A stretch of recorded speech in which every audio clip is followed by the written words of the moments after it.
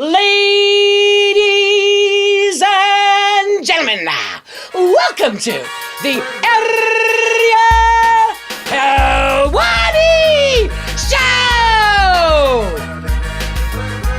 Back in your life on this Wednesday, April 29th, 2026. Hello again, everyone.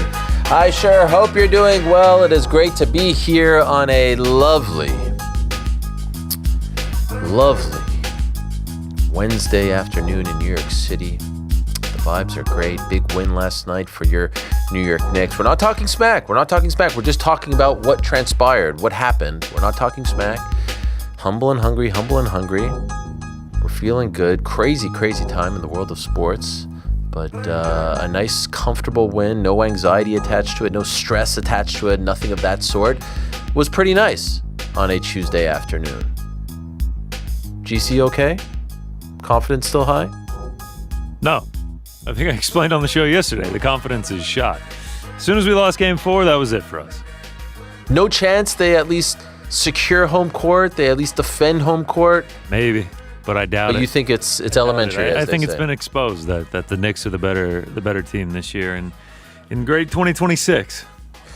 In a weird way, there's a part of me that feels like we should have won in 5, but in a weird way, I think the debacle that was Game 2 was a blessing because I feel like it changed something in them. And I know Game 3 was a disaster, but that little stretch right there, it feels like it changed something. So let's see. Some big games tonight. I'm excited about that. I have to admit, I have a mix of emotions. I feel actually quite emotional on this Wednesday for multiple reasons. There's a lot going on at Uncrowned HQ. There's a lot to be excited and grateful for. Some of that I'm going to share with all of you in a matter of moments. So there's a lot there. Peace and love. Yesterday, after the show, we had a great meeting about some of these things. There's a lot that we can tell you about. I'll get to that in a moment.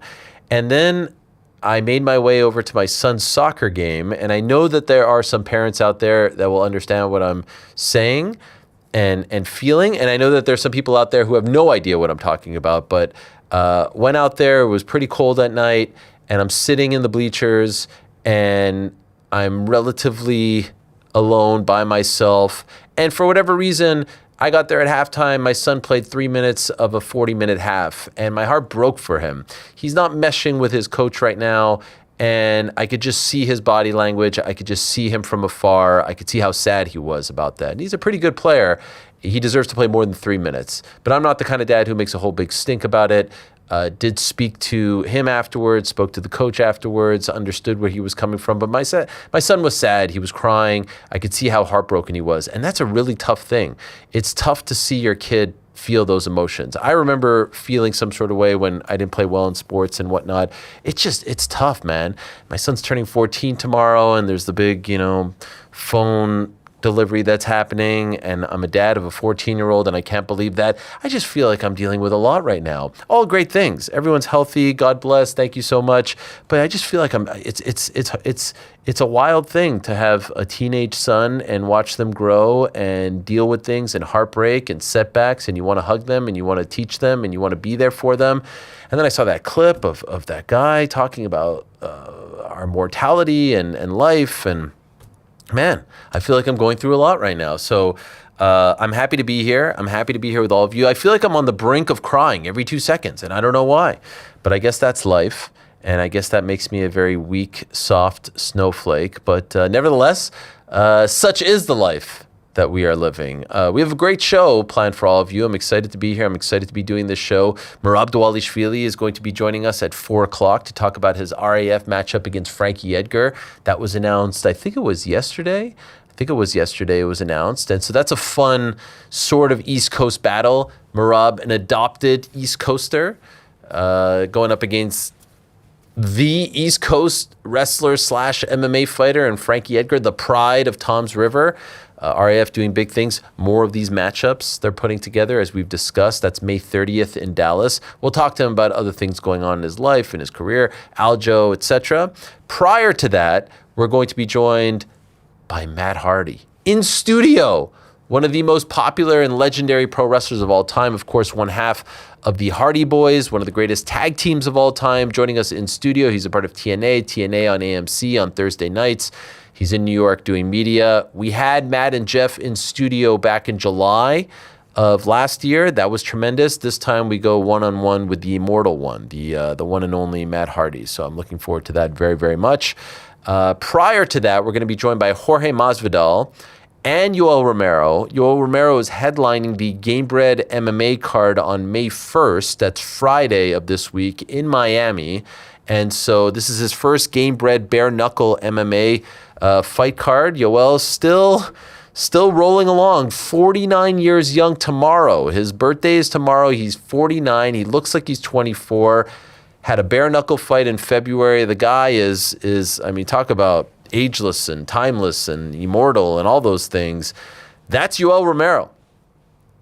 Or as they say in Cuba, Joel Romero, I do believe. So anyway, they're going to join us together, and that will be at approximately 2:15 p.m. Eastern time. So stay tuned for that. Now, we were supposed to be joined by Chael Sonnen. In all my years of knowing Chael, he has never had to cancel at the 11th hour, but unfortunately, he tells me he is not feeling well. He is feeling awful, and I believe him. And so we'll obviously connect with Chael actually pretty damn soon, probably next week. So my apologies if you were looking forward to another Wednesday edition of Ariel and the Bad Guy. That is not going to be happening today, but I do wish him a very speedy recovery. Hopefully he feels well soon, and obviously no hard feelings there, because Chael is not that guy. I don't think he has ever canceled on me in any way, shape, or form. So much love to the bad guy. Much love to the bad guy. Okay, so we have a few things. Yes, there's the lineup right over there. Still a tremendous show. I mean, golly, that is amazing stuff. Very excited about today's program. We have a few things to discuss right off the bat. Number one, let me tell you that we've been hinting at this for the last few days, but now I can tell you officially that we are doing a live show in New York City on May 8th, the day before UFC 328. That is next Friday. So in 9 days from now, May 8th, New York City at City Winery NYC. You may recall in 2020, was it 4 or 3? 4 or 3? It might have been 4. No, 3. 2023. We did a show there. Action Bronson was there. Dylan Dennis was there. Who else was there? Action Bronson, Dylan Dennis, Juliana Pena, and others. It was a great show. It was a great time, a great venue. Everyone seemed to like it very much. We're doing it again this next Friday, May 8th, City Winery NYC. It's presented by Free. Thank you very much to them for making this happen. And it is live for you all at 8:30 p.m. Eastern. Doors open at 8 o'clock. 8:30 p.m. Eastern is when the show starts till about 10. It's at the Loft at City Winery NYC. That's 25 11th Avenue on the west side of New York City. That's how it looks on the website. The tickets are on sale right now. The link is live. You can buy tickets. Hopefully we sell them out in one day and we don't have to pitch this anymore. That would be tremendous. In a matter of seconds, if not already, the link will be pinned in our chat. Has it been pinned yet or not yet? In a matter of seconds? In a matter of seconds, it will be in the chat. You'll see it up there. If you're in the New York area, the Jersey area, the tri-state area, the Connecticut area, any part of this region, please do come check us out. I could tell you, as of right now, it's looking like 2 to 3 fighter guests are going to be joining us. Feel very confident saying that. Big names, recognizable names, famous names, active UFC fighters, people that you like, characters from the show, and all of us will be there. Myself, GC, Rick, Andy, Frank, Jordan. All of us will be there. It's going to be amazing. So again, that's next Friday, May 8th, the night before 328. If you're going to the ceremonial weigh-ins, it's at the very least 2 or so hours after all of that. Usually it's around 6, 7. So you should be good. There's the link right there. You can buy the tickets right now. I'll tweet it out as well. We could tweet it out now, Spencer, if you want, or I'll put it on my Instagram stories. All those things and more. next Friday, May 8th. A lot of you are asking, NJ Pack this, next live show that. I can tell you this. We're doing a bunch of things with these guys, so shout out to them. And we've got a commitment for 3 big things coming up this summer. So this is sort of the kickoff to 3 fun things coming up this summer, which will culminate with International Fight Week in Vegas. So if you're planning on going to Vegas for International Fight Week, there's some fun things in the works as well for that. Shout out to them. Shout out to you. Shout out to us. Looking forward to that. And I'll probably tell you next week about the guests. But let's scoop up them tickets now. And then we don't have to worry about any of that stuff. That stuff always kind of gives me anxiety. I always get worried about ticket sales, this and that. But this should be relatively easy for all of us. So one more time, May 8th, next Friday. Hope to see you all there. We've had some regulars. We've had a few people show up to a few of these Helwani Road shows, if you will. I don't know how many we've done at this point. Maybe 5, 6, something like that. 6, 7, 8. Nah, maybe Who's not. to check? Not 8. Somewhere in the 5 to 6 range. Maybe even more, actually, now that I think about the ESPN days. It's a fun time. It's a great time. You got to be there. So please, get your tickets now. That was item number 1 that I wanted to bring up. Item number 2 that I wanted to bring up, and that was part of the reason why we were meeting after the show yesterday. Our show is going to Los Angeles, Fight Week, for the MVP MMA show.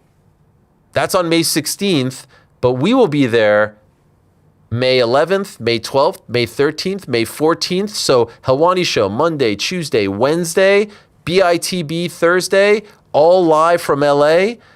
Same schedule, different studio, different state, different city, but we're all going to La La Land. And I believe actually for some members of the team, this will be their first trip to the Golden State, I believe. Or maybe it's just GC's the only one that's ever been there, right? I was going to say some members. It's just you. Yeah. What are the thoughts? What are the emotions? Not the first time to California. Been to California many, many times. Really, but not LA. Correct. Yeah, my Northern brother. Cal. Yeah, my brother and uncle live in the Bay Area. Been there many times. Love it. One of my favorite places on earth. But ready to go to Hollywood, baby. How do you feel about that? I mean, this is a big deal. Yeah, I'm hype. I'm as hype as I was when we went to Vegas for the first time. Oh yeah, man, you've checked off a few items off the old bucket list. England? LA's a great place. Yeah. Oh yeah, I can't wait to see the Intuit though. Dublin, yes. Hopefully you guys will be attending that as well. So yeah, obviously I'll be a part of the Fight Week activities. Actually, I think I'll have a pretty cool role on the actual fight night telecast as well. More on that in due time, but we're going to be doing all our shows out there. And I love LA, and the studio looks great, and I'm very excited about that. So like I said, New York show May 8th, then LA like a day later, and then the other stuff that we have planned for June and July. This kicks off a pretty busy stretch for us, a pretty exciting stretch. Now hopefully Pete hasn't logged on yet, and he's not feeling too much FOMO. Shit, I was hoping that.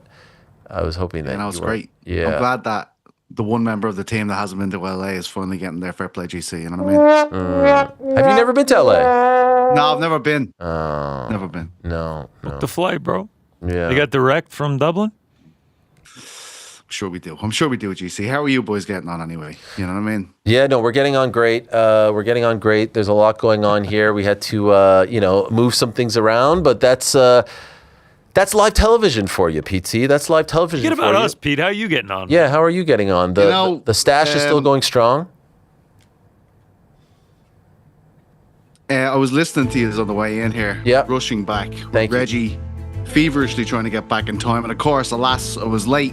No, you weren't. You were great. Tried to take a poo 2 doors down from the house when I thought I was back on time.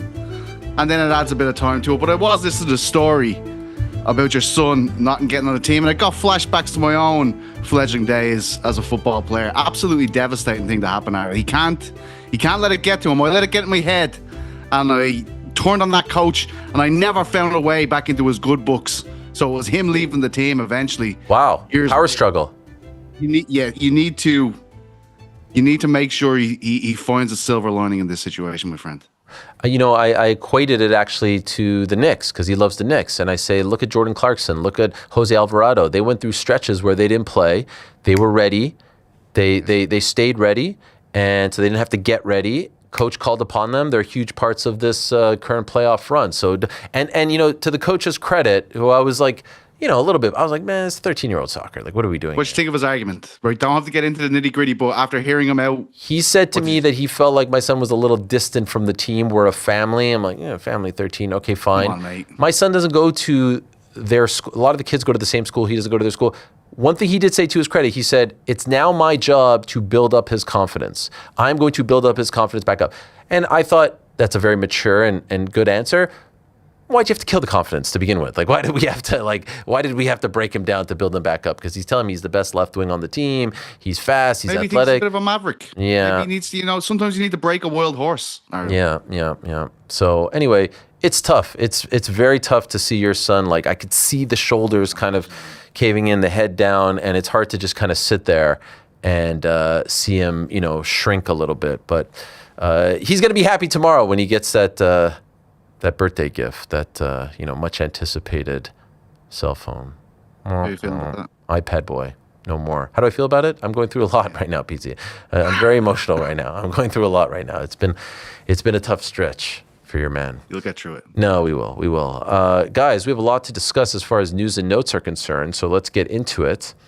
I wanted to tell you that it was a rare Wednesday in which there was a lot of activity in the world of combat sports. Over in Melbourne, not to be confused with Melbourne, Australia. Of course, Australia home to the UFC this weekend, Perth event. More on that in a moment. We did have a Matchroom card headlined by Sky Nicholson against Maria Turner, and wouldn't you know it, another big dub for our good friend Sky Nicholson. She successfully defends her WBC interim super bantamweight title. Afterwards, she made a call out to a pretty big name over in the UK. Here's what she had to say. I know you didn't want to talk about this before this fight, but this fight's over now. What do you want to do next? I want super fights. I want to be undisputed champion of the world. I've been very vocal about that for a long time, even at featherweight. We're at super bantam now, and I'm ready to take over. Do you want to say some names to us? Ellie Scottney, you've got all the belts. I'm next in line. Let's make it happen for the fans. Hell yeah. I would love that fight. That would be a great fight. Obviously, Ellie Scottney with MVP. She's with Matchroom. They've worked together. That shouldn't be an issue. That would be a tremendous fight. And I feel like that's the kind of fight both of them sort of need right now. Two big names going toe-to-toe. She almost got the stoppage there, GC. Much to your chagrin, my HDAL almost cashed, but it was a bit I'm sure DraftKings, you know. They got a little almost. weak Yeah, there knees. you go. You'll cash it. Come on, DraftKings. I feel like almost sometimes should count. No? No. Still a great performance. Oh yeah. Oh my gosh. It was a master class. Terramana also with the big knockout. Actually, a vicious knockout. We have the clip right over here. Take a look at this. It's sort of zoomed in. Look at that uppercut. Golly. Oof. Out on the ropes. Oh, look at that. The rope scared the shit out of me. God, the arm's like swimming, too. Yes. Oh. That's where the injuries. You know, I didn't even notice the arms the last time. Yeah. That one uppercut did it. And look at this. He's like looking. Oh my dear God. That's dangerous. What a punch. God, and like it like falls. It's like he's falling downstairs, going down the ropes. That looks like a bad one. I feel like he was out with the uppercut and the right just completely. He is a large man. So Matchroom has a deal with Australia where they're doing, I think, 6 shows a year for the next few years. So they're trying to build up a lot of the local talent over there. Over in the world of one championship, guys, a massive is it fair to call this an upset? Because I know... Just Rotang is so famous, right? Is that what you're talking about? Okay, tell us. Yeah, Takeru versus Rotang in Takeru's retirement match, right? Yeah. And Takeru gets the win. This was for the... what was it, for the flyweight title over there? Yes. So flyweight kickboxing title. Rotang was the interim flyweight kickboxing champion. He had not been KO'd since 2013, according to Tapology. And did he get KO'd? What age is Rotang Yeah, he got now? finished. Crazy, man. I don't know how old he is. Because he's been around for so long. He's this phenom for so many years. Most people were introduced him through I think Joe he's in his Rogan early talking about 30s. Yeah, 28. 28. That's Yes. crazy. That's crazy. Holy shit. I thought you were going to say like 39. No, That's what I thought too. my honest to God guess was going to be 33. Takeru. How many fights has the dude had though? He has had like 15 lives of fights. If you Like, count every like MMA, Muay Thai, and kickboxing, he has something like 500 fights. It's insane. Takeru just 34, by the way, and retiring. Oh man, It's just those you're miles. fighting that much. 46 wins for this guy, Takeru. Rodtang's Muay Thai and kickboxing record: 274 wins, 44 losses, 10 draws. It's ridiculous. 274, golly, that is ridiculous. insane. That's like 330 fights. But he does. I mean, he has slowed down. His last fight, prior to this one, March of 25. Prior to that one, November of 24. So he was slowing down a little bit. But yeah, that is absolutely insane. There's been a bit of a back and forth between Rodtang and Chatri Sityodtong, the founder of One Championship. And it seems like Chatri took a bit of a shot at the legend after the event. Here's the post-fight press conference. I love Jonathan, and I'll support whatever dreams he has. You know, if he wants to be a 3-sport world champion, that will obviously, you know, be incredible. If he can do it simultaneously, that'd be even more incredible. Who knows? He has so much talent. And what's so impressive about Jonathan is he's always maintained his humility throughout this whole journey, and his hard work ethic. You know, everyone knows Jonathan works hard. He levels up. He's humble. He surrounds himself with the best coaches and teammates, and that's something that's I think we saw what happens when you make a lot of money and fame gets your head and you stop training and you don't have a team around you. We saw an example tonight, right? You know, being the best in the world's largest martial arts organization is not an easy thing. And staying the best, staying on top is even harder. So number one, he's referring to Jonathan Haggerty, who also fought on that card. We've had him on the show before. He fought in a kickboxing bout, successfully defending his one bantamweight kickboxing title. This event was One Samurai 1. It was at the Ariake Arena in Tokyo. And there was kickboxing, there was MMA, there was Muay Thai, all on this card, which has sort of been their thing as of late. But obviously, a lot of the MMA fighters have left, and there have been some whispers about, you know, being shelved and lack of opportunities and fights and payments. I could tell you that I've reached out to Chatri Sityodtong, who we've had on the show before, and have what I consider to be a healthy relationship with. He's come on, he's answered my questions. I know he read my message because it was on WhatsApp, but he did not reply. Now, it was fight week for him. I did reach out at the beginning of the week, so I'd love to have him on. I'd love to talk about what is the plan for One. He referred to One as the, you know, top martial arts organization out there. What is the plan as far as their MMA fights are concerned and MMA divisions are concerned? There's a lot to ask him about, and I would love to have him on. But it did seem like he was taking a subtle shot to me towards Rodtang, talking about how money can change you and get in the way and things like that, because Rodtang had been speaking about those sorts of things. Perhaps we're reading into it a little bit too much, but that's what it came across as to me and others online. Obviously, happy for Haggerty. Seems like a great guy. We've talked to him before. He's been on. But Rodtang is an absolute living legend as well. And, you know, don't blame him for wanting to get paid at the very, very end of his career. So let's see what the future holds for One Championship. That's the action as far as this morning here in the United States was concerned. But a whole lot of stuff happened yesterday, guys, in Las Vegas. And I want to start with Sean Strickland. Sean Strickland had a media day at the UFC PI in Las Vegas ahead of his fight against Khamzat Chimaev next weekend in Newark, New Jersey. Let me ask you, Pizzi, because we were talking about it at lunch. You weren't here, obviously. Did you happen to catch any of this, any of the clips, the full scrum, etc.? I saw him saying he would shoot Chimaev. Yes. Is that correct? If he showed up at his gym, or if he sees him, or if there's some kind of bad interaction between them on fight week, is that what we're talking about? Yes, we're talking about that and other things. And you know, I was talking to everyone about whether or not we should play these clips, what the reaction was to some of these clips, because truth be told, like, that was one of the least, for lack of a better word, shocking of the things that he said.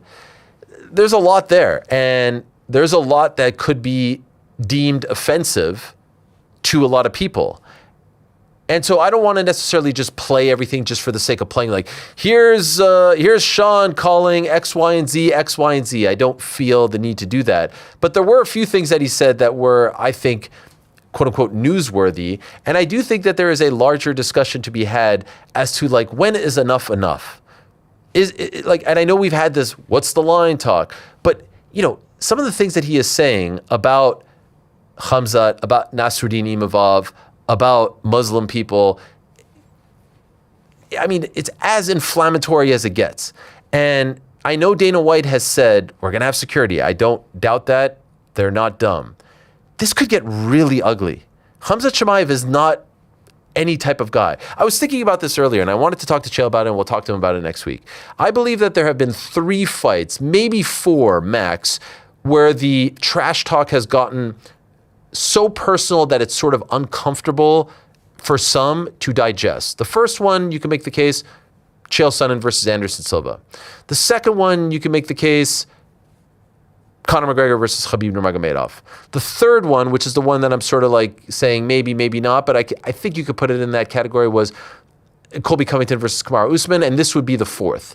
And I would say not since Conor Khabib have we seen trash talk that like talked about religion, ethnicities, things of that nature. And so when he's talking about these things, he's saying these things to a guy who like doesn't mess around. He doesn't mess around. He's like Khamzat, like he's not that guy. Not to suggest that Sean is afraid of that, worried about that, anything like that. I just hope that they are truly ready for something very bad to happen next week. And what I mean by very bad, obviously, I'm not talking about like a death or someone getting shot, but like this could get so inflammatory that the fight gets called off. Like there's a brawl, someone gets hurt. Who knows? PT just discussed the shooting comment. Let's play that one first because we've never heard that type of discourse from a fighter before a fight. Here's Sean Strickland saying what he would do to Khamzat if in fact it got a little bit too close next week in New Jersey. He's already talking about like, oh, if you guys run into each other, blah, blah, blah. Like he'll have his friends with him. You won't have any. All I'm going to do, I'm going to pull my gun out and I'm going to shoot him. Okay, good to know. I love goats, dude. Goat tastes good. He loves goats. We have that in common. I just don't fuck him. If he were to come up to me like a man, say, Sean, you said some things about my dad, Kadyrov. And I'm like, well, you know what, dude? You hoard yourself out, not me. I want to settle this. I would say, let's settle this like a man. But if you come up to me with 3 fucking goat fucker Chechens that don't speak English, I'm going to pull my gun and I'm going to shoot each and every one of you. All right, well, I think that's a fair warning. So he says there, look, again, I know there's going to be people who are like, oh, who cares? I'm taking Sean at face value here. I'm taking him very seriously. I don't think that he's just saying that for the sake of saying that. Now, is he going to show up to the press conference, packing heat? I don't even know if that's allowed. I'm not sure what the rules are, to be honest. I have no idea what the rules are as far as the UFC is concerned. Do they have something in their contracts that say you can't do that? The state of New Jersey? I don't know. But PT, when you hear that, what do you think? Do you think is that just Sean holding court and it's open mic night? He loves these moments, right? Let me tell you something, you guys. Come on, guys. Let's be honest. I'm taking him seriously there. And I'd like to think that the UFC is as well. And I'm not trying to say the sky is falling here, but like, that's different kind of trash talk. That's different type of discourse that we usually hear before a fight, in my opinion.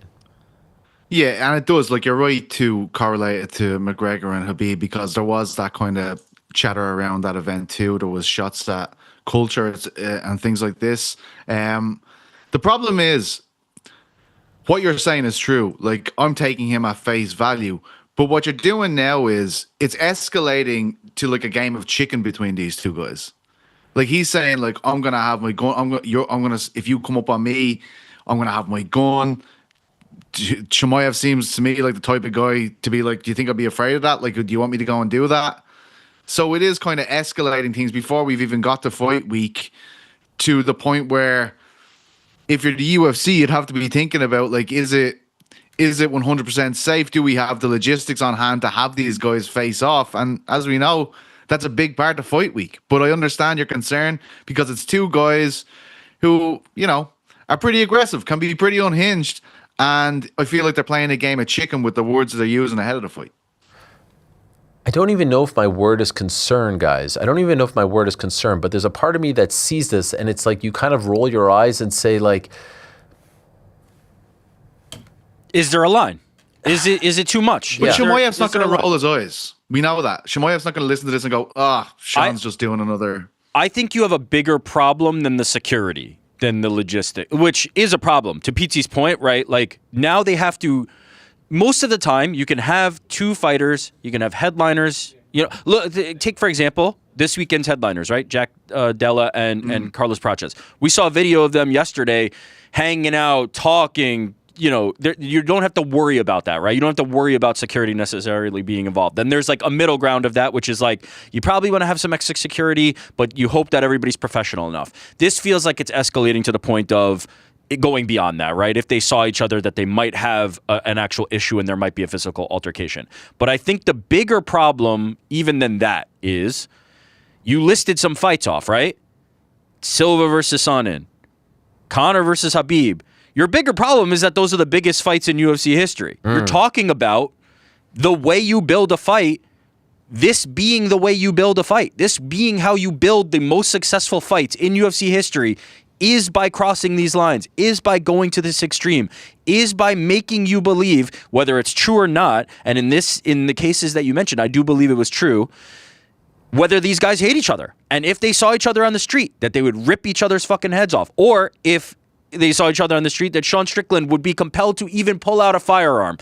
It's unfortunate that this is how our brains work, but I must admit that it works. I am more interested in this fight the more that they escalate the stakes, even if I am truly uncomfortable with maybe how that trash talk is, right? If I don't really want to see I do not under any circumstances want to see Sean Strickland shoot Khamzat Chimaev. Zero, none, not interested.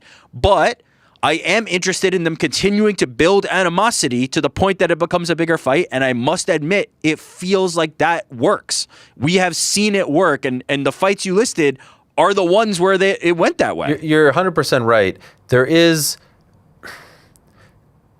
I understand 100%, but like I do wonder, I'm not Muslim. If I was a Muslim fan listening to this and hearing him speak... He's calling them, you know, some crazy thing, and he's talking about like prayer towels and stuff. I would feel some sort of way. So is the biggest issue Khamzat, or is it someone coming up to Sean as well? Like you're inciting a lot of harsh feelings in people by saying these things. There might be repercussions. This is not the first community that he's insulted, though. Yeah, this is like what he does. But right now, and he's going to be out and about. Though. I've never really heard someone say, like, go straight for Kadyrov like that. Like, you know what I mean? That's a guy who was... Oh, he's done it continuously. Yeah. It feels like a very dangerous game to the point you're making, right? But it seems like one that Sean Strickland is willing to engage in, right? Like, it doesn't feel like he's fearful of it. It doesn't feel... I'll say that, like, if you compare Sean Strickland, and I've done this in the past, if you can compare Sean Strickland to Colby Covington, right? Just to use an example of somebody who likes to press buttons, who likes to... I believe Sean Strickland to be much more of the genuine article. I believe Sean Strickland of somebody who says these things with his chest and is willing to suffer the consequences or the benefit, right? He has built a very rabid fan base for himself in doing that. Whereas Colby Covington, I have never thought was not doing an act, right? I've always thought that there was a fear of a repercussion because I don't think that he was that genuine person. I don't think that that was the real Colby Covington we ever saw when he was doing this. The Colby Covington prior to that day in Brazil was the one that was the real Colby Covington, and he was playing a character. And so I believe Sean Strickland is making a calculation in his head that he is willing to suffer those consequences. What will ultimately change things is if there ever was a situation where somebody did suffer consequences for this. Maybe people start to worry about more what they are saying to incite that type of thing. But, man, Sean seems to be willing to take that risk. What do you think, GC? Yeah, I mean, this seems to be Sean Strickland, and his latest target is Khamzat Chimaev. I don't believe that he is going to shoot Khamzat Chimaev. I don't think they're even going to be put in a situation where they're going to be able to do anything. I just can't imagine a world where Khamzat Chimaev is pulling up on Sean Strickland with two of his boys, and Sean Strickland is armed with a loaded weapon. I just don't think that it's going to happen. I think he is talking shit in that instance, but I think the things that you're saying is over the line, and I think he's going to continue to say that, especially about the Muslim community when it comes to Khamzat Chimaev. And at the press conference and all week next week, from the moment he beat Fluffy Hernandez, even the week of that, he was going after Khamzat Chimaev. And I don't think he's going to stop during fight week, and he's going to continue to do this, and it's going to draw a lot of eyes, especially for that press conference the Thursday before and then the fight itself. I'll go back to you, Eric, because you're saying that makes you want to watch the fight more. You're more interested in the fight. There is, like, we were talking about this earlier. There's a way in which you could do this. I believe that Chael had a sort of charm to him when he was doing all this stuff. Now, if you're Brazilian, you may disagree, but him talking about the Nogueiras and the bust and the carrot, like, it was sort of wink, wink, nudge, nudge. There was no charm to Colby. There was no charm to Conor as well. I don't think this is charming. I don't think this is charming. No, Conor. I was going to say Conor. The towel stuff and all that. Well, like, not that part, but we might not think this is charming. There are people that relate to this, that love this. That's just like, he doesn't give a fuck about anything. He says what he means, and he goes about it. Okay. I get where you're going, though. I 100% get where you're going. What I'm trying to say is, you think this is effective? I think it's effective in a different way, right? Yeah. It's effective. I mean, he's getting a title shot, right? Chael Sonnen had an element to him that was like, oh, that scoundrel, that rascal. You know, there's that kind of like, you forgive him, right? You allow him to do his pro wrestling thing, but he was so fucking good at it that you kind of just allowed him to do it. And I always think of a quote, because there's a comedian that I love named Anthony Jeselnik, who's a very like edgy, rough, like he jokes about topics that most people will say too soon, don't joke about this topic. But he always refers to a quote by Andy Warhol, which is, art is what you can get away with.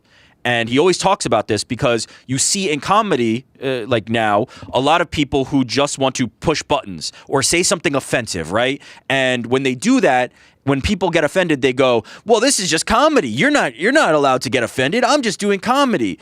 And that's not actually the truth. That's not how it goes. It's not just, this is comedy so I can say whatever I want. You have to be able to get away with it. That is the art. And I do believe that Chael Sonnen had that, right? Is Sean getting away with it? I mean, he got a title shot. That's an important question, and I don't know the answer. I think he is. Yes, he's definitely getting away with it. And to your point about Chael had comedy and comedic timing, and he was actually a very, very funny character in the sport.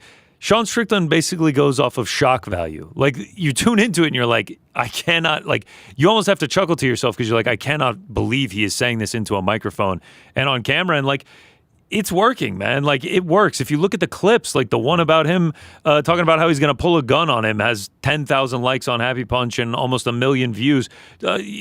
Championship RDS posts a graphic where it's Sean Strickland, and the quote is just, I'm going to shoot him, with a picture of Sean Strickland with a gun. Another 600,000 views, 10K likes. It's like these posts of him saying these things always go mega viral, which gets more people to tune into the fight. We do have to say...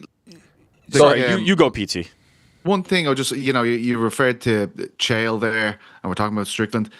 McGregor, even though that fight was huge, I did feel like there was a lot of backlash back home. I know that's not across America. He remained very, very popular in America while his popularity dwindled in Ireland because of that kind of stuff with Khabib. And even in the aftermath, like, Khabib and his team were outrageous in the aftermath of that fight. But because the preamble was so vicious, and because he had targeted things that are usually off the table, I feel like most of the people framed it like, well, like, play silly games, win silly prizes. This is what you get. Like, that is the way most Irish people were kind of looking at that afterwards. I don't know if Sean Strickland is in that, but he definitely isn't in that stratosphere where you can lose on that level that McGregor did, because you need to be transcendent of the sport at that stage, I believe. So I don't think he's going to feel a negative impact, if any, the way McGregor did, if you get me. No, I 100%. Rick, say your point, and then I wanted to jump in with something. I just want to say, there's people who, when Sean Strickland talks like this and does what he does, that will identify with that and be the ones who feel like he's speaking for us. This is how I feel, and that.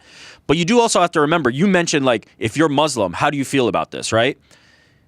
Are those people then going to tune in to watch him lose to Khamzat Chimaev? My guess, my hypothesis is yes. Yeah. That it will engender people to have a hatred toward him. Yeah.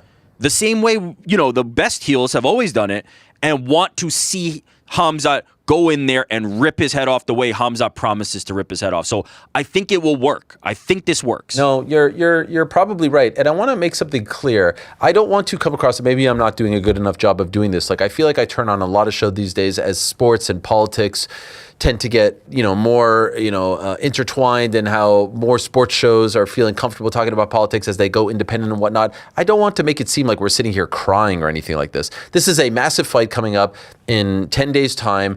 It's different kind of trash talk. I'm just curious about talking about it. Like, I'm not necessarily saying I'm boycotting. No way. None of that.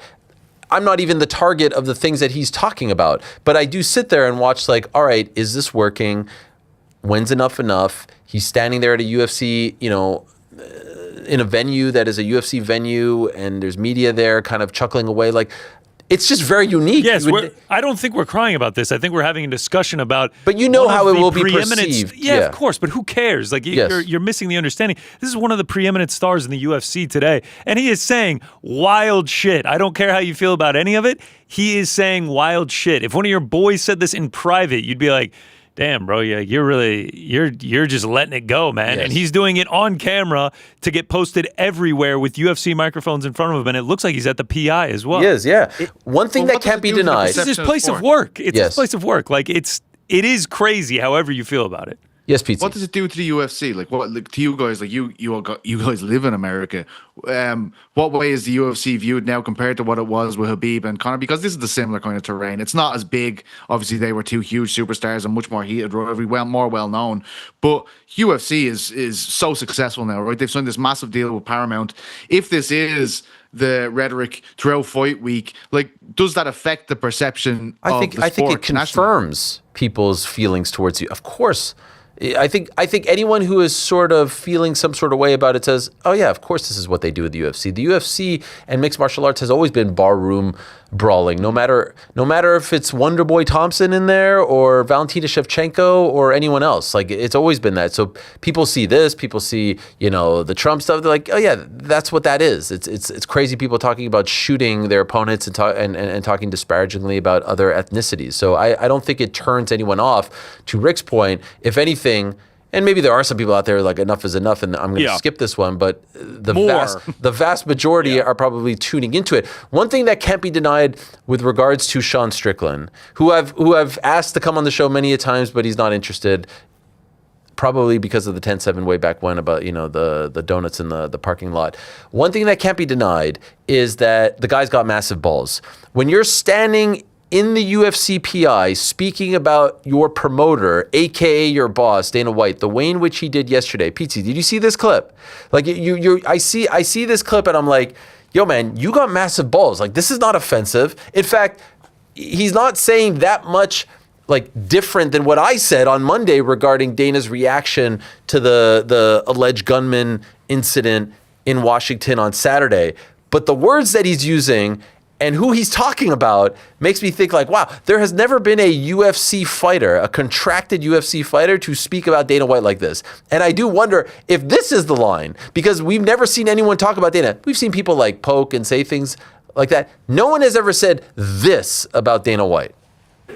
I'm sure Dana White is a sociopath. Like, I mean, let's be honest, like at that level, let's be honest, like at that level of like, what he's accomplished, the kind of shit he deals with, like I'm sure like he's a super narcissistic sociopath. So like for him, like, the lizard brain doesn't kind of compute. So he's like, fuck it, bring it on, dude. Let's go, motherfucker. Which I respect. Respect that. Were you surprised? What, that Dana White? No, I seemed pretty excited about yeah, no, I think Dana White would love to watch a motherfucker get killed, dude. Yeah, no, he's a sick fuck, dude. 100%. I mean, come on, did we not think that about Dana White? Like, the guy's probably a fucking sociopath, or even, I wouldn't assume he's probably a psychopath. He is your boss. Yeah, I wish fucking, that's why I'm not making, so I should be making more money, dude. I gotta deal with these fuckers. I don't understand that last line, but I love when people say, like, they'll call you a sociopath, psychotic, sick fuck, but I respect it. Those two sentiments don't usually go I think he identifies to a certain degree, right? Like, I think he probably happy days, yeah. No one has spoken about Dana White like that. Like, do you think Dana White calls him, or Hunter calls him and is like, yo man, you can't talk about Dana like that. You can't call him that. You cannot let him go out there and say everything that he says, and then when he comes after Dana White, be like, Yes. no, man, you're crossing the line by calling Dana a sociopath. Like, you can't do that. You don't think anyone's calling him after that? He might get a call, but it's not going to stop him. Yeah. Didn't we Do you think Dana would care? I mean, dude, he's calling him a sick fuck. He's calling him a sociopath, a psychotic. I've called my friends sick fucks before. I mean, remember we had the thing at the last time he fought where the microphone got cut off at the end and everybody made a big to-do about it and there was all this hoopla. But now he's just back doing the same thing. I don't think you're immune to all of this. You've become desensitized. None of this to a degree, yes. But isn't that like you? When PT asks you the question, like, how is this viewed compared to Khabib? The biggest thing that's changed is not the UFC. The biggest thing that's changed is culture. The biggest thing that's changed is how we consume media. The biggest things that's changed are much more meta conversations, right? At this very top level. The culture has changed to the point that this type of rhetoric is kind of more normal. And to the point that we had an assassination attempt a few days ago, and we kind of moved on. Like the news cycle moved on like this, like pretty quickly. You're right. And the conversation became about a ballroom in less than 8 hours. Like we are all desensitized as a culture. This entire country and beyond that, a lot of the world has just become desensitized to this type of rhetoric, to this type of conversation. I don't think this is even like that crazy of a thing in the context of modern society. Personal feelings about it are always going to be different. Like, if I had somebody in my life who's talking like this, would I pull them aside and be like, bro, like maybe don't? Yes. But this is just where we are in 2026. It is a fucking wild world out there.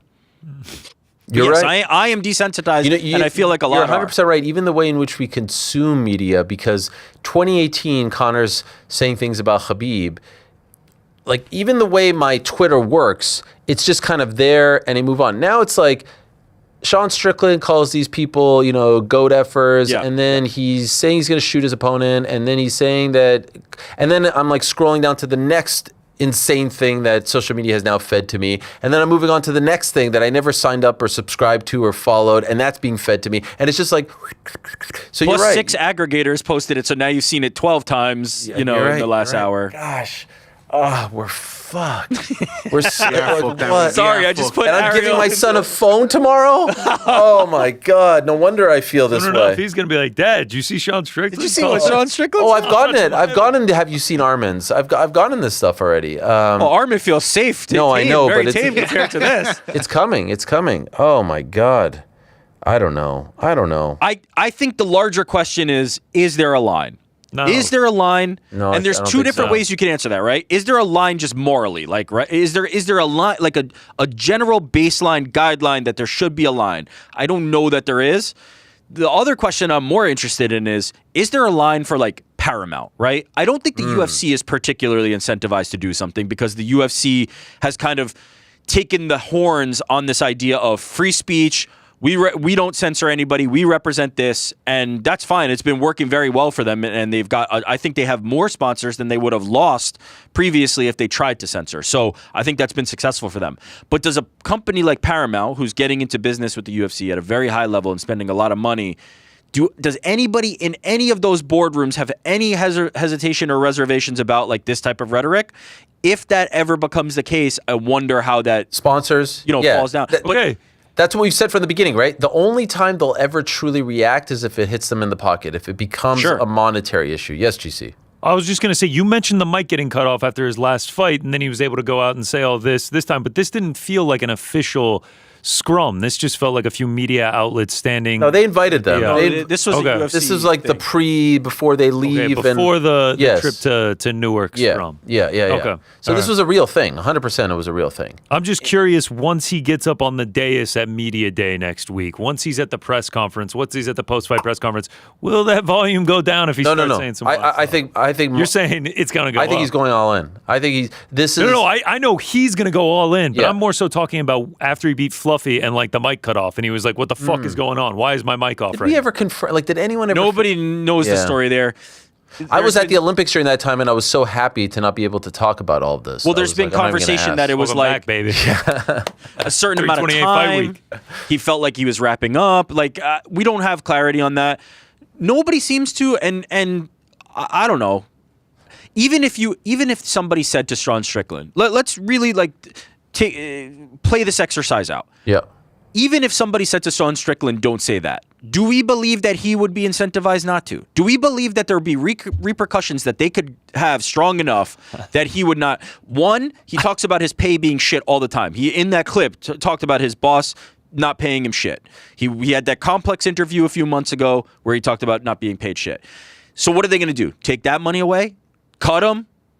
How can they penalize him? What would they even do to prevent him from doing this? I think cutting the mic is even like it helps him. Like it makes him look like a rebel. If they try to silence him, he can just go out on his own social medias and be like, "Yo, they're silencing me, man. They're not letting me talk. They are keeping me from saying what I want to say. They're not giving me free speech." He would 100% say that. It's just like he's like. It's a win-win for him. It's like, a man with nothing to lose. You can't punish him because he doesn't care about those punishments. Yeah. There is no repercussions that Sean Strickland is going to... And that is...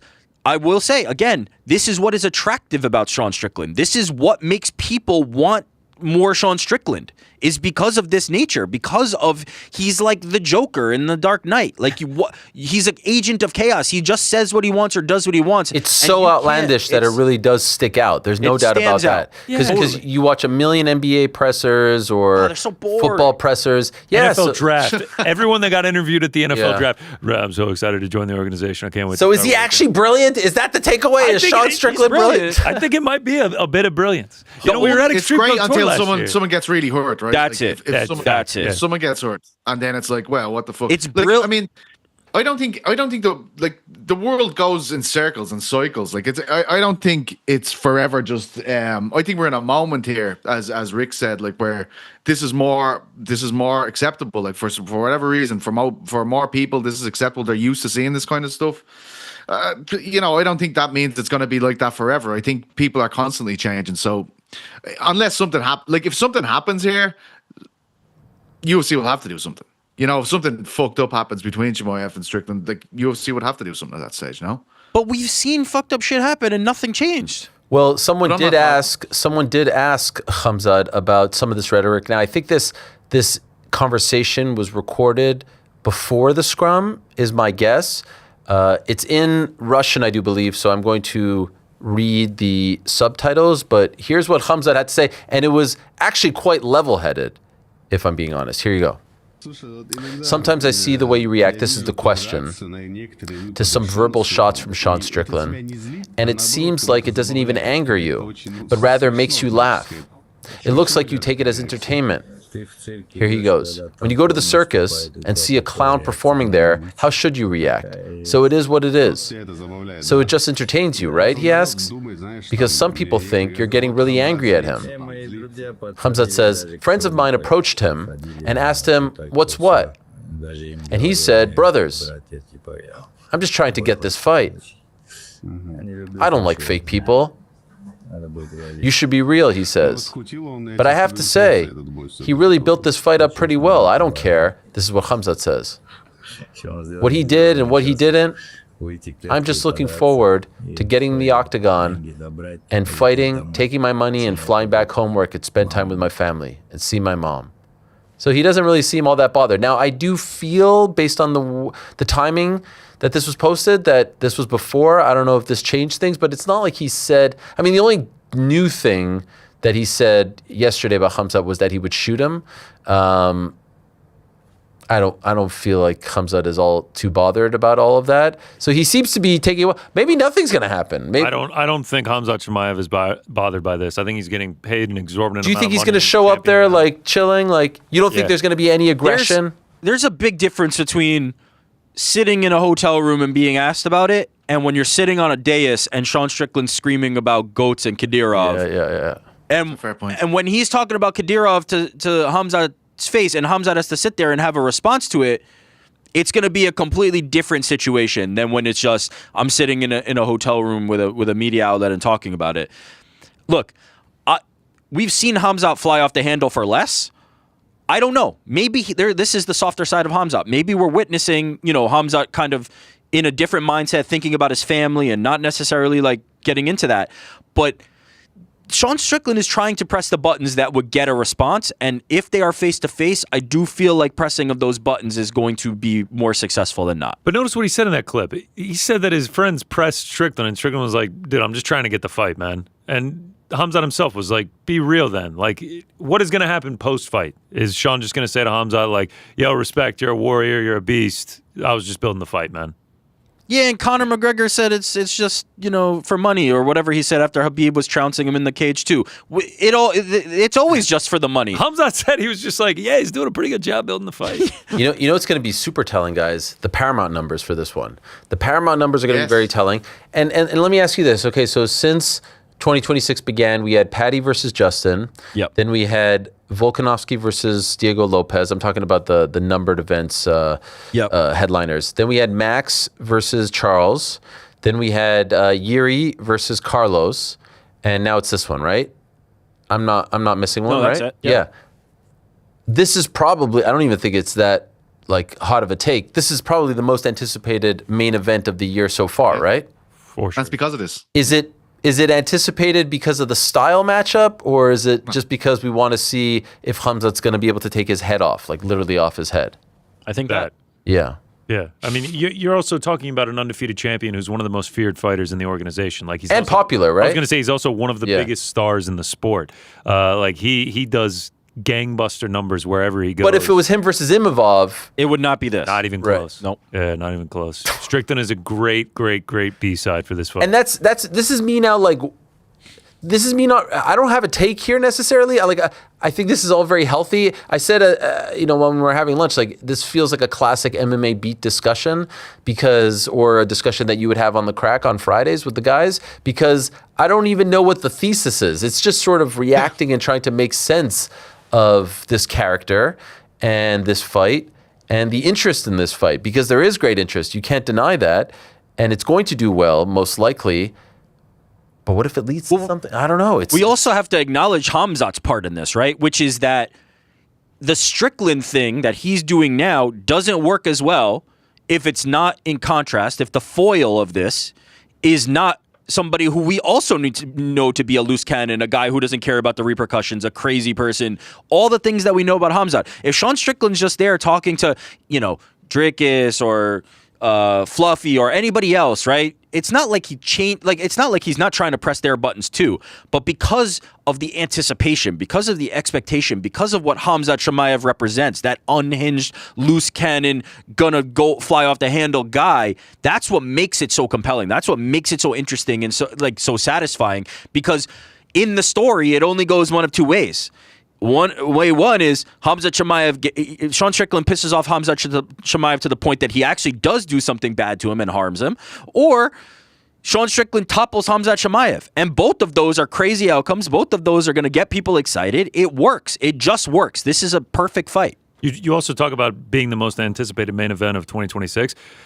Whether it is or not, I think it is for sure. It's definitely the most anticipated press conference of 2026. I will be sat on my couch watching that shit. before the stream even starts, because you want to tune in. Whether anything's going to happen or not, you want to tune in because you want to see if something does. You want to hear what Strickland is going to say, what wild, outlandish shit, what antics are going to happen next week. And that works in the fight game. Would it be satisfying or disappointing if Khamzat Chimaev played it super cool and didn't react at all? I wouldn't be shocked, but to your point, man, we've seen him fly off the handle for less. Ian Gary tapped him on the shoulder. I don't know if he tapped him, but he gave him a nice hard pat, and that made Khamzat explode. Like he saw red in his eyes. But I wouldn't be shocked if nothing comes from it. Another thing, again, this is not me. I think ultimately my thesis here is, my takeaway is that in the year 2026, in the society that we live in, with the social media that we consume, this is how you sell a fight, right? Imagine speaking like this 10 years ago. I don't know if it would fly and be accepted the same way. Imagine 20 years ago, 30 years ago, forget about it. But in the year 2026, when there's so much at your disposal right here, there's so much crap out there, and it's such a wild, crazy, divided world that we live in, this is the type of rhetoric. I mean, I'm not trying to be political, but we've never heard the president of the United States swear, right? That's just not presidential historically. But that's okay now. That's accepted now. Everything's changed. All the rules have changed. And so this is it.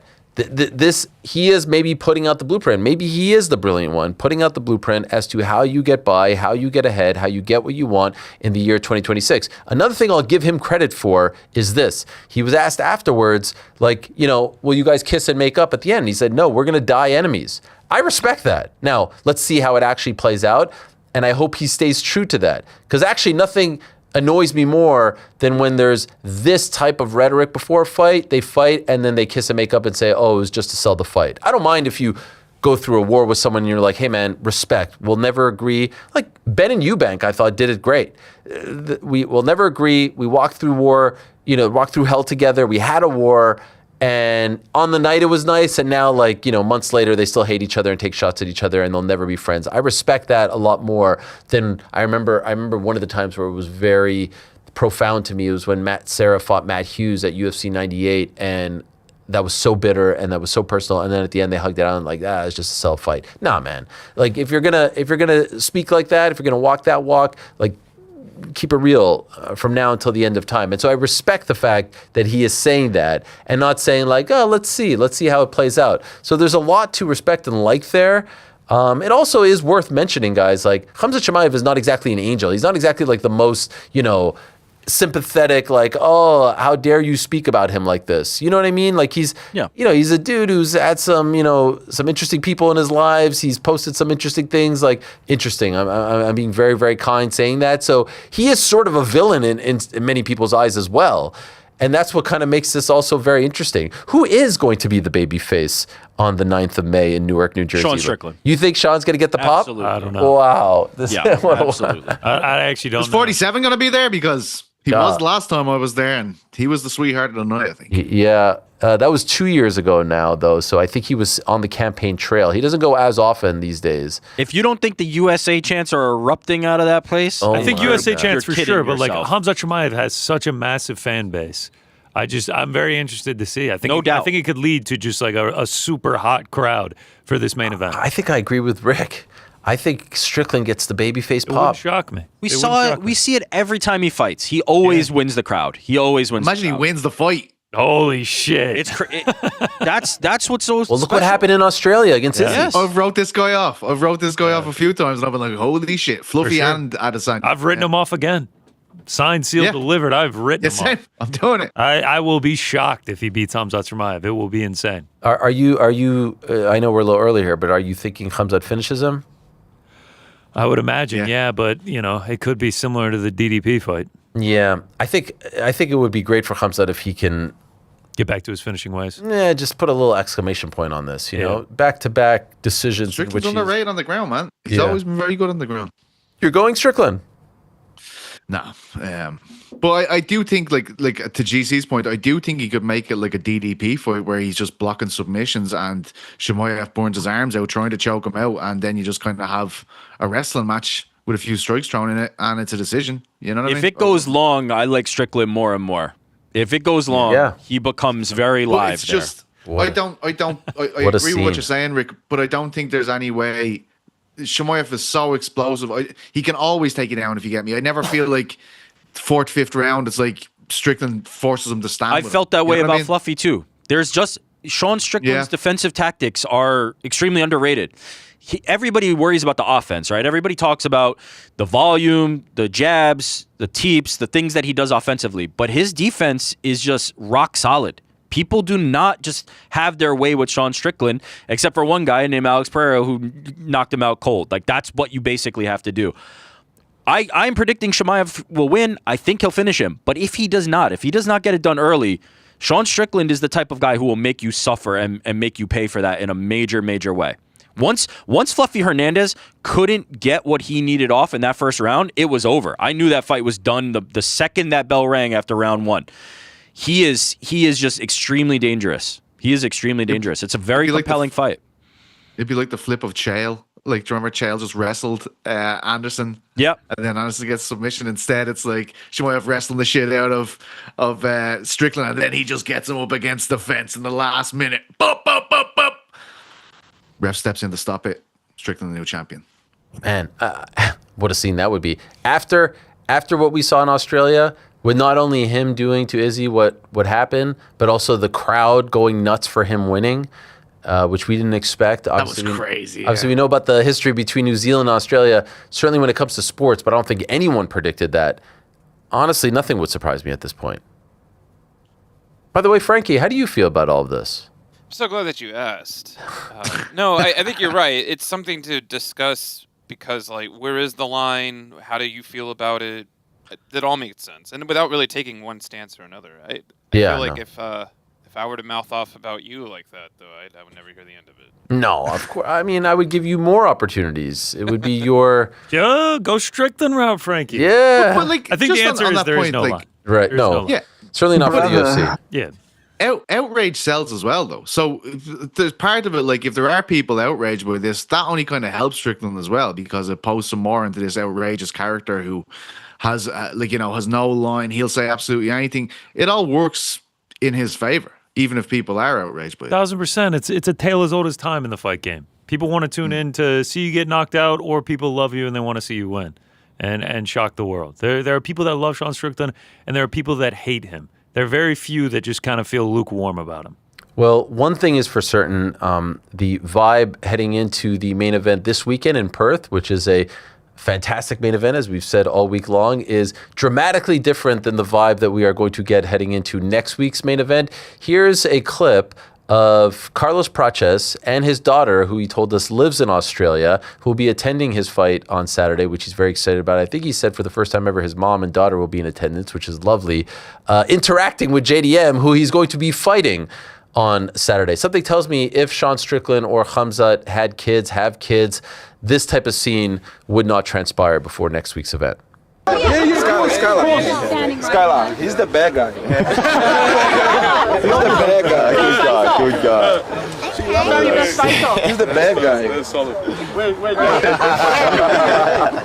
Look at Carlos's daughter squaring up to JDM. I love that. That's not going to happen, right? Look at this. This is amazing right here. I love that. Looks like that video that Drake posted last week of the Ronda Rousey Holly Holm promo leading up the young Ronda Rousey. But yes, we're not going to be seeing any of that next week, any type of friendly banter. But I guess that's what's great about the sport. Every week you get a different pairing. You get different personalities going toe to toe. Yeah, here's Jorge. I'm sending him a link here. He's going to jump on here in a second. Thanks for doing that, man. Yeah, no problem. You know, we do it all here on the program. We all wear many hats. We do wear many hats, and that's why I love this show. So that's the talk. I'm sure the comments are going to be very sensible to this discussion, but I do think it was a good chat, and I do like these things. I once again, don't know what the right answer is, but I think what we came away with is there's an audience. This makes things bigger, and maybe this is the way to do things. Not for everyone, but I think what makes it work for Strickland is you do feel like he is this crazy when he speaks like this, as opposed to other people who are playing a character. Like I saw a clip of Hokit speaking to Chael on his pod yesterday, and he's still doing the character thing. Like he's still doing the shy, sheepish, like Mick Foley sans mask, or maybe more Mankind persona. And I don't know how long you could do that for without people being like, yeah, man, like give us the real, you know? Clearly people like this guy. People really like dig him, dig his fighting style, dig his overall vibe, but I don't know how long you can get away with that for. It shall be interesting. A couple other news and notes that we could get into before we get to Jorge Masvidal. Jorge Masvidal is going to join us with Yoel Romero, I do believe, who Yoel Romero is going to be headlining the Game Bred Bare Knuckle MMA show this Friday, May 1st in Miami. We'll also be joined by Matt Hardy in studio, the one and only. PT, were you a big Hardy boy fan back in the day? Right, I was. Absolutely. Everyone was, right? Book Edge and Christian. Yeah. Yeah, hell yeah. TLC match, WrestleMania X7, one of the all-time greats. You know, my mate Brendan Johnson was a hardcore Hardy Boy fan back in the day. Really, yeah. You know how I know this? Because he celebrated a goal going like this. And I asked him, NBD, did you do? He's like, yeah, I was a Hardy Boy fan back then. Wow. So, we're birds of a feather. You know what I mean? Yeah. Anyway, speaking of Brits, Chris Billum-Smith has his first booking for Zuffa Boxing. He's going to be competing in Bournemouth. Now, is it at the stadium, Pizzi? The BIC. I don't know if that's the stadium. Is it the stadium? Because that would be. I just didn't really. Doesn't seem very Zuffa-like to have it at the stadium, right? No, that's what I'm just saying. That would be really cool if they did. I'd be very excited about it, but.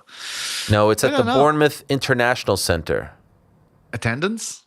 Yeah, let's see. The BIC. But I think what's notable about this is this will be the first show. Wait a second. This is a South Coast home to popular music, comedy, and live entertainment. No, it's like a smaller venue. This would be the first Zuffa show outside of the Apex. Yeah, that's a good thing, I think. Yeah. I think they've got to show a bit more. I don't think they're going anywhere anytime soon, but I do think it would be advantageous for them to give us a little different backdrop every now and again. I think it would make the Apex more palatable as well for boxing audiences if it wasn't that every week. 100%. Just like the UFC, right? Although we're all tired of the Apex. But yes, it can't be every show. This is good. I'm curious to see how their first show... Look, there's no secret. Look who's in charge. UFC and WWE. It's going to look good. It's going to look top-notch. No doubt about it. It's going to be a welcome site, right? A welcome change from their first 4 or 5. And with Berlanga and Hitchens, like all these guys, Conor Benn, there was a rumor that he's going to be fighting this summer somewhere in the UK. And they've got the deal with Sky Sports. So this all makes... a hell of a lot of sense. You guys let me know when I should get to our guest. Okay. But that was announced today, which is, I think, good if you're a boxing fan. Yesterday we had Lou DiBella on the program.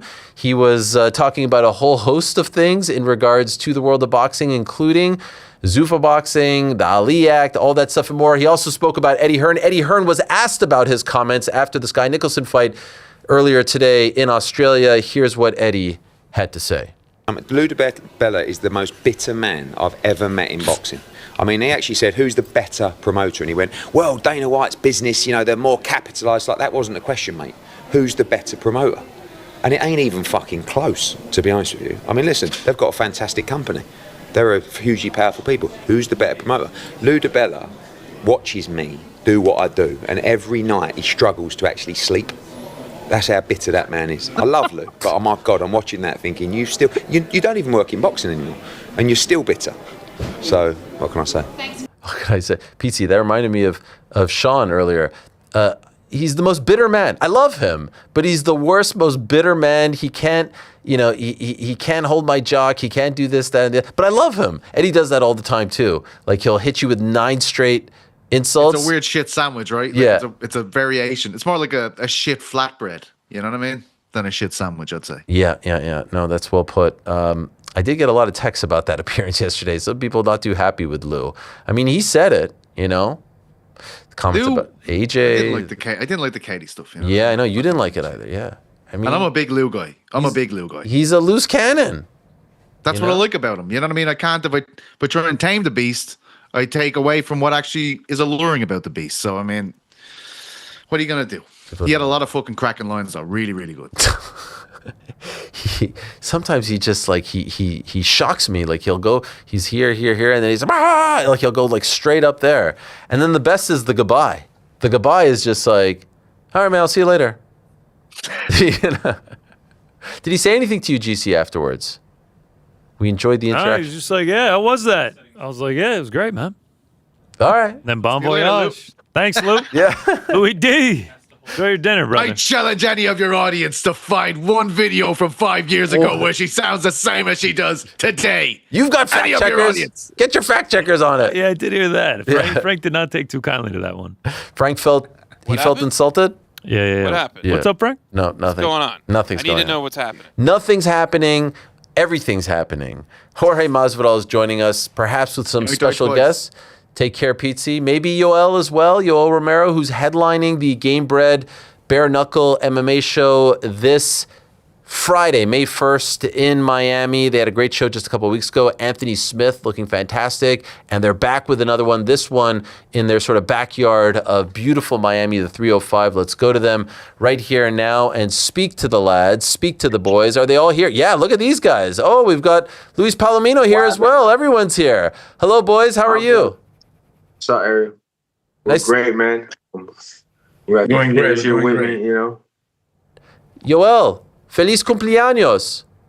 Gracias, mi hermano. Shalom, shalom. Shalom, shalom. You know, it's his birthday tomorrow, Jorge. 24, I think. No, it's 27, actually. 27. But it's wrong. My birthday is like hoy estamos a 29. no, I said 26 days before.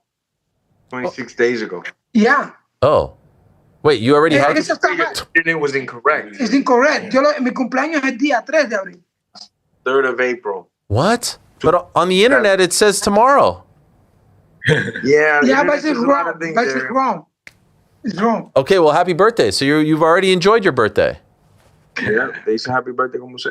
Thank you so much, my brother. Yeah. This is you enjoying your birthday. Yes, in Russia, right? Yeah. No, dile que llegando, lo llegué de Rusia 2 días fue mi cumpleaños aquí. After he got back from Russia, 2 days later was his birthday. Okay. Llegué el día primero. Not here the first. I like this, Jorge. You're now the translator. Yeah. For this guy for a long time, man. He owes me a lot of money. Jorge, give us the breakdown. You're the promoter for this card. Game Bread, Bare Knuckle MMA. Why should people watch it? Where can they watch on Friday? 1, it's the most violent show in the world. 2, you can watch it at Cambridge Fighting Championships on YouTube, free as can be. And these are just 2 of the assassins that I got on the card. The whole card is stacked with a lot of talent, a lot of guys that have fought in the UFC, the PFL, Bellator. But these guys right here really stand out to me, some of my favorite fighters. And I really think some of the most violent guys in the world of combat. Luis Palomino, 9-time world champion over at BKFC. And then this guy needs no introduction, Joel Romero. Both of them are making their debut in MMA with no gloves. So we can only just expect violence. Both of them have numerous fights already, bare knuckle boxing. So I couldn't have thought of a better fit. No mercy. No mercy. You know, somebody's going to go to sleep fast. So, I mean, this is the show that I'm most, stoked about ever that we put together. Yeah, I saw a lot of recognizable names there. Kurt Hollabaugh, Hani Marks, Fabio Maldonado, Daryl Horcher, who's fighting Luis Palomino. What's the difference for you, Luis, as far as bare knuckle fighting, BKFC style fighting, and bare knuckle MMA? I know you've never done bare knuckle MMA. Do you feel like this is the same thing, or is it a little bit different because there's more weapons that you're able to use? It's like riding a bike, brother. You know, I started out with MMA, and I went into bare knuckle 7 years, only boxing, only bare knuckle boxing. And when George gave me the call, I just started to sharpen up all the old tools, waking up the body. And it feels like I never stopped. For me, it's, we're, date raised, you know what I mean? Like we go hard in the paint, man. When it's time to thump, we thump. So that's the way I look at it. I'm going to go in there. I'm going to look to cut somebody up, slice by slice. And they're going to look to take me down, the old school, take the striker down story.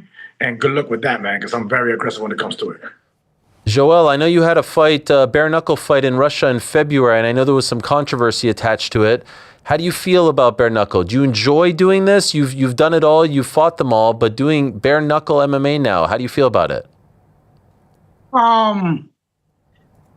It's a very controversial fight, I'm not happy for the final decision, but it is what it is. I need to go forward. I'm still training hard. You see, I'm ready. It's almost 3 or 4 weeks before the fight. George called me and say, "Hey, are you ready for the fight?" I say, "George." He called me when I stay 6 days. I come to my house, and George called me and say, "Yo, I have a tournament for in May." Say, "Yo, I need to rest. I stay right now in my house, maybe 48 horas que estoy aquí. 48 hours. Mm-hmm. Déjame descansar, bro." Me dice, Let me rest. Y me dice, "Joel, tengo una pelea para el día 1. I have a fight for you, Joe, and May 1st that you really need to find out. He's telling me, I'm not fighting anybody. I need a rest. I'm going to be with my family. I have vacation time already. Y me dice, déjame decirte el nombre. Let me at least say the name before you hang up on me. Y yo, Joey, no quiero saber de nombre. Yo no voy a pelear con nadie. Déjame decirte el nombre. Joey, I'm not going to fight with anybody. I don't care who it is. I'm not fighting anybody. And I'm begging him, hey, let me say who the name is. George, tell me the name. Finally, he grants me the floor and I'm able to speak. And I tell him, Hector Lombard. I say, yes. That's it. I don't need translation for that. But what happened to Hector? Because it's not Hector, right? I don't know. Jorge me dice que él llama él le está preguntándole al inversionista, no sé, que quiere pelear en la compañía de Jorge. Entonces Jorge le dice, ok, tengo una pelea para ti. La pelea que más sentido tiene para ti es, si tú quieres ser main event, es una pelea con alguien de nombre. Ok, están ellos en su lío, en sus problemas de los números. Y okay. Hector had put in word that he wanted to fight. Joel was available, not necessarily available, but I knew I could make this matchup happen between the two of them. So when we had Alan Birch was originally going to headline, when he got hurt, we desperately needed a main event, and thank goodness I was able to get this fight secured. Now it's not going to go down right now because some medical issues with Hector, but this is CIA. Y entonces cuando le dicen a Hector, ok, los números que tú quieres, las negociaciones que tú quieres. I told Hector they gave him the money that he wanted. We agreed upon what we wanted. Creo que tenemos el oponente que tú requieres para esos números. Entonces déjame localizarlo y déjame ver si se puede. En ese momento George me llama, me dice esto es lo que hay, y yo le digo, bueno, ok, yo acepto la pelea, pero bueno, cosas pasan y no se pudo dar la pelea ahora. Entonces es posible que nos veamos las caras en septiembre. So basically, Hector accepted the fight, but 2 days into the fight, 3 days into the fight, he did get hurt. I don't want to, or not hurt, I should say. So he had a medical problem that I don't want to disclose. And he'll be back in September, though. We're going to rebook the fight for September in Miami as well. And Joel says he can't wait. Jorge, let me ask you, when are we going to see you compete on one of these? Oh, you're going to see me compete. I want to say maybe this year, maybe not, But it's going to happen before I bring up the gloves for sure and fight. I have to fight my own promotion, bare knuckle, at least one good time. As of late, it has gotten a little bit interesting between you and Chael Sonnen. Chael was supposed to join us today on the show before you, and he got sick, so he wasn't able to join us. Hopefully next week. But I want to know what's going on here between you. I heard rumors that I'd be on the same line. He said, I can't deal with the mental pressure. This guy's going to break me online. So, Chael, I get it why you didn't come on the show. You coward. Look, you couldn't even come on the show. But listen, in all honesty, Chael's doing bad in life. I know he's like on his 5th mortgage, so I really don't like beating him up too much. But I understand why he's mad. He just started taking shots out of nowhere. He applied for this new gig I got over at Deep Waters Paramount. It's me, Dean Thomas, Dustin Poirier, Chris Weidman. We're going live every Monday. Live, calling the fights, talking all types of shit because it's like a podcast. It's not like a desk job where we have to be censored. You just go full auto. That's a good plug, huh, Ariel? Yes, so respect. Check me out. Respect. Chael's bitch ass showed up with coffee, flowers, fucking baked goods for everybody sucking dick and kissing ass to all the producers. And they told him, kick rocks, fly a kite. They gave me the fucking job, so now he's mad, he's taking shots. Chael, shut the fuck up. I got a proposition.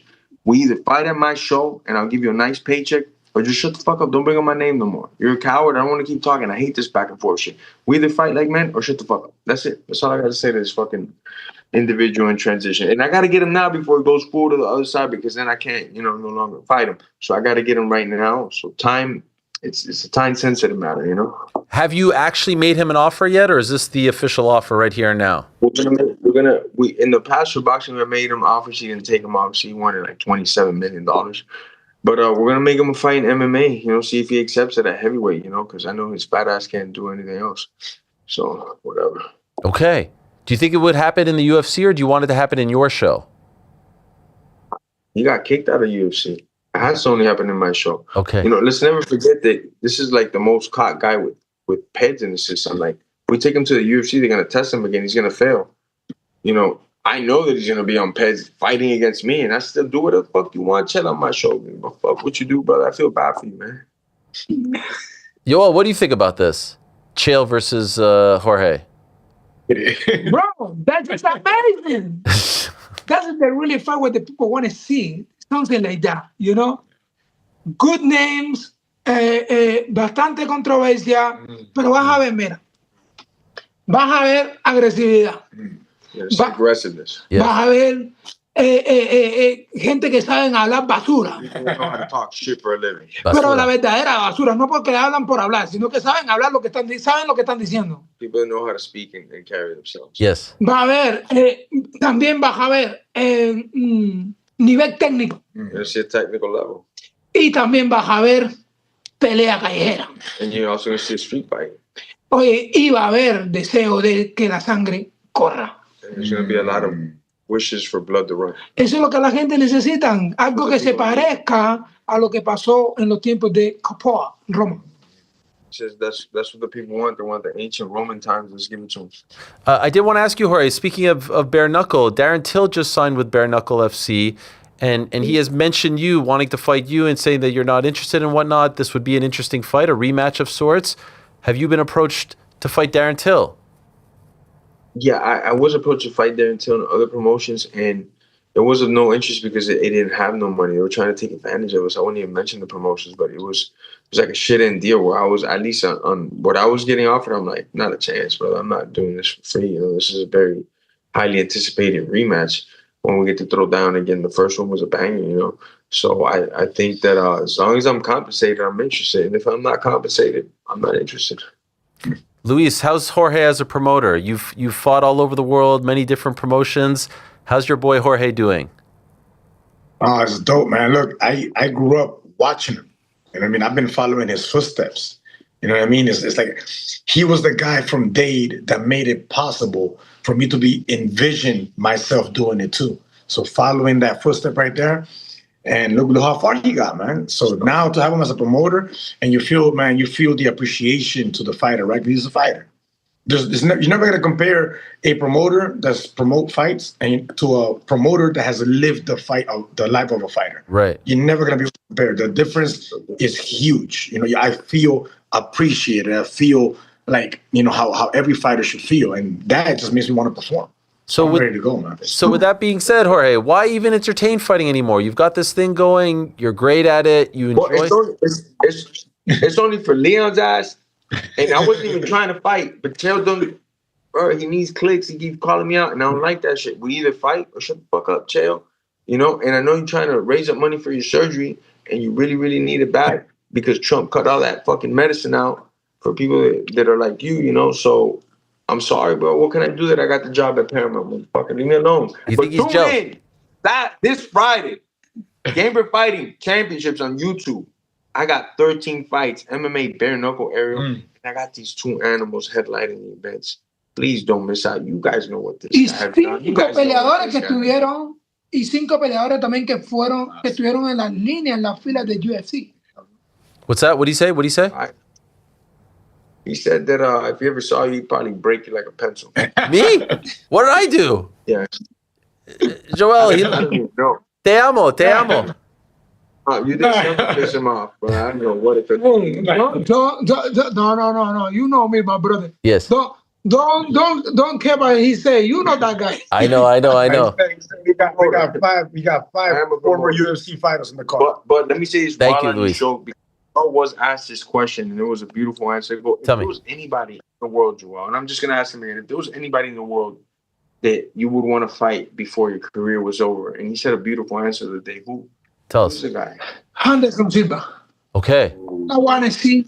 I have a big respect. And many times, muchas veces lo he dicho que me gustaría retirarme. He said it many times that he would like to fight peleando con Anderson porque tengo un gran respeto por él. Retirement fight because he respects him so much. He's a guy that he respects the most. Yo entré desde Cuba cuando estaban en los Centros Olímpicos. In the Olympic Games.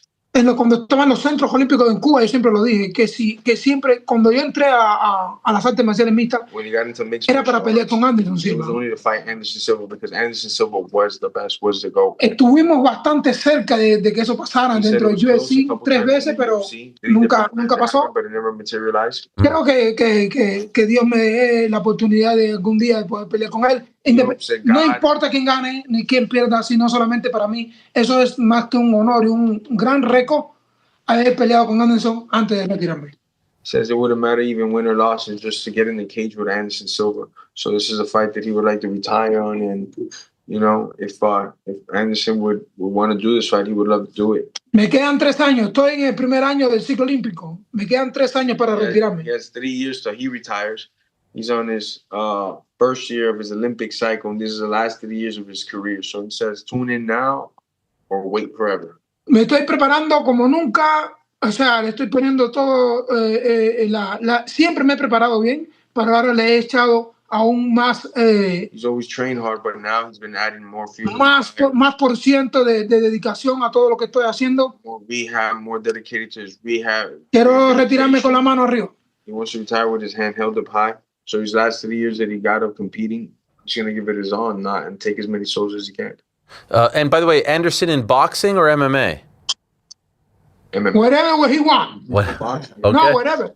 Boxeo, MMA, whatever. MMA bare knuckles the plan. That would be the one. That would be the one. One last one for you, Jorge. Bo Nickel, Colby Covington. What do you have to say about all of this?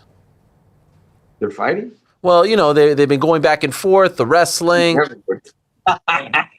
Kobe's bitch ass never would. Kobe would never go with a guy like Bo because he knows he can't dry hump him for 15 minutes, you know. I think, you know, Kobe will retire before he ever does anything against Bo, whether it be RFA, fighting, playing video games. Like he's not trying to do anything with Bo. He's never like fighting wrestlers like that. So I wouldn't think that he ever accepts that fight, you know. But shout out to my boy Bo though. Big fight for him. White House. Are you going to be there at the White House next month? I don't know if they pay me, you know, if they're dropping bags on us, bro. I'll pull up. But right now, you know, it's still in the air. They got to take care of your boy to come out. I feel you. Well, you will be in Miami on Friday, May 1st. Game Bred, Bare Knuckle MMA. It's good to see it back. You guys took a bit of a break, but now you're back. You had a show recently. Look at the lineup here. Double. Then we're coming back September. We're coming back October. We're coming back December, brother. I love it. Thank you, guys. Good luck to you, Luis. Good luck, Joel. Thank you, Jorge, as always. Much love, guys. Shalom, shalom. Shalom. Thank you so much, guys. There they are. 3 legends in their own right. Appreciate them stopping by.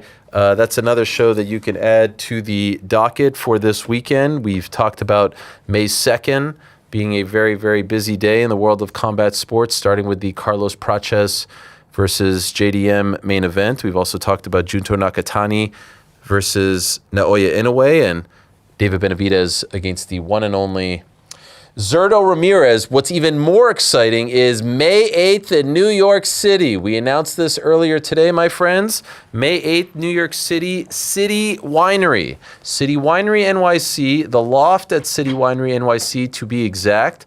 Tickets are on sale right now. We've got to figure out how many of these we've done, but it's another Helwani Roadshow presented by our new friends over at Free, F-R-E, new sponsor for all things TKO as well. So we're sort of friends now. This is tremendous. And we're doing it next Friday in New York City, May 8th, like I said. Multiple guest fighters in attendance. It's not the biggest venue. We are putting this together rather quickly, as you can tell. We're literally putting this out there 9 days before, so it's not the biggest venue, but I like those smaller sort of comedy club type venues. About 100 or so tickets. Get them while you can. We'll all be there. Myself, Rick, Frank, Andy, Jordan, GC. Everyone's going to be there. Fighters are going to be there about an hour and a half after the weigh-ins in NYC. So not in Jersey, in NYC. It's going to be a grand old time. The link to purchase the tickets is in our YouTube chat right now. It's pinned right now. There's the link. That's what it looks like. That's what it looks like right over there. Click on buy tickets. I'll put up the link on my story as well, Instagram story, all those places and more. I've tweeted it as well. Thank you to Spencer for doing that. There you have it. Helwani Roadshow, May 8th. Then we're off to Los Angeles. Fight week in LA. MMA on Netflix, historic card. It's a massive stretch for your boys and gals here at Uncrowned HQ. All right. Great stuff there. Still to come, Merab Dvalishvili, a lot going on with him as well, but what a great honor it is to be joined by our next guest. I mean, an absolute legend, a living legend from the world of professional wrestling, one of the greatest of all time as far as tag team wrestling is concerned, and has had an unbelievable run as a single star as well, multiple-time world tag team champion in TNA, ROH, NXT, obviously WWE as well. Former TNA heavyweight champion, ECW champion, WWE champion, United States champion, European champion as a singles wrestler. Now a part of Total Nonstop Action. You could check out Total Nonstop Action on AMC every Thursday. We're talking to the one and only, the inimitable Matt Hardy. Is he actually here? There he is. Unbelievable to have him in our presence. Hello, Matt. Good to see you again. Oh, man, how are you? How are you? Great to see you. Thank you so Great much. To see you. Thanks for having me, buddy. Pleasure to have you back in studio. This time solo. Solo. Just as good and exciting. How are you doing? Everything good? I'm doing very, very well, man. No complaints. How about you? I'm doing great. Thanks for How's life asking. treating you? Everything good? Can't complain. Family good? Everyone's good. I saw you posted a picture of you and your daughter earlier today saying going off to work, our obligatory picture, but that was probably not today, right? It was. It was this morning. It was my son. It was your son. Excuse Barty. me. No, it's all good. Wait, but don't you live in North Carolina? I do. I flew in this morning, yeah. You flew in this morning? I literally flew in, got to the airport, took a car to the hotel, checked in, came right here. You're a road warrior. And he insists on that. He says, Dada, if you're going to work, I want to take a picture. Wow. Because I want to make a memory every single time we do it. And he single does time? that every time. He's adamant. There was one time I had to leave really early, and I didn't wake him up, and he got very upset with me. He got mad at me. He wants to. It's a mandatory picture. He wants to take it before I leave to go away to work. That is how old is he?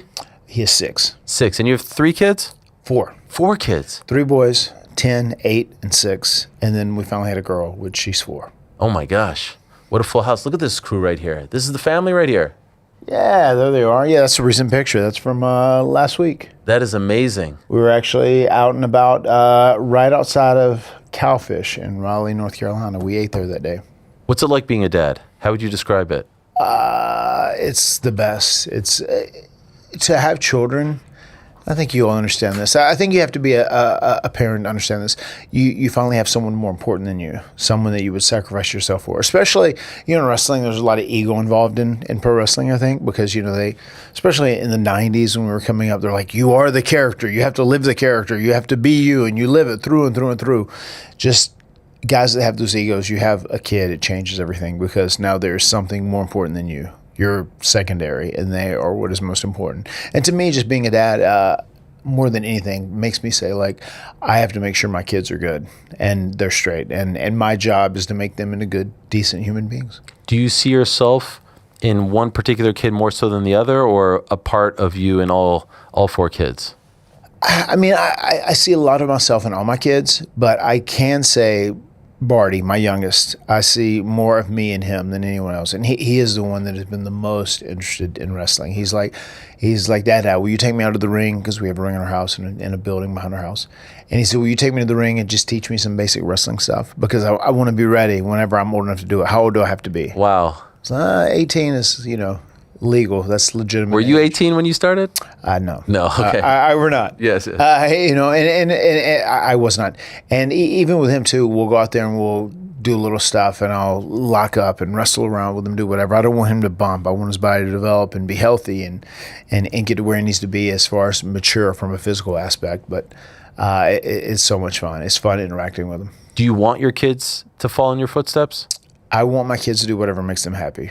Would you be okay with that if they get into the business? I would be okay with it, and I think it would be very beneficial because I could also talk to them about what the pitfalls of the business, the pitfalls of the business that kind of come with it, and keep and steer them away from those. Like what? Like what's a pitfall that comes to mind or two? Especially whenever you get hurt or beat up and they still need you to perform or work, or you're in a spot and you're doing this. Like sometimes, especially back in the day, whenever we were doing 10 days on and 4 days off when I first started, like, well, guys, just get through it, and they're like, oh, we'll take a couple of these, pills or whatever it may be. And obviously I had those battles and overcame that, but just from that, just teach them how to also self-care. Do you look back on some decisions that you made and said, man, that was dumb? Yeah, of course. Yeah. I mean, I think we all do. I think life is a never-ending learning process, right? And yeah, there's definitely times in my life where I have made different decisions, and I look back and go, ugh, like, what was I thinking there? Or like, I wish there would have been someone there for me to smart me up or give me a better view or insight into what I was doing. Was there a time in your prime that you were not fit to wrestle, but you did because you felt pressure as one of the top dogs, as one of the guys in the company? You felt like you had to, and in retrospect, it wasn't smart? No, I mean, there wasn't a time I actively went to the ring and wrestled when I wasn't in the capacity to be there at all. But there was a time where my back was really beat up, 2008, 2009, and this is before I kind of burned out in 2011. And I remember talking to John Laurinaitis, and I said, hey, is it okay if I get a little time off, because my back is really bothering me. Some mornings it's very hard for me to get out of bed. I have to get in the tub and soak and stretch and do whatever. And he's like, hey, we really need you on the road. We need you on the road because you're a guy that we trust. You won't take liberties with these people, regardless if they're big or small. You'll do what's best for the match, and you'll take care of these guys. So I really need you to be on the road, and I don't want you off. So just try and work through it if you can. And I go, well, it's kind of hard because his back really bothers me. And he says, well, go to your doctor and see what he says. And you go to the doctor and like, okay, well, this is happening, and I have these back issues and hip issues, whatever. And he's going, oh, we'll take this. This will relax your muscles, and this will be for the pain. And that's kind of where that starts. Okay. In 2026, how many dates do you think you'll do? I will probably do, when it's all said and done, as far as actual wrestling goes, with me actually in the ring wrestling, I will probably do 75, 80 dates. 75, 80? Yeah. Wow. In your prime, what were you doing? Like when you were a youngster, mid to late 20s? In 1988, when I started on the road, myself and Jeff full-time, we were doing 10 days on and 4 days off. So I guess we could calculate that pretty quickly. So well into the hundreds, obviously. Yeah, 250, 240, 250. Do you like this number now for your age? You're 51 now? Yes. Is this too much? No, I try and be very smart about it. And a lot of these, the majority of them are obviously TNA. I'm very committed to those guys, because they have the AMC deal. And Jeff and I, we have a lot of input. We're very passionate, and we try and help other people in the promotion as well. And we're trying to grow the promotion and make it as stable as it can possibly be. But whenever I do independent events, there I can kind of work and I can do the greatest hits and I can work a lot smarter. Still, just last week, actually, I was doing something to Dutch, as we're in this feud with the Righteous right now, with the Dutch and Vinny versus myself and Jeff. And this is a lot of twists and turns coming up. It's going to be a really good story, I think, when it's all said and done. But I was doing a deal where I came off the turnbuckle to the floor and dropped an elbow to put him through a table to sacrifice him as he did to me a couple weeks prior to get my revenge.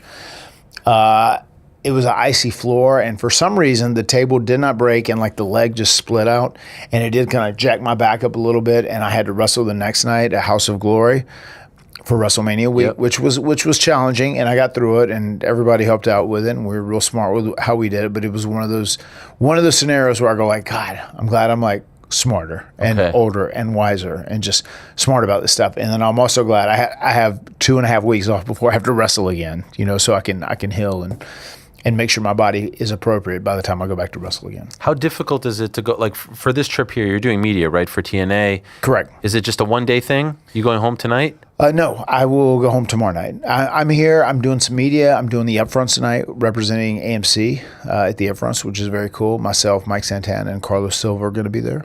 And then tomorrow I'll do some media, and then I'll go home tomorrow night. Is it hard to leave the kids? It's always hard to leave the kids. That's probably it's probably getting harder, right? As they get older and they want you around. It is. I mean, well, even when as they're younger and they're really you're their world. Yeah. It's funny. My oldest now, It's going to be 11 in June. Maxwell, who was a kid on TNA doing stuff, but he's kind of like forming his own personality, kind of does his own thing, and he's starting to get in that kind of strange teenager vibe. You know what I mean? Where he's living life, kind of doing his own thing, and he's not as dependent as he used to be. But for the younger kids, it's really hard, especially for Barty and Evie, the Gothic baby, my youngest, the girl. Do you feel guilt when you leave them? Sometimes, but I'm so glad we have cell phones because I record videos nonstop and send them to them, or FaceTime, and I make sure to stay in constant contact with them, which is very important. And I can't imagine guys who used to go for months at a time, like when they would go to Japan and they couldn't really see their kids and their family. It's just like I couldn't imagine doing that at all. The reason I ask this to you is because it seems like, just from social media, you love being a dad. You really love it. You love your kids. 100%. You know what I mean? Yeah, no doubt. I mean, they're the most important thing in my life.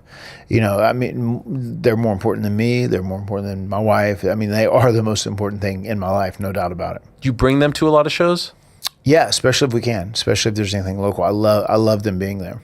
How has the AMC deal been? It started in January. Have you felt the difference? Have you felt like the game has been elevated for TNA? How would you describe how it's been since it launched? It has been successful, no doubt. It's been a slow growth, and it is what it is. I am so happy that we are on a network that a lot of people can get now. Before, we were on Access TV, and it was great to be on that, but it just wasn't in a lot of households, and there wasn't a lot of eyeballs that had access to it.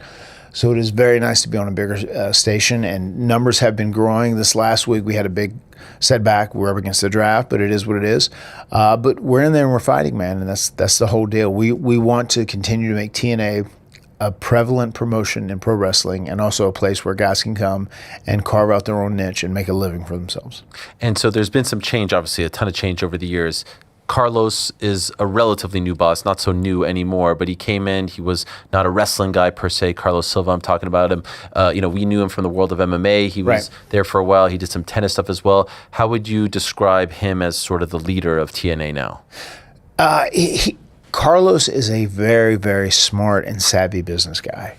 And he is not from the wrestling world, and I think he's really been thrown into it. He's got a crazy fast introduction to the carny world of pro wrestling in some ways. There's some things that have just happened that he has kind of ended up in where he didn't get the best feedback from it, obviously, but he's learning every step of the way, and it's great because there's times where he'll even come over to me like, "Hey, Matt, this guy was thinking about doing this. Do you think that fits? Is that appropriate? Does it work?" Like, especially in the context of pro wrestling, whatever else. And I think he's always willing to lean on guys that he feels confident that kind of know what is going on and that have been around the business for a while. But his job as a business guy is to make the company profitable, and he has done that. He has made the company where we are making money and is being profitable and is growing. Okay, well, that is tremendous. That's all you really want at the end of the day. There was a deal. You mentioned that House of Glory show. Wasn't there a deal where, like, in one of the big matches, there was a TNA guy that was supposed to compete, and they took him out because he was going to go up against Ricochet, right? Was that at House of Glory? What did I say? Yeah, House of Glory. Yes, in Vegas. And it sounded like TNA didn't want their guy going up against an AEW guy, and so AEW brought someone else. Was that the same show you were on? I don't know if it was that show. It may have been. I am not certain. But I do. Well, that was one of the things Carlos kind of stepped in, right? Okay, yeah. So what is your take on it? Was it handled right? Should it have been handled differently?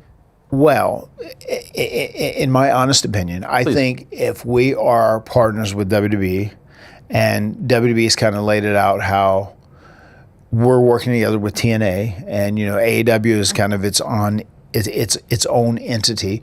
We probably from that point on should probably said, if you're doing indie bookings, we probably shouldn't do, TNA AEW thing. Okay, that would have been my guess. These things happen, and I think in these finishes they had things that were going to work for both parties when it was all said and done. It probably should have never been set. Is what I would say from the beginning. And I think going forward, that would be the case now. And because they were said and things were there. And I love doing this and chatting with you because I like to be very honest. Yes. And great the first time, and I appreciate it. No doubt about it. I'm very transparent. But, if these things could have happened and all parties could have been happy, it would have been great if it could have continued, and just let it go, especially because it was advertised. But what should have happened most likely, is that because we are partners with WWE and AEW is like this own entity that is a competing force, these matches probably shouldn't have ever been cleared in the beginning. In a weird way, pulling it drew more attention to it. Of course, right? yes. It kind of just would have flown under the radar. Yes. Hardcore fan base would have watched it, and that would have been it. I'm not even asking you about it probably if the match happens. Right, and once again, this is all new to Carlos. You know, this is like Carlos has never been involved in the carny world of pro wrestling, and you know, it is what it is, and he just kind of stepped in it when it was all said and done. But the thing I can tell you is that the guys who he pulled out of those matches, he compensated them. He paid them their full fee, what they were getting. And I know he talked to Mike at High Spots, and he compensated him for the plane ticket he had bought and everything else. So he tried to do everything he could to make it right. Whole. Okay, fair enough. How are things with WWE right now? Because there was a time where it was like hot and heavy TNA on NXT and vice versa. Right. A little less so these days. So how would you describe the relationship?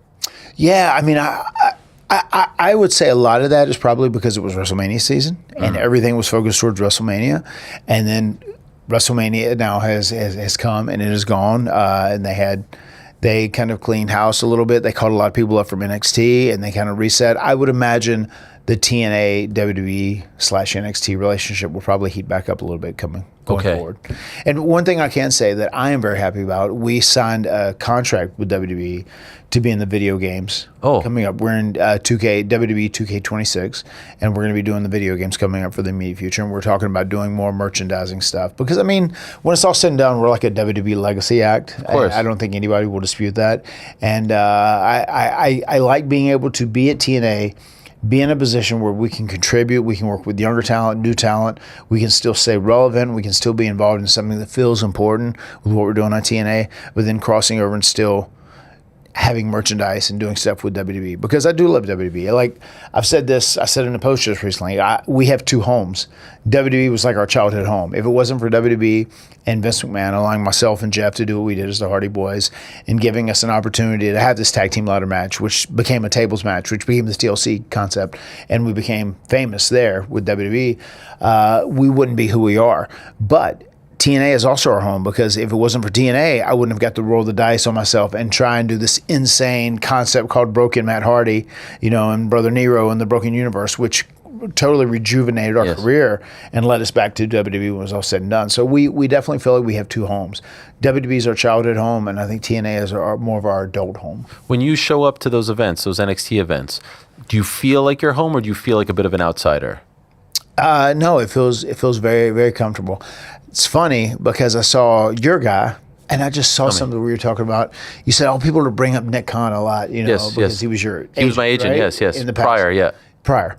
And whenever we went to SummerSlam, and we were sitting ringside with the Dudleys. The one here, right, in Jersey? Yes, in Jersey, to promote the Bound for Glory match we were having with them, the last match, which very proud of that match we had with the Dudleys. Yes. No doubt. We came back, and Nick was there, and I got to chat with him for a few minutes. I said, you guys good?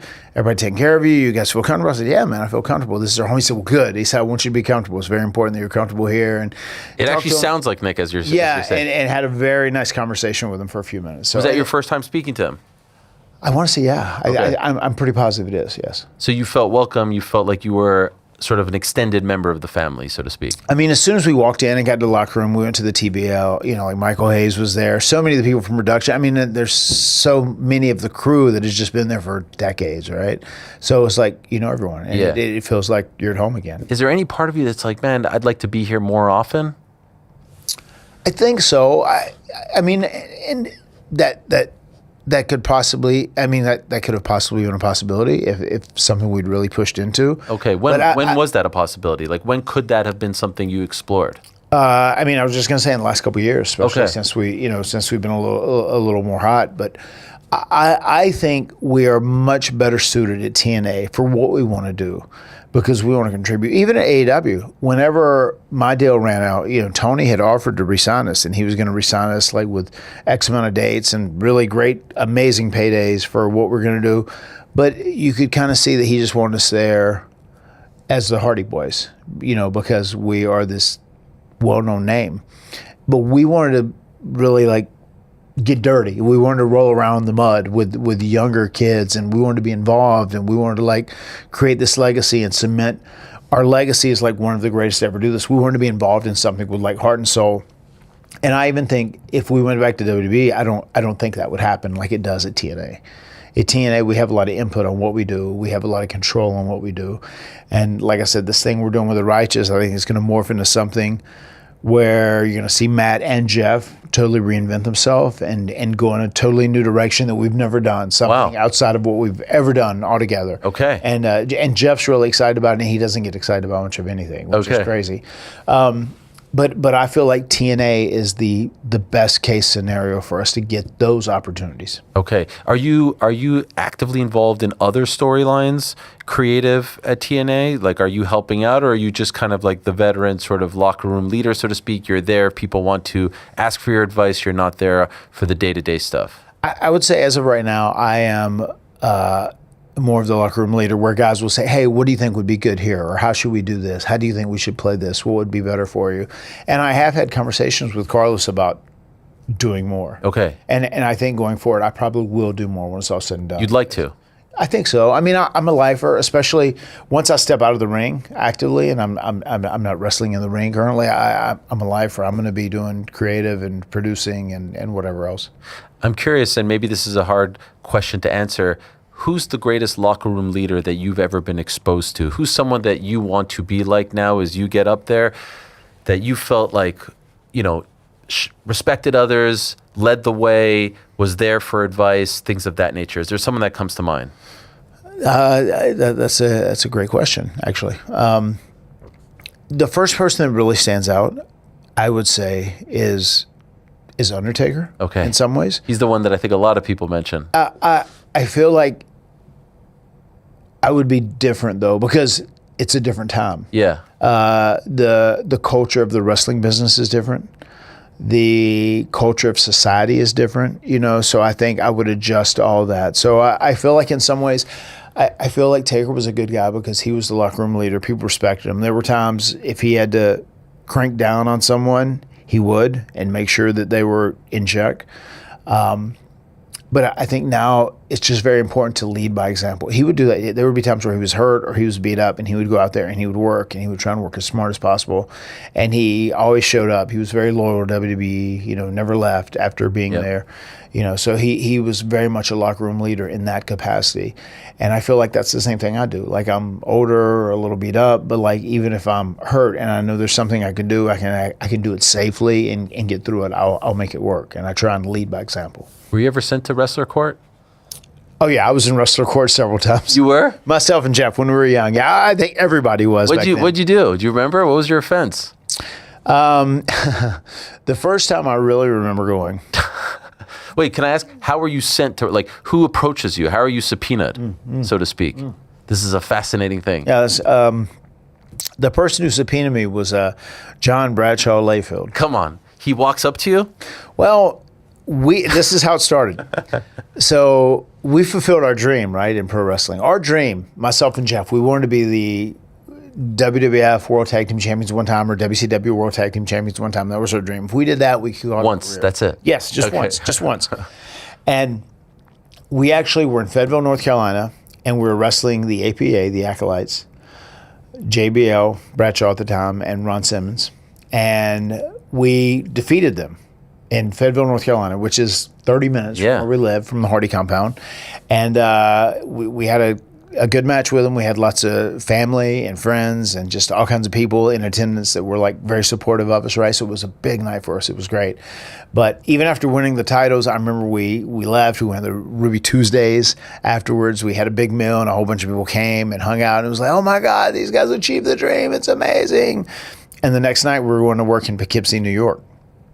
Or White Plains, maybe even. But I remember we got on a plane the next day in Raleigh, going up here, and I'll never forget, we get to the airport, and Michael Hayes was there, which was our manager, and in many ways, we call him our wrestling daddy. He was like our mentor. He taught us more than anybody else did, especially during that time period.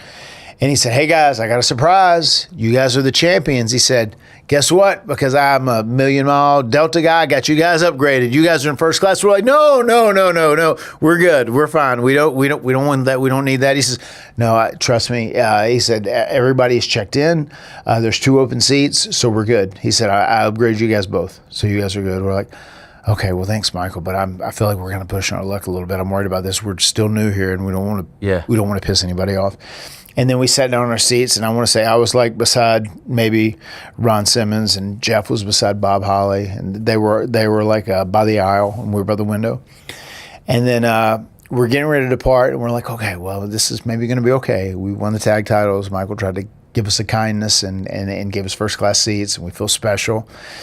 And they said, "Oh, we have to hold on. We have to wait just a few more minutes. There's one passenger that is coming on the flight right now, and there was an issue, but we have to wait on him because it was very important. It was a last second deal." And coming onto the plane and down the aisle was Glenn Jacobs, Kane. And they go, "Where's your seat at? Where's your seat at, Kane? Why aren't you sitting? Where's your seat?" He says, "I guess I'm back in coach. I don't know. There wasn't a first class seat." And something had happened where he had to change his flight or whatever. And he was obviously meant to fly in first, but because of whatever the circumstances were we had taken those last two first class seats. And Jeff and I, we both immediately jumped, like, we're going to get on. And Ron Simmons home, he said, "No, you good right here. You good right here. Just sit down." And Bob Holly's doing the same thing to Jeff. "No, you're good. You're good. You just stay right here, kid. You stay right here." And then once we got to the building that day, we said, "Hey, we got to let you guys know. You guys have been indicted." Oh my God! You guys are going to court now. You are guilty of stealing Kane's first class seat. Oh my gosh! Oh my God! Were you terrified? Because this is not like a joke, right? You are going to be prosecuted. Yeah, I mean, it was pretty frightening. Yeah, you know, who's the judge? Well, the judge ends up being the Undertaker. Okay, he was constantly the judge, and the prosecutor was JBL. Oh gosh, John Bradshaw Layfield. And whenever we were there, oh God, I'll never forget. It was so funny. So we were sitting there, and I remember he was doing a spiel, and he said, "Ladies and gentlemen, let me introduce you to Matt and Jeff Hardy, two kids who've been here for a cup of coffee, and I'll be honest, I think they're monsters." He said, "Kane is a former world champion, a guy who carries the company, who sells tickets, sells pay-per-views, and they took his first class seat and they just threw it out the window. They could care less. They said, 'Get back in, Coach Kane.'" And we're like, oh, we didn't say any of this, obviously exaggerating it for entertainment. He says, "So ladies and gentlemen," he said, "imagine if they would do this to a world champion. These guys who have been here for a year, if they would do this to a world champion, just imagine what they would do to you or you. Or you, or you, and he does the big dramatic thing, and we're just like, oh shit, we just wanted to be over.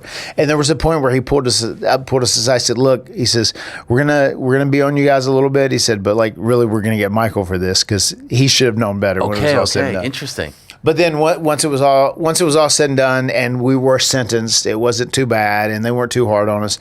We had to buy Glenn lunch for a week. Oh wow! And then Michael had to carry his bags for a month or something. That was a sentence. That was a sentence. That was our punishment. Did you have a defense attorney? Or were you just defending yourselves? We were defending ourselves. What a scene, and I think we just decided it was probably better not to say anything. Does everyone show up? Does the whole locker room show up to Most this? guys, yeah. Wow. Because it was a house show. We were once again, that's when we would do a Monday live, and we would tape on Tuesday. Yeah. And ours was going to be on the next Monday. But then we'd go right back to work. Wednesday house show, Thursday house show, Friday house show, Saturday house show, Sunday house show, and we just on the loop. And even looking back in hindsight, I kind of understood why they did these, and it was kind of like to instill respect in some people. And a lot of them were not really insidious, so to say, really we're out to get this guy because we don't like him or whatever. And a lot of them were like to teach you lessons, like, oh, you probably shouldn't have done this, or maybe you shouldn't have tried to sit in first class if these are the vets or whatever. But they were trying to teach lessons and respect. But there were some that weren't on the up and up. There were some that were like that. You could tell they were out to get people. If you started pissing a lot of people off in wrestling, and that's just the culture's changed a lot. And that doesn't exist anymore, right? No, that's been a big positive. The culture of pro wrestling has changed. It's much better, you would say. Yeah, much better. Yeah. What do you think was the reason for the change? I think it mirrored society. Yeah. In many ways, just as society changed, I think it had to change with it. How do you feel about especially becoming a public company? Right, of course. The fact that there are so little, if not any, house shows anymore, is that surprising?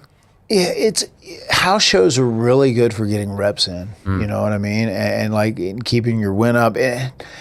It's nice in some ways that they are doing these bigger TV events and everything else, but I also think house shows are an amazing place to go out and practice or test things and try things out to see if it translates. You get a reaction from that live crowd in the arena, and that's like the most authentic, legitimate reaction you can get to see if something works or not, as opposed to having to do it on TV for the very first time. So you think that it would be beneficial to have a little bit more? It would be nice to have them every so often. Maybe not as much? Yeah, maybe not as much. I don't think guys should be doing 10 days on, 4 days off we were doing in the beginning. But it would be nice to have them every so often, I'd say. Have you seen what Taker's been doing in Mexico? Yeah.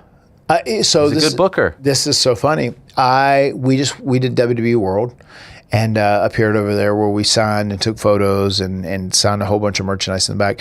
And we were walking. I was walking back to go do my signing, and there was a big bright light shining on the hall. And I saw these two figures. There was one tall and one that was shorter beside him, and they were coming. I couldn't see who they were. It was just like dark, shadowy figures.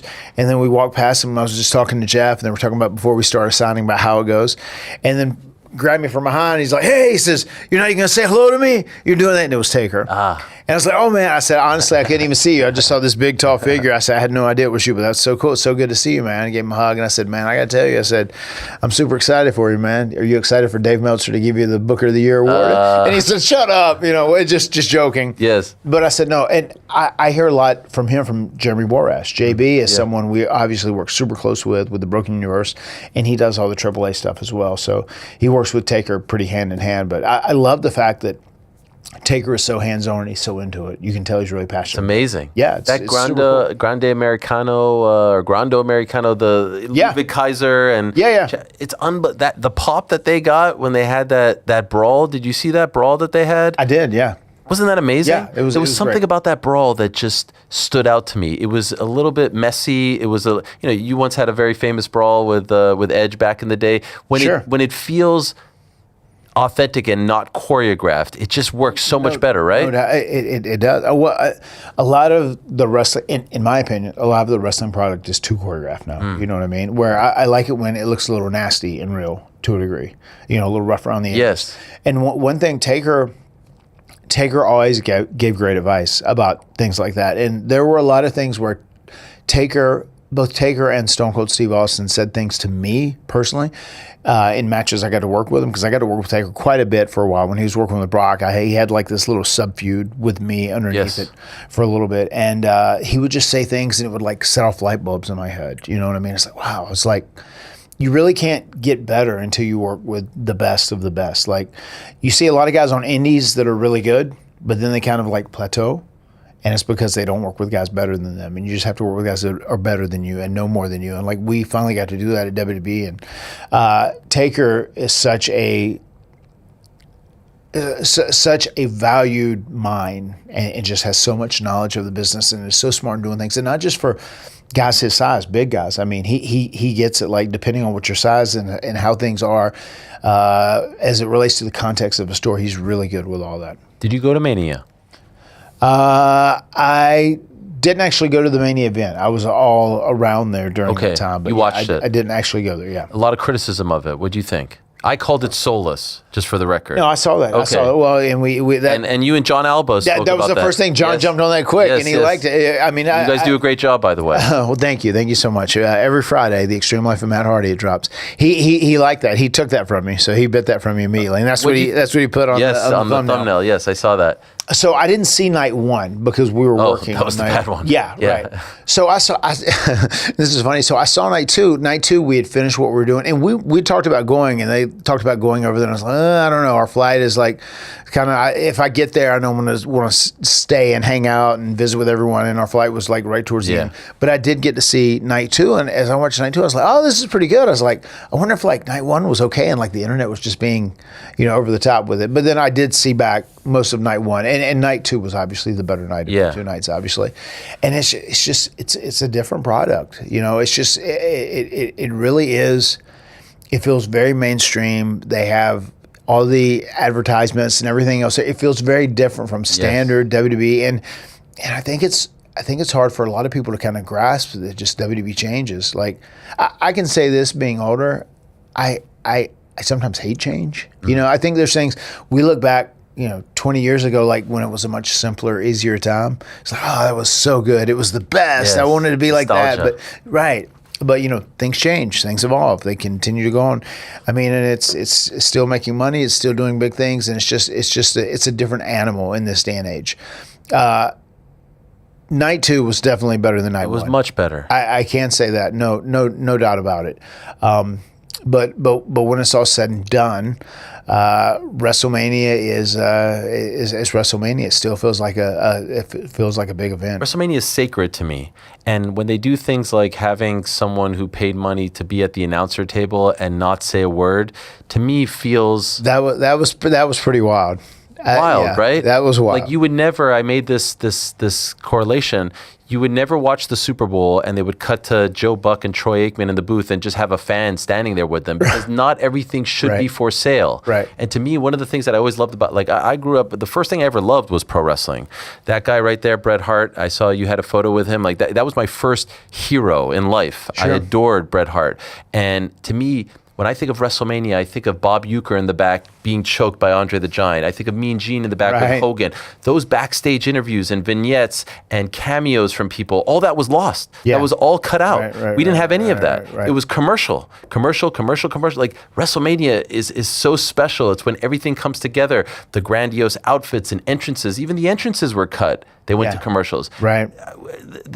If you're cutting that, to me, you're not understanding the true magic. And I'm not saying you shouldn't make money. I'm not saying there shouldn't be ads and stuff like that.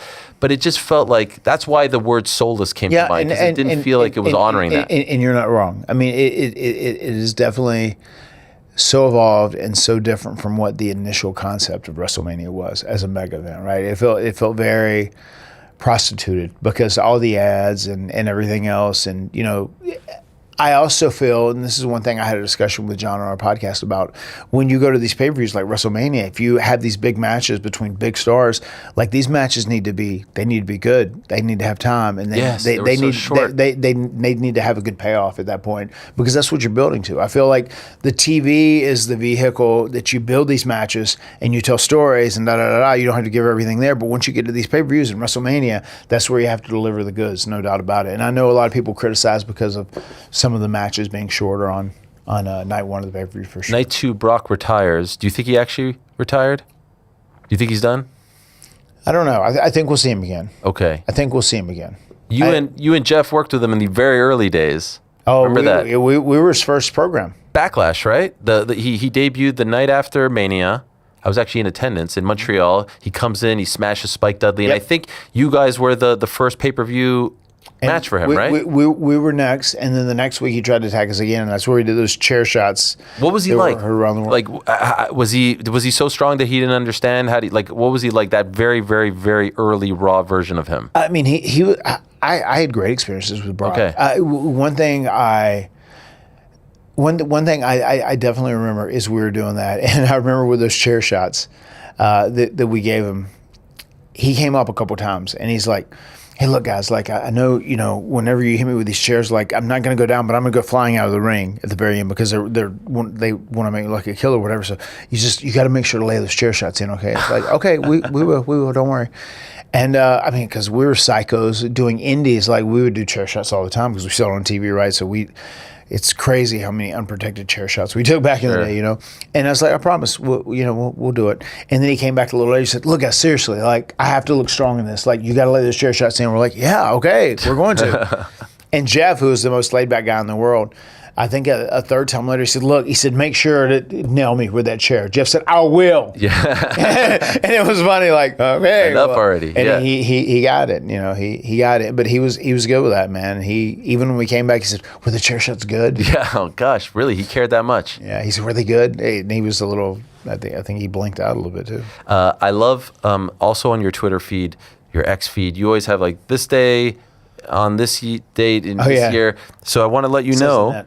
I want to let you know It was 25 years ago today at Backlash 2001. Eddie Guerrero and Christian. Wow. Right? Did someone tell you that already? I saw it this morning. You and did? I was like, okay. I need to post it. Oh, okay. That's how I see it because I never remember these things, but just people say like, this happened. There it is. Yeah. Yeah, this happened so many years ago, whatever.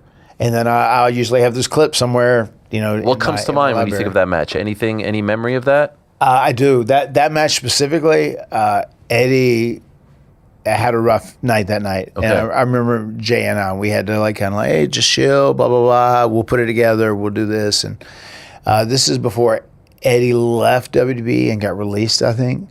But it was one of those nights where he'd had a pretty tough night before. And we just said, hey, we'll put it together. And me and Jay sat back and we put all the match together and we put Eddie's stuff in there, whatever. And then once he got a little better, we kind of clued him in and we went and did the match. But Eddie was magic, dude, working with Eddie. When Eddie was on and in the best, I got to work with him a lot. No one I have ever been in the ring with has been able to listen to a crowd and change the direction of the match or what you're doing better than Eddie Guerrero. I would work Eddie 4 nights back to back, and he would change the match every single night. Wow. Based off of the crowd. Based off the crowd reaction to give the crowd what they wanted. Even the finish? Typically, the finish wouldn't change. Although one time we did change it, where he thought he was going to be the babyface, and I ended up getting cheered more, and he changed the finish on the fly. On the fly, and no one cared in the back. The producer Black Juggalons was cool with it. Gosh, he was really talented. I mean, he would do different stuff. He said let's see if this is a crowd that just wants to interact with the wrestlers, or do they really want us to bust their ass and work? Do they want us to go? And he was so good with that. And one of the most important pieces of information I feel like I'd ever heard was from Eddie Guerrero, where we were both heels at the time and we were working together on the road. And he said, let's start wrestling. Let's have a match. Let's do some good stuff. Let's entertain the people. And whoever they start getting behind, they'll become the babyface and they make the comeback. We'll just see. This is when I was doing Matt Hardy version 1 and he was a heel as he was anyway. And I remember he had grabbed me in a chin lock and a hold and going down. And he's like, okay. And I started coming up. It's the crowd's not doing anything. And I was younger, and I was just like, well, because we're both heels, maybe we should keep going. I don't want to bore the crowd. And I start fighting my way up, doing that. And he's like, stay down. Boom. And he holds me down again. And then I said, do we need to come up, Eddie? Don't you think we need to come up? Because I don't want the crowd to get bored. I don't want them to, get upset with our match, whatever. And he said, no, just stay here. And he did, and eventually the crowd came. And then I talked to him afterwards. I said, thank you for saying that, because I kind of lack confidence, because, typically I'm not a babyface right now. Yeah. I'm kind of a career babyface in many ways from being one half of the Hardy Boys. But I'm glad I listened to you. And, the crowd did come. And he said, one thing you got to remember, he said, because we had done a lot of good stuff. We did a lot of things where it was boom, boom, boom, boom, boom. And then it was down. He said, one thing you have to remember about the crowd, this is one of the best pieces of advice I've ever gotten. He said, is that you have to bore the crowd to a degree. Wow. He said, if you do a whole bunch of stuff where the crowd's up yay, yay, yay, yay, yay, yay, you got to stop. You got to let them breathe. You got to let them reset, because the crowd can't maintain that pace. They're just yeah, yeah, yeah, yeah, yeah. And you see a lot of that in this day and age in wrestling, right? But he said, and just the simplest way to say it, sometimes you just got to bore the crowd. You got to bring them down so they're ready to come back up, and let them get their energy and emotion back to get involved in these next high spots you're going into. And that's always stuck with me. And I've always remembered that very much as far as pacing of a match. I feel like I could pick your brain for 3 hours. Unfortunately, you have to go. This flew by the way. This was so much fun. Are we finished already? We are finished. You have to go. It feels like it's been 5 minutes. I feel the same way. Last thing. Tell the people why they should be watching on Thursday nights, TNA, AMC. Why is this something they need to go out of their way to watch? I think you need to go out of your way to watch TNA every Thursday night, is because we really are. We're on a comeback. And TNA is very much like Matt Hardy. I had that motto for the longest time, I will not die. TNA will not go away. It's like a cockroach. People have been trying to kill it for years and years and years, but we're not going anywhere. And there's a lot of good things that are going to be happening. And I feel like TNA is very much like ECW in the 90s, because TNA is where someone can come and get over, and they can work, they can reinvent themselves, they can get hot, and we are now on a big platform where everyone can see it. And we're not the most financially rich promotion there is. Some guys are going to leave. They'll end up going to WWE or they'll go to AEW, whatever, but we have to continue to make new guys. And that's our thing. And I take a lot of pride in that. TNA has been very good to myself and my brother. They were good with my brother when he went through his dark days. They were really good with me when they let me roll the dice and do this crazy Broken Matt Hardy, which I would have never gotten that opportunity anywhere else. So just the opportunity that they have given us, the opportunities they have given us, it feels very important to me to try and give back to TNA. And the thing we're doing, The Righteous, right now, I love this, and there's going to be some great twists and turns, and I'm super excited about doing something new, and so is Brother Nero. So love it for that. Such an honor for us to have you here. Thank you so Thanks, much. man. And Always my great best to being your here. brother as well. And check out the podcast too, the YouTube channel every Friday with John Alba. It's great stuff as well. The Extreme Life. There it is. We'll take a break. Say goodbye to Matt Hardy. We'll be back with Merab Dvalishvili. Do not go anywhere. John, the question for me is, you've kind of mentioned this lack of unity among the boxing people, like creating just a wall against this Reform Act. And as we know, there are people within the boxing world that have endorsed it too. Is this more of a conversation, do you believe, for the MMA community rather than the boxing community right now? Well, I mean, the conversation that there's a lack of unity, that part, because the conversation about the Reform Act and the boxing kind of taking into this UFC model, so to speak. Yeah. I mean, it is. No, I mean, the thing is that it is very related. People try to always make this argument that boxing and MMA are completely separate sports, completely different, but their markets are very similar. Their structures are technically very similar. It's two guys fighting in a ring or a cage, presented for an audience, where you sell tickets, you broadcast it, you have sponsorship, and they're fighting eventually to win a championship. The difference is what we permit in one sport and what we don't permit in the other.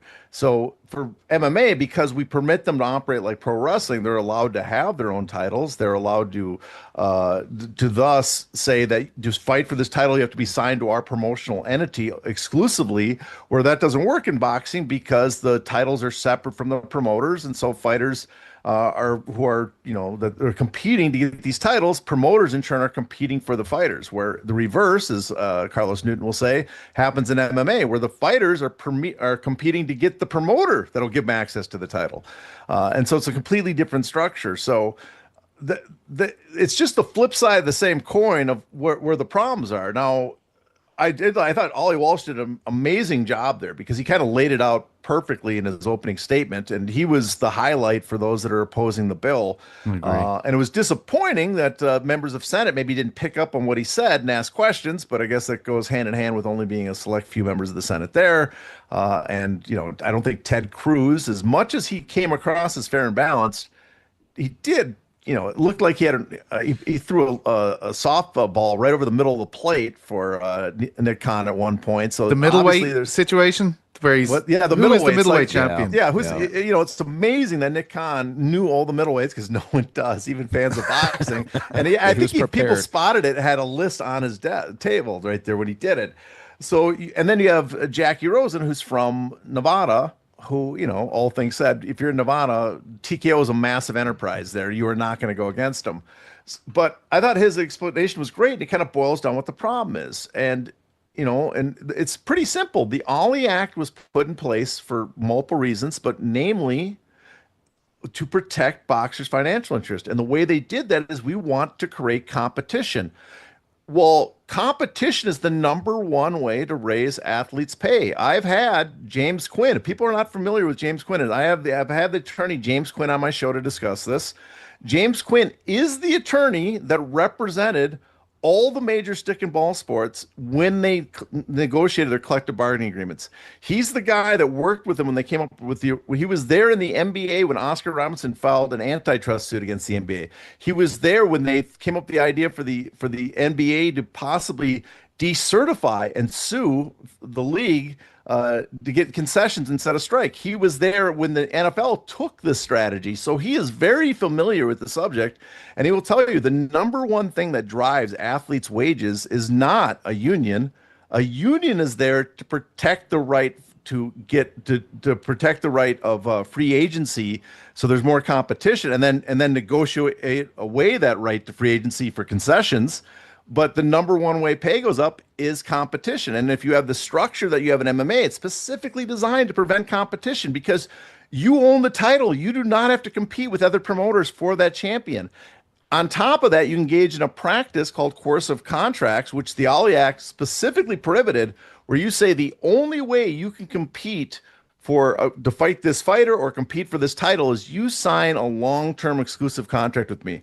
Well, that's illegal under the Ali Act. You cannot force people to sign long-term exclusive contracts just for the right to meet one boxer, specifically someone for a title. In fact, they have something called mandatories in boxing, where if you become the number one challenger, you get the right to compete for that title, win that title without giving away any contractual obligations in the future. And if you win that title, you get to walk away with the belt.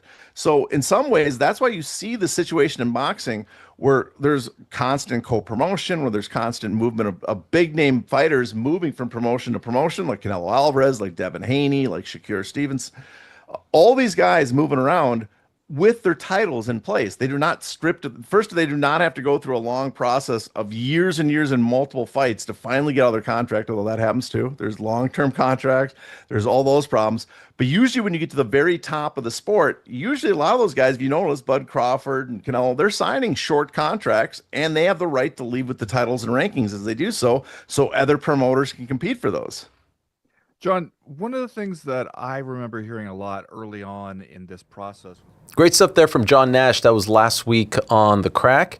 The foremost expert when it comes to these topics, Ali Act in particular these days.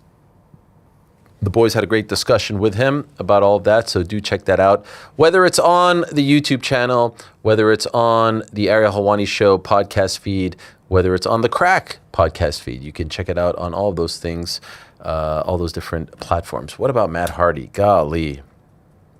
There's times where those wrestling interviews are some of my favorites because where else and to who else can you speak about things like Wrestler Court? I love that stuff. I've read so much about that stuff, and he was such a big star in the era in which I was such a big fan. I really fell in love with wrestling again around 97, and up until I would say around 05, 06, I was super into it. Obviously, I fell in love with it initially in the very, very early part of my life, 85, 86. Is when I first fell in love with it. WrestleMania 1, Bret Hart, all that stuff. So to pick his brain, that flew by. That was so much fun. There was so much more I wanted to ask him as well. That really did fly by. We had some great factoids. Our guy Alan put together some amazing factoids because I know he likes the This Day in History stuff, and I wanted to get to more of them, but unfortunately we ran out of time. There's a great website called Cage Match. I think it's cagematch.net that is sort of like wrestling's version of Tapology or SureDog, the Fight Finder, and you can go through a particular wrestler like Matt Hardy's match history, including all the random house shows that he's been a part of, which, you know, it's hard to keep track of all of that stuff. I'm just hopping back into the booth. They have that? Oh my God. I had no idea that they had that. Every single match. That is like crazy. If you go to Matt Hardy's Cage Match page, you have to go to like 50 pages back just to get to the beginning. That's nuts. Yes, everything. So random shows. Is this like community driven? Like, who's doing this? Yeah, who is doing that? That is nuts. I had no idea that existed. Oh yeah, cagematch.net, the internet wrestling database. And it's very accurate. Like, you don't get a lot of mistakes. And so via this website, Alan found out, which is not a hard thing to find out when the debut would have been, but it was 32 years ago next month, May of 1994, against Nikolai Volkov.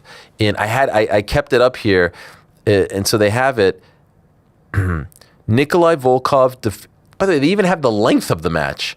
Nikolai Volkov defeated Matt Hardy in 2 minutes and 31 seconds on May 23rd, 1994, WWF Monday Night Raw number 64 at Struthers Fieldhouse in Struthers, Ohio, USA. Take a listen to his first his first 6 opponents. Nikolai Volkov on May 23rd of 94. Razor Ramon on May 24th, 1994. Then on July 1st, 1994, Crush. By the way, in all of these, he got crushed in like a minute to 2 minutes. Owen Hart on July 2nd. Undertaker on July 3rd. Erwin R. Shyster, the father of Bray Wyatt, Mike Rotunda, on July 7th. That was his first stretch, and then he didn't come back until December of that year. And actually, for some weird reason, and this would have been a fun question to ask him, I'm sure there's a funny reason for this, he's Matt Hardy against all of these guys, except for the Taker match, which lasted 68 seconds. He's Brian Hardy for some reason. He's listed as Brian Hardy. And if you click on Brian Hardy's name, it then takes you to Matt Hardy's profile. This website is actually insane. It tells you every single name, every single moniker, every single finishing move, tidbits about his career, what he's done as of late. It's really remarkable. So I wanted to go through some of that with him, but we ran out of time, and we did get to mention that it was 25 years ago today, Backlash 2001 against Eddie Guerrero and Christian. He retained the WWF European title. And I remember vividly Lesnar's debut, and then his first match was against the two of them. Amazingly, Lesnar is a month older than Jeff and almost 3 years younger than Matt, and they're still going very strong. Lesnar retiring, let's see if that actually comes to fruition. I feel like there's so many guys, I don't think this is a problem saying it. I recently got a chance to meet Jalen Brunson, which was extremely exciting, and I'll share a photo. I was waiting to post it because the thing that I met him and Josh Hart for, believe it or not, which was still like a moment in my life and my kid's life. I'll explain why in a couple of days. I got to meet him, which was amazing. It was about a month and a half or so ago, and he was wearing a Hardy Boys shirt. And I feel like kids of his era, of his age, Matt and Jeff is akin to like Brett and Jim the Anvil to me. Matt and Jeff, for mid to late 20s, early 30s kids who are now, older wrestling fans, they were the guys. They were two. So when he was wearing the shirt, I was like, I know he's a wrestling fan, but I was like, oh, Hardy Boys, you're a Hardy Boys guy? Oh, my favorites, my absolute favorites. And they're living legends. The security guy, Steve, downstairs was marking out when he saw that. Freaked out? He was on the security list. And he was there last time that Jeff and Matt both came through. Like, those, as you said, those are the guys for people of, the age that I'm at now. Like they were the guys. It was them, Edge and Christian, the Dudley Boys in all those crazy matches, and the Hardy Boys were just the coolest ones. They were freaking cool as hell, man. Another thing I wanted to ask him about was your gal, GC Saul Ruka, who is very much like a new age Lita, who was, part of the Hardy team for a minute, and he had the story with her and whatnot, and I was curious what he thought of her. There was so much I wanted to get to.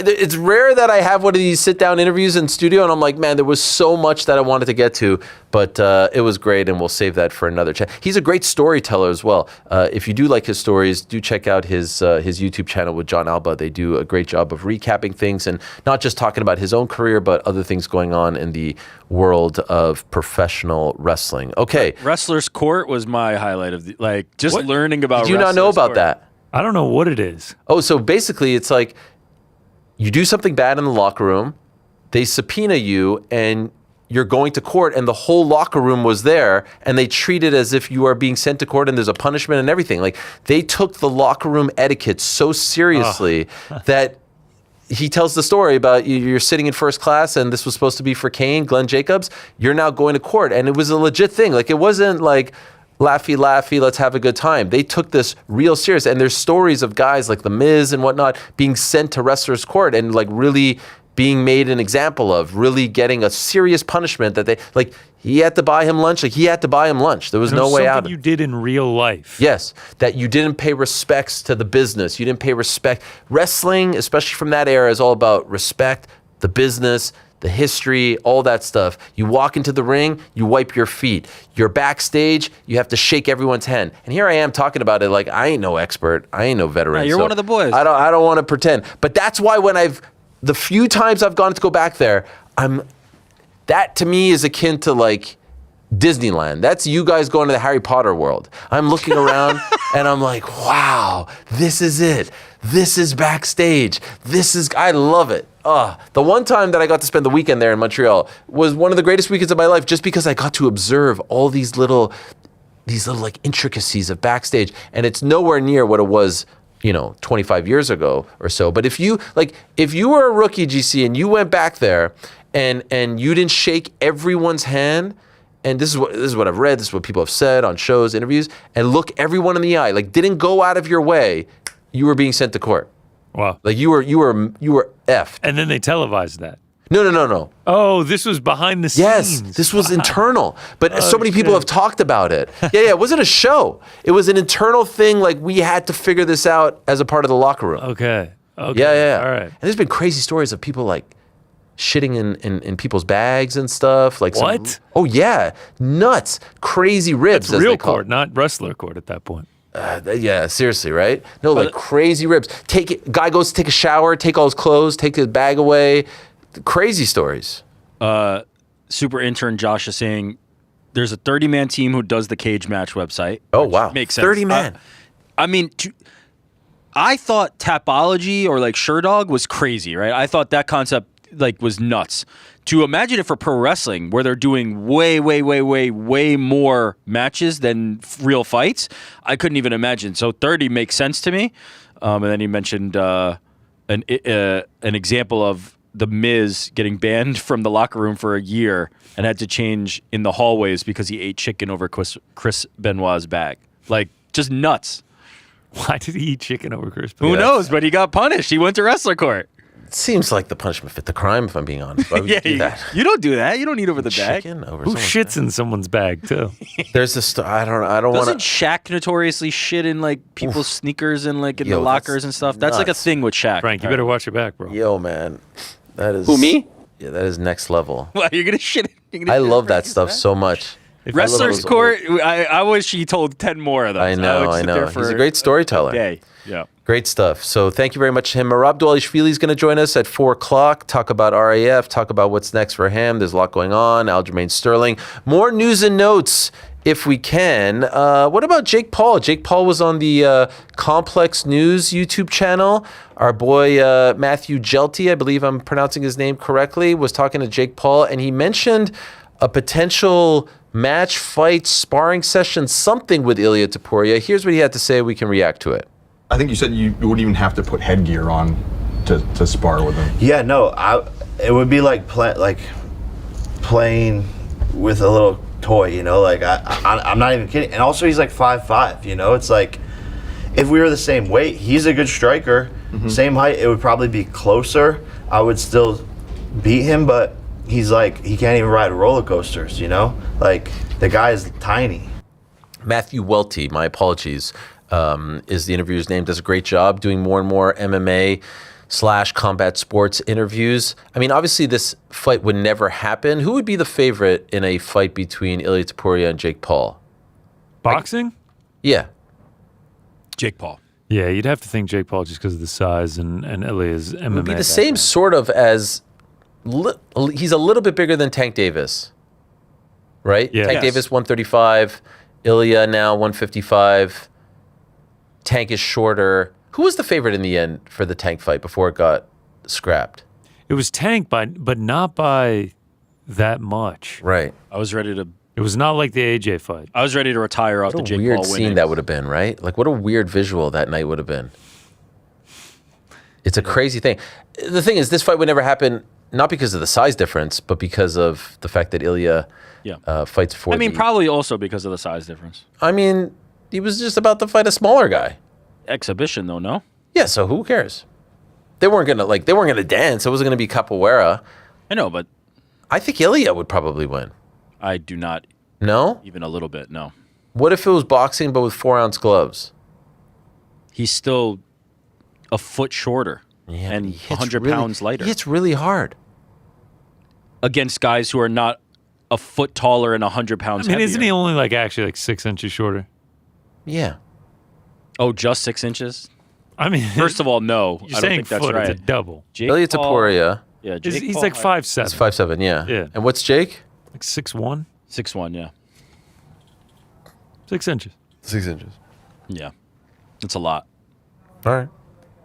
Speaking of crossovers, we had Ryan Garcia and Henry Cejudo. Does anyone know what the context is here? Like, where did they see each other? How did they actually bump into each other?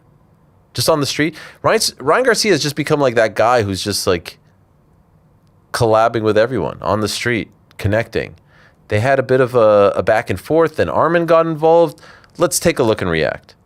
Why do you agree? Would you rather see the Triple C versus Armin or Kobe versus Armin? I don't even know Kobe. I want to see Triple C. Kobe's just a yapper. My guy, real Olympic champion. I will take him out. I will take him out. I can promise you that. I saw what I had to see.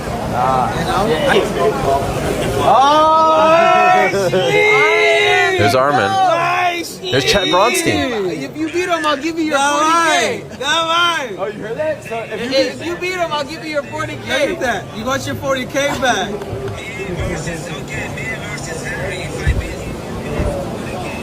Okay, so Armin says me versus Henry there. Ryan's looking fresh. I love the outfit. Shout out to him. Chad Bronstein holding the telephone there. Interestingly enough, from Ryan there, he says, if you beat Henry, I give you the 40K. Does that count as some sort of acknowledgement that like he sort of does still owe him the 40K? He definitely owes him the 40K. They've both brought it up several times. Yeah, I think Ryan has acknowledged already, like he owes it to him but isn't paying him. He's like, you want the 40K? You have to box me. Yeah, well, I mean, if I'm Armin, I'm taking that deal. Who's the favorite in an Armin versus Henry wrestling match? Armin's way bigger. Armin. Yeah. I'm taking Armin, and Armin's come out and said the 40K is nothing to him, so he doesn't care. He has come out and said that, yeah. Like, imagine, he's laughing and joking on FaceTime. Imagine you had someone that owed you 40K. I know, right? I would not be friendly if we showed up on You're FaceTime. like, please hang up and send me the 40K now. Oh, your phone works. Venmo me the 40K, bro. It's going to be interesting. Who was it? I think it was Colby, or maybe it was Armin. You know, there's this rule where if two UFC fighters can't go up against each other in these grappling wrestling matches, right? But I think it was Armin who brought up when talking about the Colby Covington feud. If they're not in the same weight class and there's no chance that this fight is going to be booked in the UFC, would the UFC be okay with it? Because that really opens things up, right? Then you could do Armin versus Cejudo, Armin versus Merab, these types of matches. The world is your oyster. Bo versus Colby. Chad Bronstein had mentioned like talking to the UFC whether they were going to schedule it. Yeah. And if they're not, then maybe they would let them do Bo versus Colby. We didn't mention this yesterday, but Armin has another date for RAF. I actually broke the news yesterday. May 30th in Dallas once again. And he's going up against a guy named Muggsy, who's I guess he's like an influencer type. I'll be honest, I didn't know who Giorgio Poulos was. And Muggsy, who I believe has lost to Giorgio in the world of RAF, but is a big, big star. His real name is Keelan Jimison, has 926,000 followers on Instagram. And I was asking Chad about him, and he says anytime they do like these meet and greets at RAF before, which they love doing for the kids, Kyle Snyder, Kyle Dake, etc., Muggsy always has the biggest line. And, well, I'll tell you, I collabed with them, and 58,000 likes. Not your typical engagement on a fight announcement post. But some people were saying that they didn't like this because he's already he's lost to Giorgio, and Armin beat Giorgio. Anyway, the Armin RAF train rolls along. It seems like he's just competing for them He's Mr. RAF every month. Yeah. I mean, look, even if he's getting, there it is. Shout out to Muggsy with a Z. Even if he's getting like 100K, this is great. 2-minute rounds, 3 rounds. He's generally in shit. It's like, it's probably the easiest money the guys will ever make and has ever made. It's very 1,000%. It's amazing. It's actually brilliant that he's doing this. People that are like talking shit and they're like, oh, go do your wrestling matches every month. If I was Armin, I'd be like, okay, I'll just keep getting paid, man. Ultimately, what do you think he gets in the UFC at best?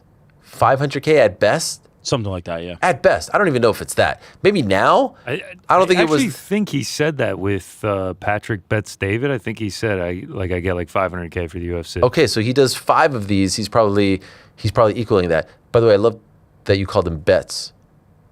What is it? PBD? It's just bet. Bet. Mine, you know. Bet. Yeah, he says his highest UFC payday is just over 500K. There it is. Probably the last one. Like, he wasn't doing that when he was competing against Mateusz Gamrot. That's for certain. He was on the PBD podcast, which I know Frank is a huge fan of. Aren't you a huge fan of it, Frank? Biggest fan ever. PBD, Patrick Bet David. He did say something interesting about the White House card that we had not heard from him, a potential fight that didn't come to fruition. Here's the clip. Did they call you at all for this fight or no? For this card? Were you at all? Yes, they called me for the, Chandler. Ruffy and Chandler? They wanted me put against the Chandler. And then they understood, like, it's bad for Chandler and he represents US. It's like 99.9 that I'm beating him. So, and then they put Ruffy. So if someone had hurt in Ruffy or Chandler, they might call me too. So. Oh, so either one of them, they might call you. Yeah. Yeah, but ideal fight for you. There's it's two a title, people. yeah. You want the title fight? Yeah, I want a title. Yeah. This is a big deal for him. Patrick Bet David, by the way, is, I believe, of Armenian descent. And I believe at one time owned a piece of the Yankees, if not now. Yeah, I was going to ask. Like, I've seen him have massive guests on. I just don't know anything Chill. about it. What's up, Pete? Oh, Pete, you're back. What's going on, boys? How are you? We're really jerking your chain. Tumultuous afternoon over in Dublin for old Petesy. My mistake. I thought the earlier performance meant that I could. No, listen. No, we see. You're just kind of in and you're kind of out. That's it. I tell you what. I want to hear more about this wrestler's court. I'll tell you that much. I am very excited about that. I would watch a 10-part documentary just of stories about wrestler's court. You know what? They've got that Dark Side of the Ring series on Vice. They should do that, right? Like the greatest wrestler court stories, tales of yesteryear. It is from an era, though, that I wonder if everybody will be wanting to share it, right? It's almost like you want to keep 100%. that, No, 100%. the kayfabe, Yes. and also like the... I think a few of those stories got out. I don't think like Undertaker is... dying to tell every single one, yeah. No. What would someone have to do to you for you to defecate in their bag, Ariel? Oh my! For me to do it, or what would I do to someone? Like, no, for you tap the shit in my bag. What would I have to do? I leave my bag there and I do something, and then I come back and there's I don't think I go, think I could bring myself. I don't You think. sound overly eager for this. I'll do it for free, Pizza, if you're asking. No, I'll just, that's Pizza, next. this is your That's thing. evil. I'll make sure to leave my backpack around your that suit. makes me sick. That's evil. That's evil. That is. I don't know how you could do that. Could you make up with someone? Say you've wronged someone, Ariel, and they defecate in your bag. Is there any way back beyond that? Say it's the coaches, the main guy in the dressing room. He takes a gaff in your bag. Is there any way back for you two? A gaff. How many ways can gaff be used? Okay, so here's the thing. Surprise, mate. I thought it was your house. This is a quick Google search because I know this has happened. Not on the work computer, bro. What? Not on the work computer. No. I know this has happened, and the link that came up, which is insane, if this is true. Now I'm just seeing I'm not watching it, so this is like Jamal It's Hill. okay, would be, we're not judging. Jamal Hill would be very disappointed in this. The journalism. Yes. But one of the clips is Mark Marrow. Do you guys remember Mark Marrow? Marvelous Mark. Former husband. Talks X-Pac, Sean Waltman, who I think is a phenomenal guy now, and we've kissed. Pooping is the title in Sable's bag. Oh! In the woman's bag. X-Pac pooped. Yes. Yeah. And this is her ex-husband. He looks like a guy who'd do that. What are you doing? This is her ex-husband? This is her ex-husband talking about X-Pac at the time. No, at the time they were together. Yeah. Talking about someone else. Now that's Brock's Okay, wife. so now here's the other question, Pete. Someone poops in Elaine's bag. This is the scenario. This is Mark Marrow talking about X-Pac pooping in Sable's bag, who at the time were together. If someone went and pooped in your wife's bag, what are you doing? You might Has she been eating chicken over their bag? That's a good point. Let me ask you a better question. If it was Brock era, do you think that bag's getting pooped in, or is that too? You say thank you for the poop. Is that too Brock. scary? Is that too scary to even attempt? I don't know if I'd mess with. I don't know if I'd mess with. Brock's I don't know if this is family. even true, by the way. So I don't want to disparage the great Sean Waltman, but this is what's popping up here. And then there's another Randy Orton one. You're just putting it out. You didn't even read it. You didn't even know. I'm literally. Scott Hall opens up about the most disgusting pranks, pooping in bags. You think he groin chopped the bag after he finished? No, he did the thing on the corner turnbuckle where he did the Bronco, like rode it like that. It's not it's not the bag, but there were some scoundrels back in the day when I was growing up in my neighborhood. Around Halloween time, and they would do this thing called pumpkin pooping, where they would take people's jack-o'-lanterns and take dumps. Nah. Oh God.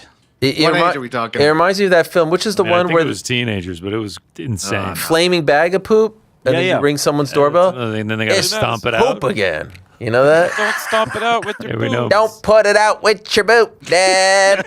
Be quiet, devil woman. Don't tell me my business, devil woman. Frank, you're getting it, but not quite getting he's it. almost there. Verbatim. Gotta watch again to keep up. Scott Hall, the late Scott Hall, was on the CCW podcast, and he said Mr. Fuji, was most known for the poop rib. He passed it on to Kurt Hennig, who passed it on to X-Pac, and if they don't like you, they just poop in your bag. Oh, you have to have status to be able to do it. They have Mr. passed Fuji it down the generation. Mr. Fuji was lineage. And sometimes he explains it would be multiple poops. It would be different textures, and it was like I never really participated in any of that. I was aware it was happening. I never pooped in anyone's bag. No, this is insane. Okay. So you're having breakfast, you're taking Wait. poop, you're having your lunch. I never wanted to see it because some guys would walk around and go, wow, look to me. And I'd go, no, I don't believe you. Or I believe you, excuse me. Then they'd poop in your bag if they didn't like you. And depending on how you sold it, they even did it to Medusa, Alundra Blaze. She came in with a little bit of an attitude. She got poop ribbed. Sonny and Chris Candido, Skip and Sonny, one time on a European tour, they got poop ribbed. And Kurt would do the upper decker. He would go in your room. If he could get in your house, he'd like it even better. He would go in your hotel room and lift the back of the toilet, like the part where the flushing goes. He'd poop in there, and he'd put the lid back on, and you'd be smelling it for days. I have a I've heard of upper story deckers before. That's fucking Okay, but you guys realize that like This is the same Kurt that Ric Flair mentioned roofied him last week on the program. I would not want to hang out with this guy. you know that I'd watch Shaq a does this documentary, too, though. right? No, I know about the upper decker, but it's just crazy to hear Have you? people talk. Do you know what a kettle is? Like, do you have a kettle there? Yeah, for You the don't tea. drink a lot of For the tea, yeah. Yeah. So you boil the kettle. Of course. I have a friend Poops once in that? who went to a party. It's late. Stop. Doesn't really like the vibe. Who are these people? Shits in the kettle. Puts it on boil. Leaves the house. God. Why? You put it on boil? Well, all right, you ready? Bad motherfucker. Here we go. That is grounds for fighting someone. I'm on a Reddit thread from 9 days ago. Uh-oh. Every documented incident involving Shaquille O'Neal, his own feces, and his teammates.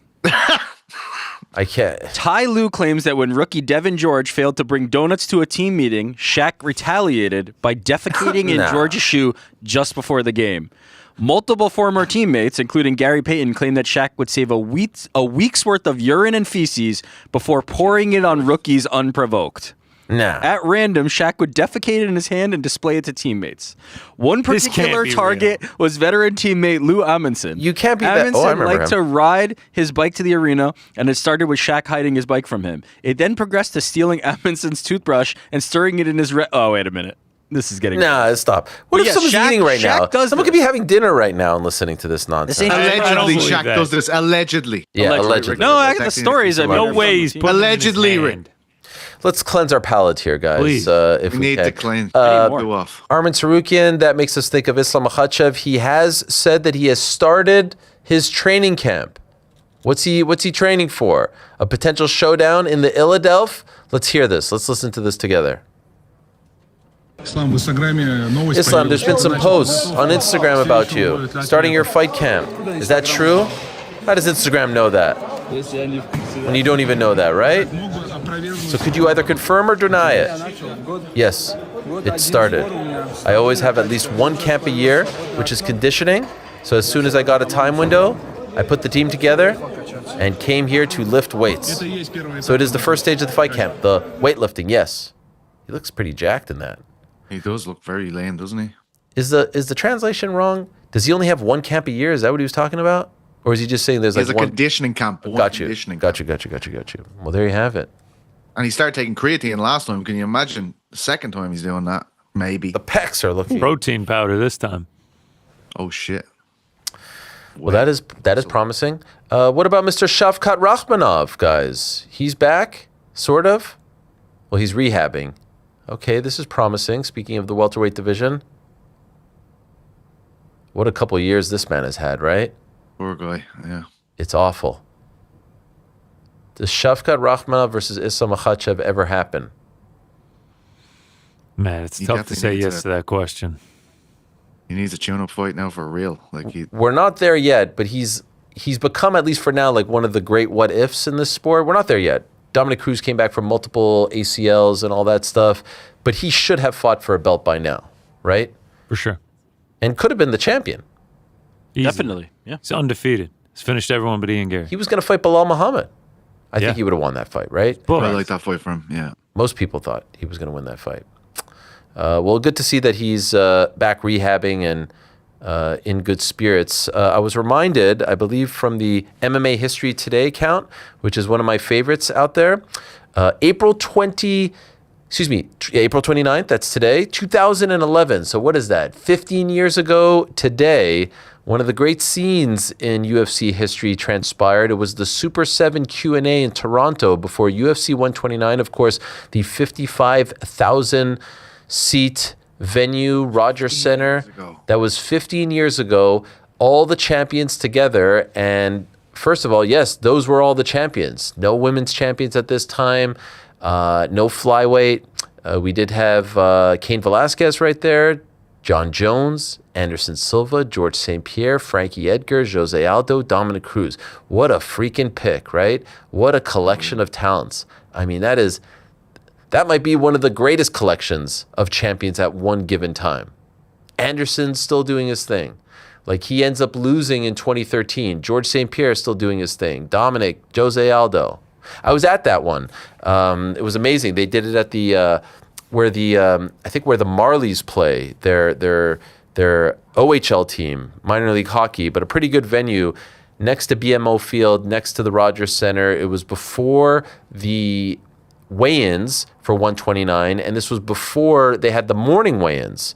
So this was the actual weigh-in. And why do I bring this up? Because Jose Aldo was fighting on that card the next day. And if you look at Jose Aldo, you could kind of see that he was a little bit miserable. Now, George St. Pierre was also fighting on that card the next day against Jake Shields, but his cut wasn't as bad as Aldo's at that time. So both guys deserve a ton of credit. They're sitting there cutting weight. Like, obviously, they're not Didn't Aldo leave early, Ariel? Did Aldo leave early? Like, because he had to cut more weight? Yeah, he was dying up there, as far as I remember, and he just he did a certain amount of obligations. He was like, right, I've got to get out of here. I might be incorrect on that, but that's how I remember it.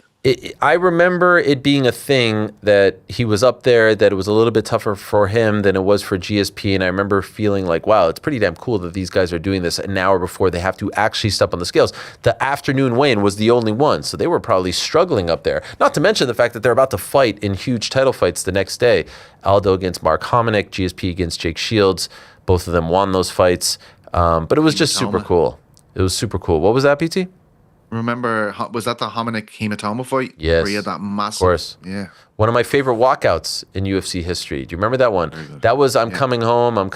But before it was overdone. And he was sponsored by the Hamilton Tiger Cats of the CFL. And he came out wearing the Ticats hat, which the place loved. Erupted, Hamilton, not too far from Toronto.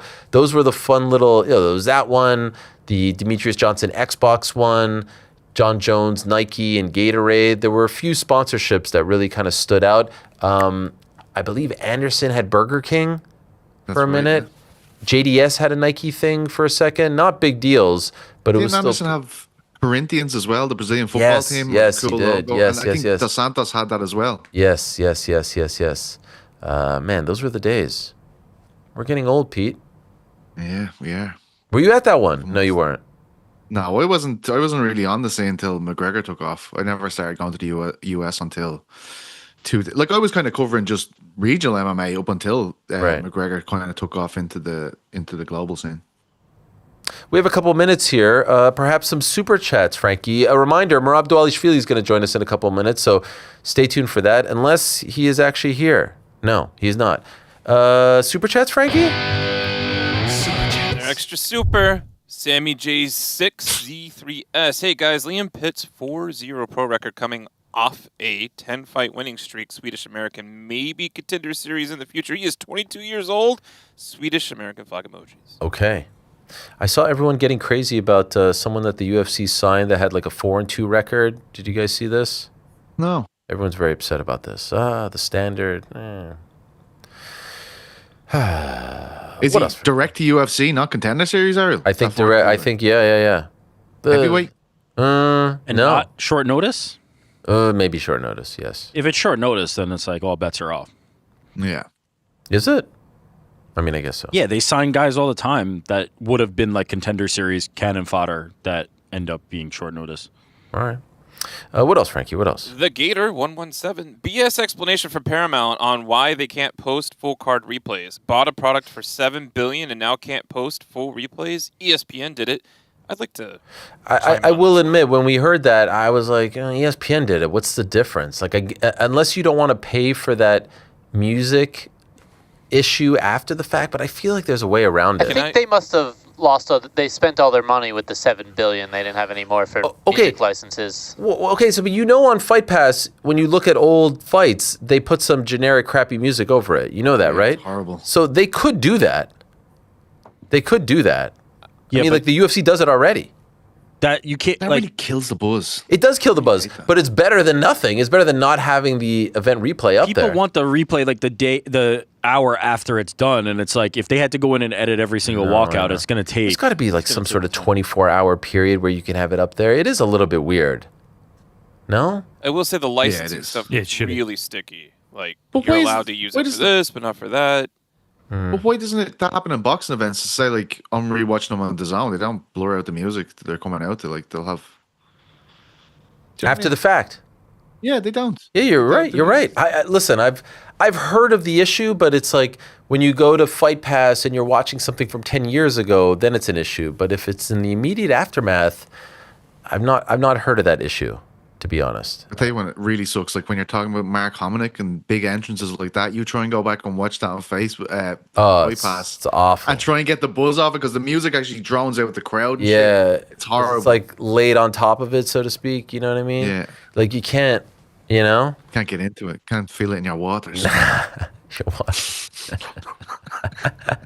Oh, what else, Frankie? What else? NBU 90, Ariel, snag Lou DiBella for an uncrowned podcast. Oh, man, I don't know. I think everyone would hate us if we did that. I think Lou, for us, is best served like every 4, 5, 6 months, you know? He does his own thing, he checks in. It's a real journey just to get him to show up. You know, he kind of goes dark for 48 hours, then you're not quite sure if he's actually going to show up. It's a lot of fun. Did I get the Yoel Romero birthday wrong? I mean, it does actually say, it says his birthday is April 30th. Yeah. But I did get it I got wrong. duped as well. Okay, you got duped too? Yeah. At least you didn't get like a cake or anything this time around and say. No, I've been known to screw that up. Like, Tapology says April 30th. Wikipedia says April 30th. Like, who's to check, you know? What else, Frankie? What else? Actually, ZW2242 Okay. says maybe Dana simply couldn't hear the 100-plus Secret Service agents screaming down at him.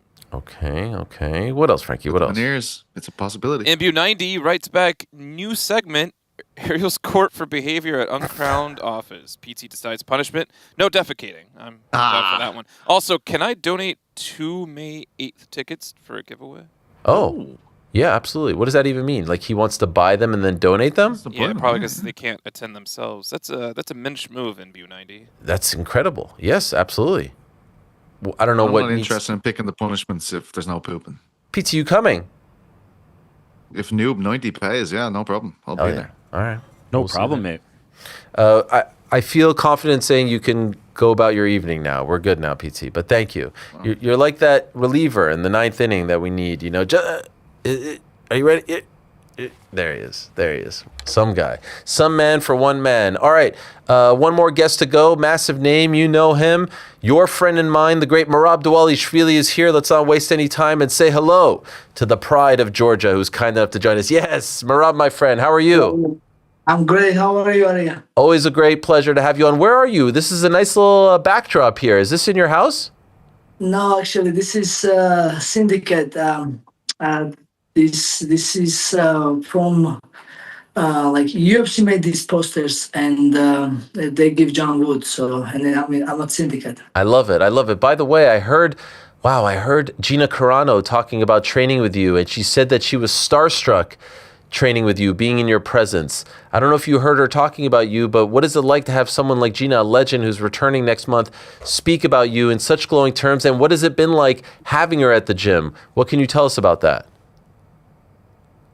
Of course, it was great honor for me to train with her, and I was surprised, good surprise, how good she is. And Ronda Rousey has a judo background. I have also judo background, and of course, I always support judo. But I won't be no. And I think Gina Carano will win this fight. You know how good she is. Because when she was fighting, I was very young and I was not even in MMA. I never see her fight before, but like when I training with her, I was so impressed. And I watch her like everything. I check all the fights, and she's real deal. And I think she can beat Ronda Rousey. Even it's gonna make. UFC fighters look bad, and she's gonna make judo also look bad. But I think she's gonna win. But Merab, she hasn't fought since 2009. She's impressed you the way she's looked. Yes. Wow. Yes, she's training really hard. I'm impressive. Like I saw her like maybe like 1 year ago, or like maybe it's been like 9 months or like long times ago at Syndicates. And then she was just training by herself. Like she was very like respectful, quiet. And then I was like also because how quiet she was training and like this. I don't even in approach her. Yes, and then I don't want to bother her and stuff like this. And my friend was, oh, I'm a big fan and everything. But I see the change, like even her body change and her training change and everything. And she's really training high level. And I think she's gonna deliver. Have you been actively training with her, or just a couple times? Just a couple times. Like I would love to train with her more. Now I did see again even this morning, but I haven't training with her. She was in and out like training because I'm sure like traveling and stuff, and I was also like a little bit traveling. But maybe we have some time before her fight, and I would like to train more.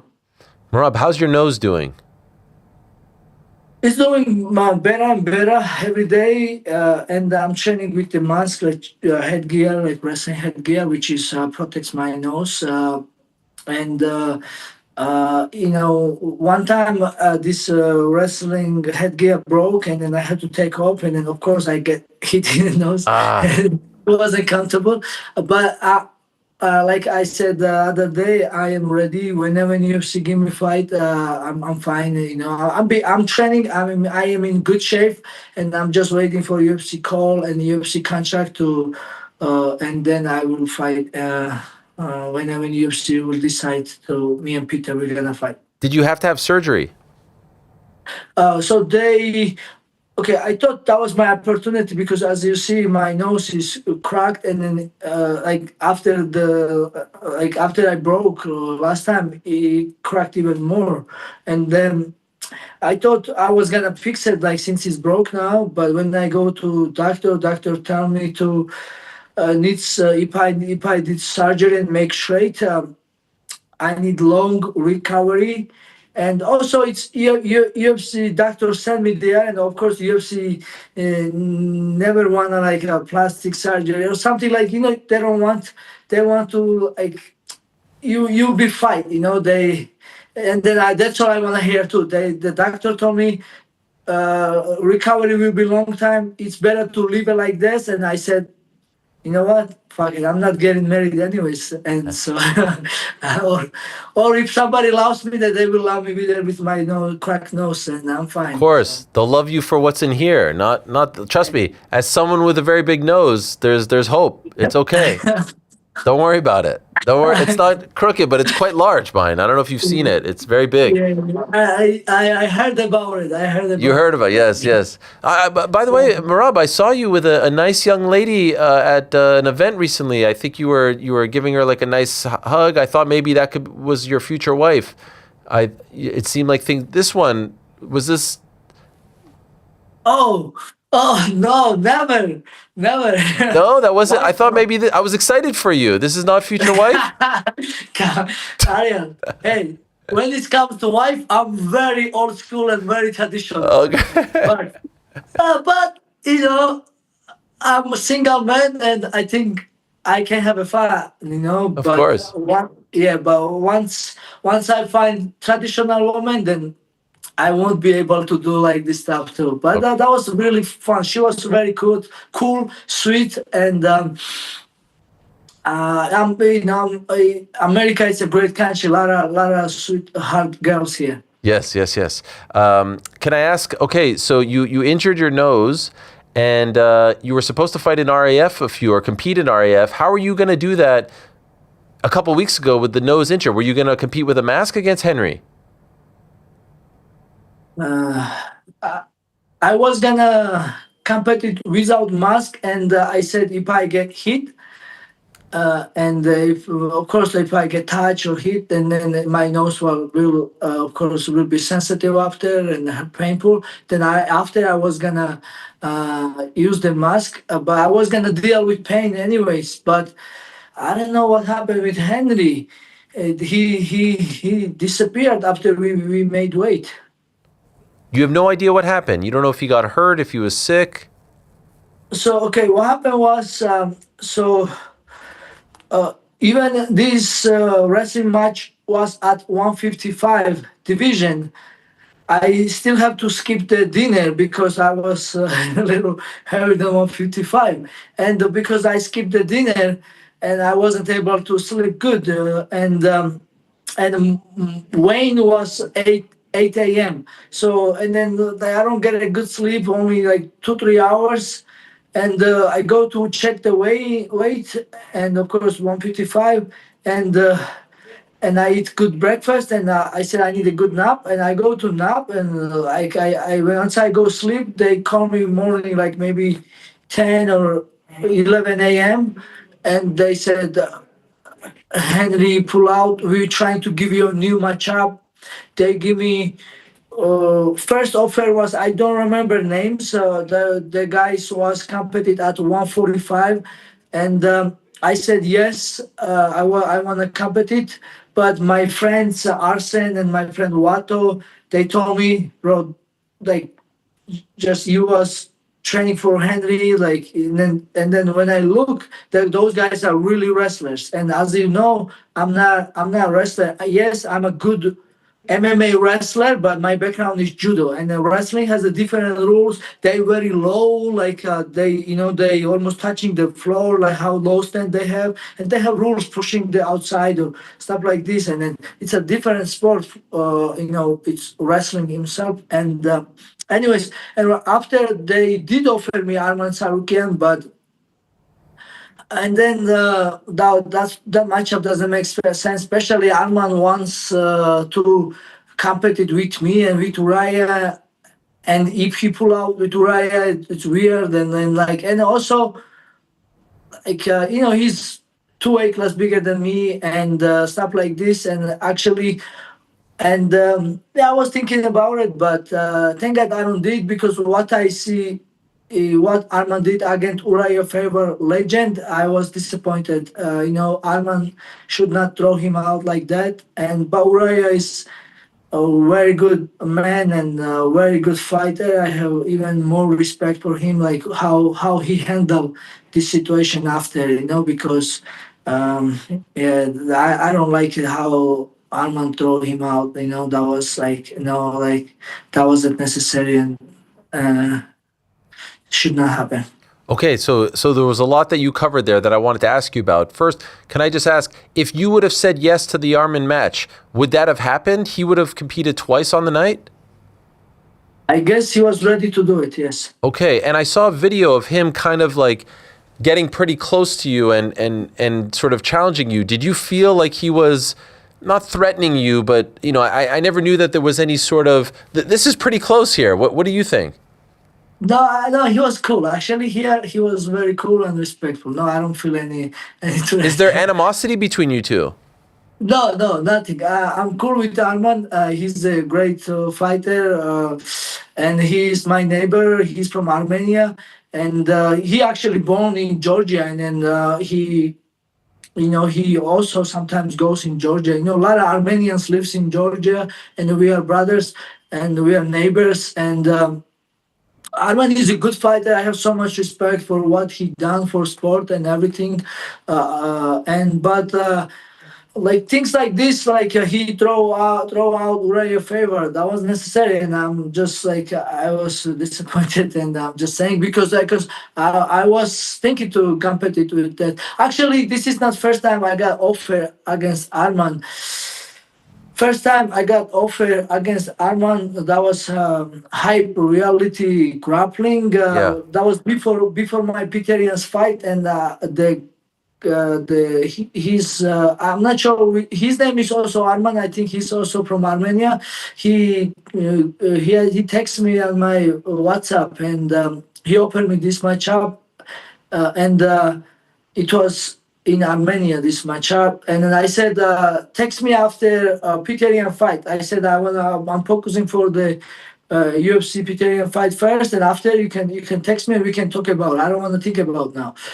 And then after the fight, of course, like I was a little bit vacation with Mark Zuckerberg in Hawaii, and after I go to Spain with Ilya, and I never heard about it. I forget about it. And then I thought also Arman was competed against Shara Bullet, and then like 3 days before the matchup, but I was like 4 days before New Year or something. I was with Ilya, and then I got a call from the same guy, Arman, his manager, and they said, "Can you still do it?" Like a 6-minute match, like a grappling match against Arman, and I wanted to do it so bad because it was only 6 minutes and submission only. Once this rules it was good for me. We all know Arman is a better wrestler than me and better grappler than me and bigger than me, but because of the rules, I was gonna compete, and I was thinking too I can get the draw, because if it was no submission, and the matchup will be draw, and then that will be such a little bit like I was feeling a little gangster if I will take it in 3 days notice, especially I was in vacation, and then I go gym next day training in jiu-jitsu, but as soon as I train jiu-jitsu, my cut reopened, and it was impossible. It was even bigger open, and then I tell them to no. That was the I got first offer like this, and then this wrestling was second offer, but this time, like I said, I don't really want it because it's a wrestling rules, and Arman he's in different weight class. Okay, so this isn't something you want down the line. No, especially like I said, after what he did against Ray Favor, I don't want to do it. Okay. Because, no. Because I don't want to fight Arman, because if he did like this some kind of stuff like against me, then it's a fight, and then we don't want to fight. Of course, I said I'm cool with him. He's a good fighter and a good guy, and I was just. I don't want to fight against him. Like either street or either in MMA. Well, you are competing against Frankie Edgar. That was announced this week, May 30th in Dallas. To me, this is sort of here it is. This is sort of two. I consider you guys Northeast legends because I connect you to New York as well, and he's New Jersey, and obviously 135 champion, and he was 155 champion, and this feels like a dream matchup to see you two next to each other, and especially in wrestling. How do you feel about this matchup? What does this mean to you? Like I'm so honored to do wrestling match against Frankie Edgar. When Frankie Edgar dropped weight class and he came to our weight class 135, we was in same weight class, and to be honest, I never wanted to fight against him. He's such a legend. I have so much respect for him, and he's a good father now. I'm sure his son wrestling too, but does wrestling, and he's legend himself, a very great man.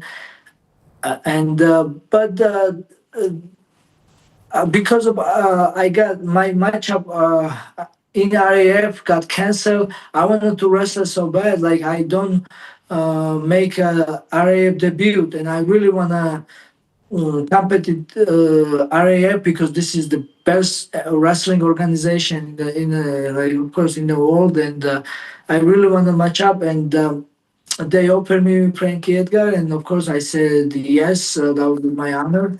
And now we have a match, which would be great. And then, like I said, I don't want to fight against him. Never want to fight against him, like legend like himself. But this wrestling match, it's like a challenge for me because I'm competing at his sport. He's a wrestler, real wrestler, and I'm a more MMA wrestler and judo guy. So, and it's gonna be good matchup. Interesting. I'm also interested how I can do it in wrestling and against legend like Frankie. Yeah. I think it's a really fun matchup. These are the types of matchups that RAF has been putting together. Do you still want the Henry one? Is that something you're still pursuing? Actually, I do wanna, but oh shit. Oh. Oh, you're gonna move this one. All of them are gonna fall. Yeah, no, it's good. Trick my chair. So okay, I do want if Henry is healthy, and I do want to compete against him. I thought Uriah Faber told me he must have some family problem because how he left. Like he said he has injured, and as soon as he announced this, and he left, he go back to Arizona, and he has a family, and Uriah Faber said maybe he's some family like something, and then and that's why I was so quiet and I was just respectful. But now he did say another interview. He said he felt he was gonna get injured, which is weird. So I'm not sure. I'm not sure what's the. But I don't know. If Henry wants, I would love to wrestling against him. I saw him speaking to you in Russia. Did you get annoyed when he did that in Russian? I don't like it because, like, he speaks Spanish, and I speak Georgian. So why? And then we live in America. So why we need the Russian here? Do you think he knew? Do you think he knew about the history, or do you think he innocently thought that you speak Russian? I wasn't quite sure. Do you think he was trying to annoy you? I'm not sure. Like he's called himself cringy, so sometimes it's cringy. That was his cringy moment there, and then especially second time, maybe first time he don't know, but like that area, Eastern Europe, like we all understand like basic Russian, like because like a lot of Russian lives there, and then like the Russian language is like a big language. And we all understand like it's Spanish here, like like here like gracias and bueno and mamacita and stuff like this. And yes. So same. Maybe first time he don't know, but second time when I was married, he still talked to me RAF like Russian, but like why? And then I'm so mad sometimes like they call. Like other, like all these Caucasian people Russian, but they're not Russian, Yes, they're not. Russian people are different. Even Russian people don't call these Caucasian people like Chechen people or people from Dagestan or Ossetia people or Kabardino-Balkaria or Ingushetia people. Even like people from Moscow or like Central Russia, they don't consider them as a Russians. They call them black ass, Chornizhov. So they don't even Russian don't call these Caucasian people Russian, and sometimes in America they all call these great fighters and great Russians because they all from some Chechens, Dagestan, Ossetia, like I said, Ingushetia and Kabardino-Balkaria and all these small countries, small like area.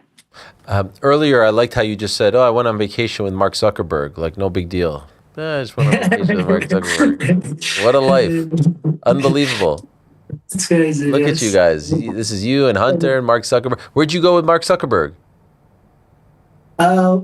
Yeah, he been inviting me like a long time, and right after Peter Yan fight, I had some time, and I was gonna take some time off, and then right after Peter's fight, week after, it was Giga's fight, and I go to visit.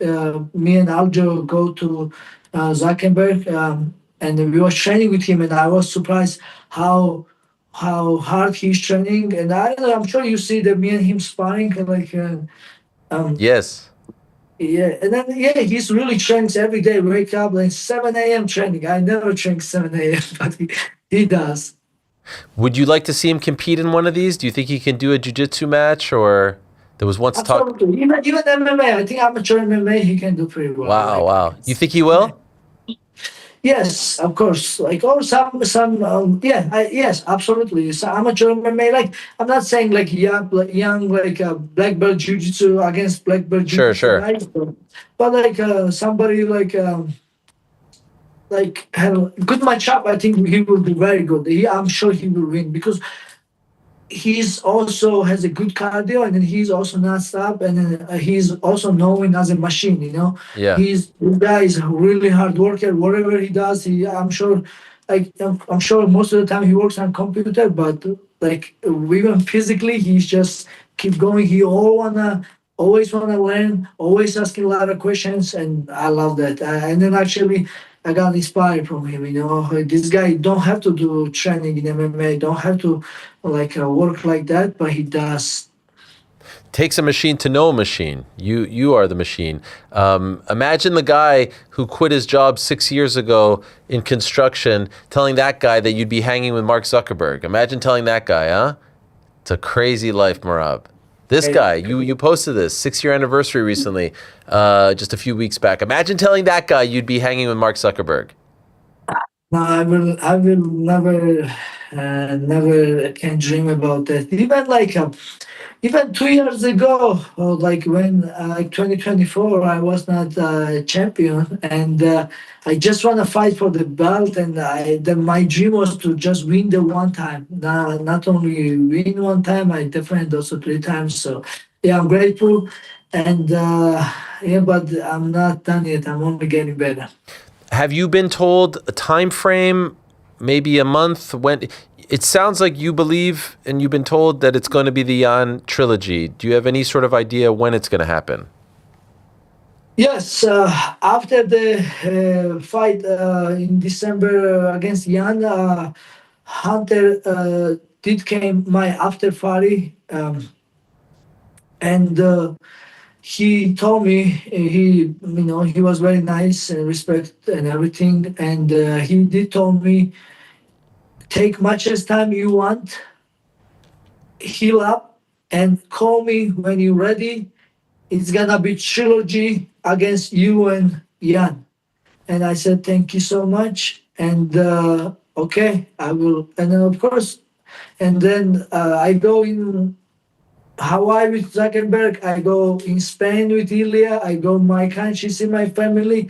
And when I come back, I call him like months later, and then they started working. But of course, and then Peter did some small surgery on his back, and that's everything changed after that. I was hoping to get fight before White House card, because UFC did say that most likely our fight won't be in White House. So that's why I was hoping to get fight against Ian in May. So and then I don't want to move, but now we all know. I mean, now I'm guessing our fight maybe hopefully in August, because if we are fighting in July, they must call us or they must announce it. Because I'm thinking maybe they're pushing in August. So, but whenever I'm ready now, I'm not champion and I can call, I can push when, especially Peter has a belt and that's his choice when he want to come back. When I was champion, yes, I was telling UFC to give me fight as soon as possible, whoever is the best contender. That's what I did 2 months after when I fought Corey Sanhagen.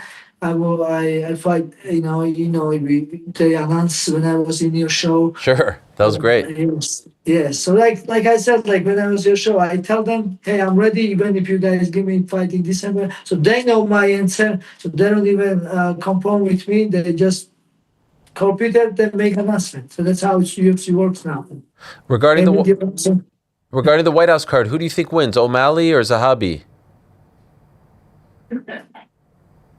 I like Zahabi, but of course I'm rooting for Sean O'Malley. And I think Sean O'Malley will win this fight because, he's where he has a good knockout power. And I think they're gonna strike. And because Zahabi is not a good wrestler like me, and MMA wrestler, I would say. I'm not a wrestler, so MMA wrestler like me, and I think Sean O'Malley will win. I like how you say, of course I'm rooting for Sean O'Malley. That a lot of people might think you will. Why, of course? No, I love him. Now I love him 10 times more. Okay. And the only heartbroken moment was against Sean O'Malley when he win against my friend Aljamain Sterling. But that was Margada. He stopped early. Like that wasn't his fault. That was Margada stopped early fight. What about Aljo this weekend? I know you were there. He looked amazing, right? He looked incredible. He looked himself like he always does.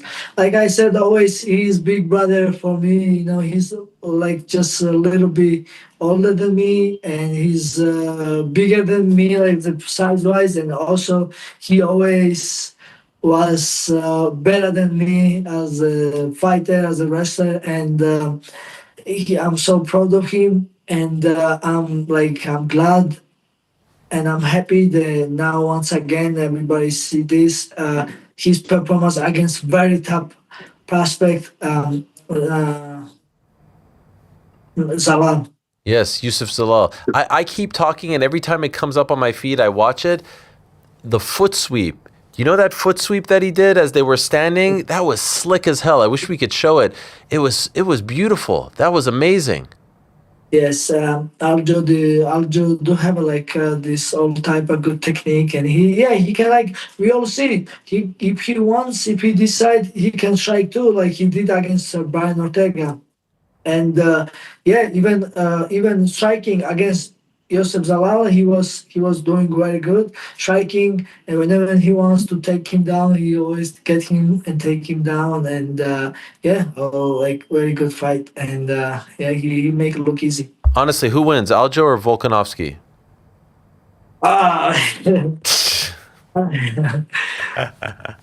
That's a tough one. No, of course, Aljamain. Of course, you have to say that. It's your friend. Much as it was even when my brother Ilya Topuria was fighting against Alexander Volkanovski, this fight was almost I don't want this fight. Of course I want my brother Ilya win the belt, but same time I love Alex Volkanovski too. But now again, I love Alex Volkanovski, but he's fighting my brother Aljamain Sterling, and of course Aljo must win a second belt, and he needs that, and he's going to win that. And Volkanovski, he already win enough, so he's fine, he's fine. By the way, speaking of Ilya, we had him on the show last week, and I asked him about when you came to visit him, when you were there at the beginning of the year, when he was going through his tough time, and I loved what he had to say about you, so I just want to play it for you really quickly and get your response, okay? Here's Ilya.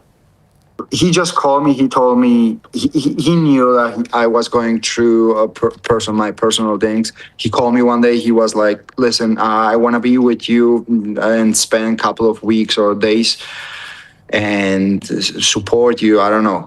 We can train." And he came as a brother. We spent some time together, and I love him. Everyone that knows our relationship, they know that I respect him and love him as a brother. What a good friend you are, Merab. That was beautiful that you did that. No, Ilya is great, and of course, like we are family, and I love Ilya. He's like you guys don't know. He's even he's a great fighter, but he's even 10 times better human being. A great friend, a great guy, and he's really my brother, and I'm proud of him. You do have, Merab, we love you. Everyone loves you. Everyone loves you like a brother. But I saw this video of you. You do crazy things. But when you climb the building, Merab, this makes me very nervous. You can't do this. Well, you have too much to lose, Merab. You can't be climbing buildings like this on the street. This is crazy stuff. You're in the prime of your life. You have babies to make. You have a woman to marry. You have a family to grow. Hey, I have two brothers, and they already have a kid, so it's okay. Even I born one, I will die once, and I am not gonna change. I am who I am. I'm still gonna climb. I'm still gonna do crazy things, and I'm still gonna. You could have waited for him to come down. He could have come down and met you on the ground. I wasn't sure if he wasn't able to come down, but yeah, he said. He was from. Look at this. Look at this here. You get this is a big. Look at this. You're like Spider-Man. On the railing. Yeah. Just another day. Yeah, just like it's my instinct, Well, that's what we love about you. Congrats on getting this match. I like this match very much. I'm looking forward to it. That's a great card, by the way. Your good friend Chris Weidman's on that card too. RAF 9 in Dallas on May 30th. Chris Weidman against Colby Covington. Gable Stevenson on there. Armin's on there too. This is great matchup. Yes, Chris Weidman, my brother, another mentor and another guy who I looked up when I started my MMA career. When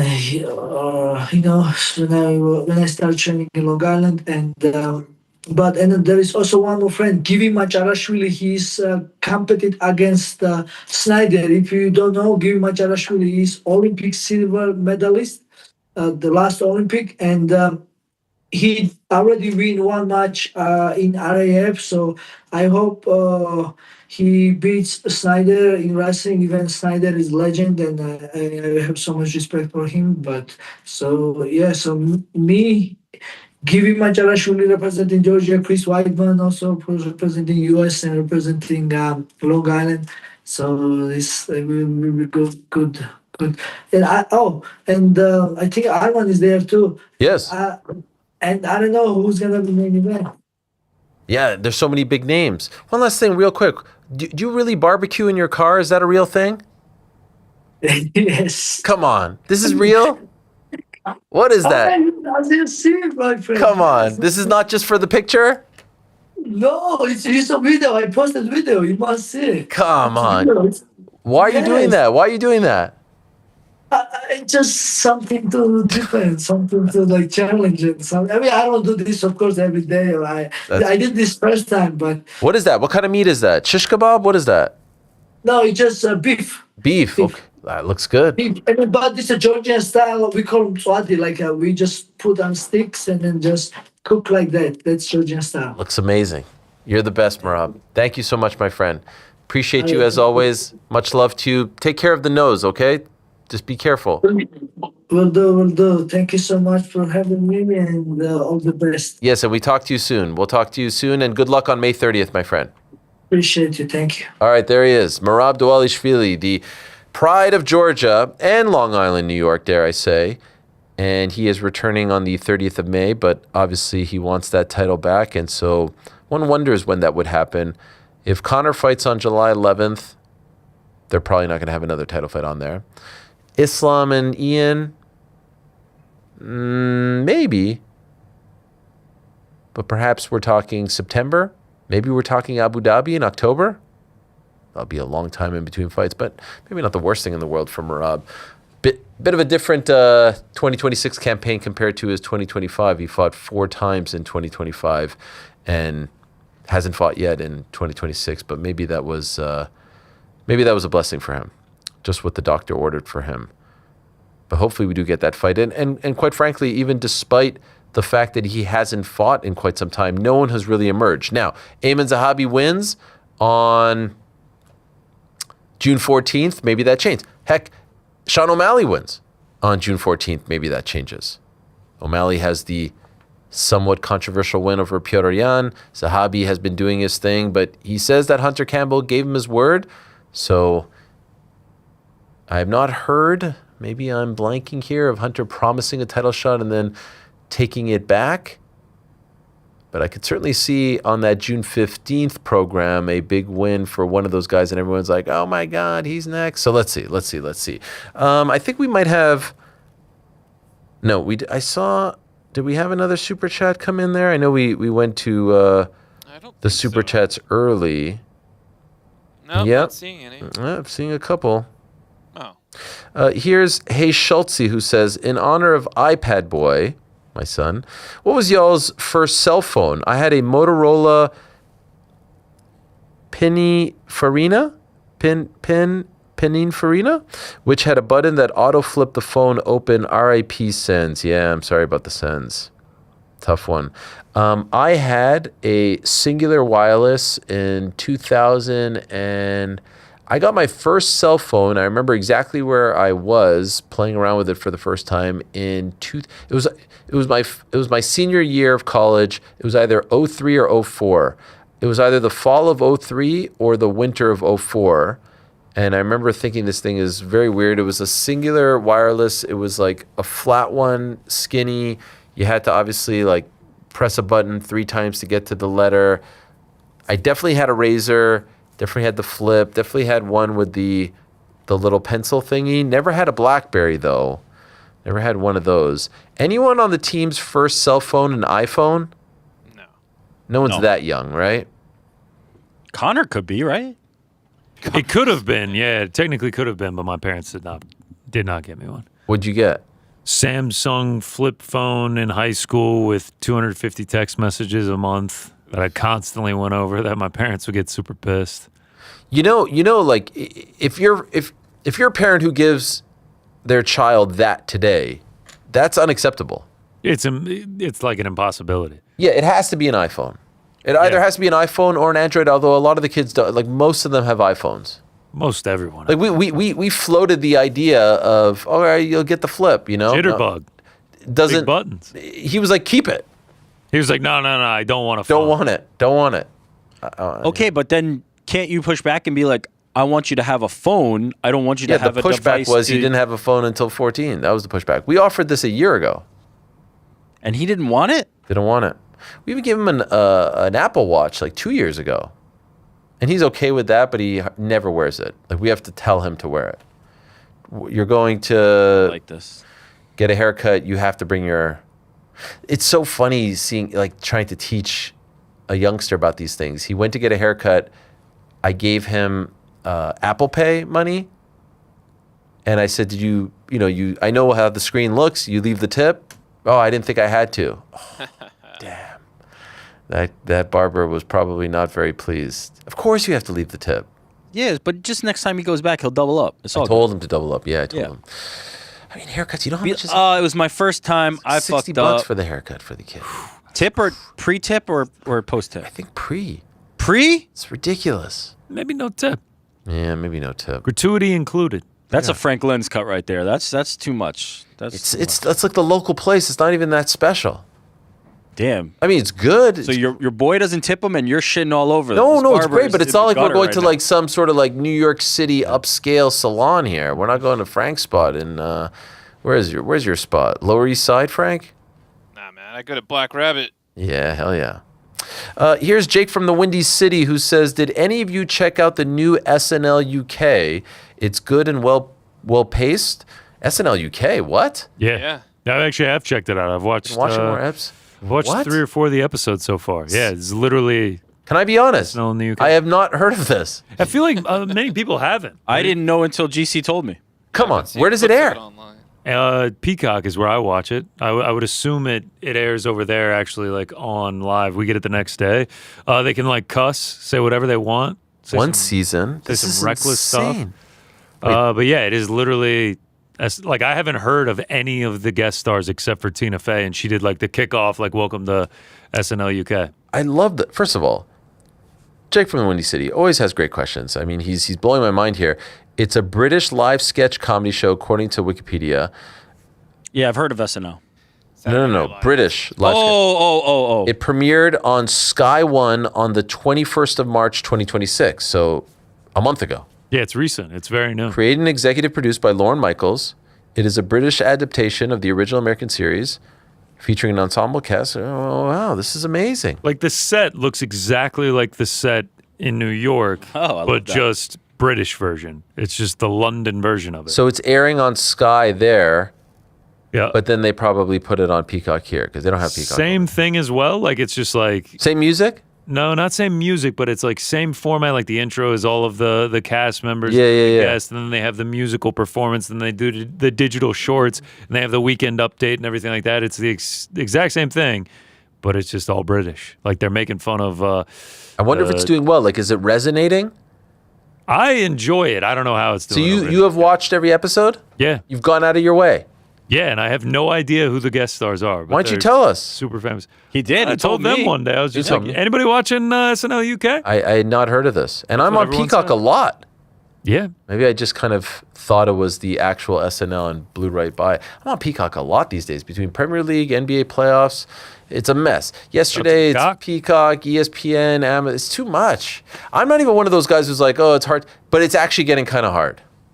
It's getting you are kinda- that guy. Wait, you said you're not one of those guys. I feel like we had a whole discussion the other day on how you are that guy. No. That guy. When they You're that guy, announced pal. the new NBA deal, everyone's like, "Oh, it's getting so confusing." And now there was a playoff game on ESPN happening at the exact same time as a playoff game on NBC. That would never happen back in the day. There would be like one day is all TNT, the other day is all ESPN. Not on two, and then you got to go. Okay, so now I got to go. What to day Peacock. was that? Because I feel like Yesterday. they have been. No, yesterday. This Those happened. weren't all on Peacock yesterday. I watched on No, Peacock. because I actually at halftime of the Knicks game, I wanted to see the fourth quarter. There were 5 minutes left in Celtics Sixers. Celtics Sixers would have been the one on ESPN, right? And it was on That the one I ESPN. didn't And so I'm see. looking on Okay. Peacock. I'm like, where's Celtics Sixers? Yeah. So then I open my Yahoo Sports app and it tells you, and I'm like, what? ESPN? Why is it I on do feel like they were mostly that though. Like I know the games were on No, Prime. I was today. watching. Today. It's split up Amazon. again? It's split up. What's the game? The shitty Raptors Cavs. What's the How odd can you one say out? that about your own They team? suck. The East sucks. The Cavs suck. The Raptors suck. So Magic Pistons is on Amazon. Yeah. Raptors, Cavs is on ESPN, and then course. Rockets Lakers is on ESPN. Oh, so ESPN gets the double, but double like the today. one Amazon. Now I got. How do I switch back and forth? How could you ever? Who Exit could figure your that app. out? Nah. You enter the other app and you hit Who play. could do it? Plus, like NBA playoffs is going to be front and center on the app. Where's NBCSN, by the way? Because that died, and now I think you have They it. have that still? They brought it back, I think, on YouTube TV or something, Are you asking because there will be NBA games on that? and Peacock. Watch a lot of Tour de France on. Oh, it's NBCSN. also on NBCSN. So NBCSN was a channel, which, Yeah. which was OLN, then Versus, then NBCSN. Yeah. Then it died a few years ago, but they've now brought it back as a streaming only thing. I think only on YouTube. Oh shit. YouTube TV, yeah. Yes. October 2nd, 2025, they announced a new agreement to relaunch Just it. on YouTube. It was part of the deal when they split and all that stuff. But I don't know what's on like at 3 o'clock in the afternoon on NBCSN. I think it's just a streaming thing. Yeah. It's not like a 24-hour channel. But anyway, so tomorrow you got to go from ESPN to Peacock. If you got NBCSN, oh my God. You're kidding me. How could you? Here's something from the Wall Street Journal before we go. Liv plans to tell players and staff by Thursday that Saudi Arabia's public investment fund would end its funding for the Upstart League, but the PGA Tour isn't yet ready to welcome back those who jumped ship. So I guess what people thought was coming, an inevitability, is actually happening by Thursday, which is tomorrow. This is like the longest. We've known about this for a month already. Here's my question. I know you're a big golf guy, GC, right? To a degree.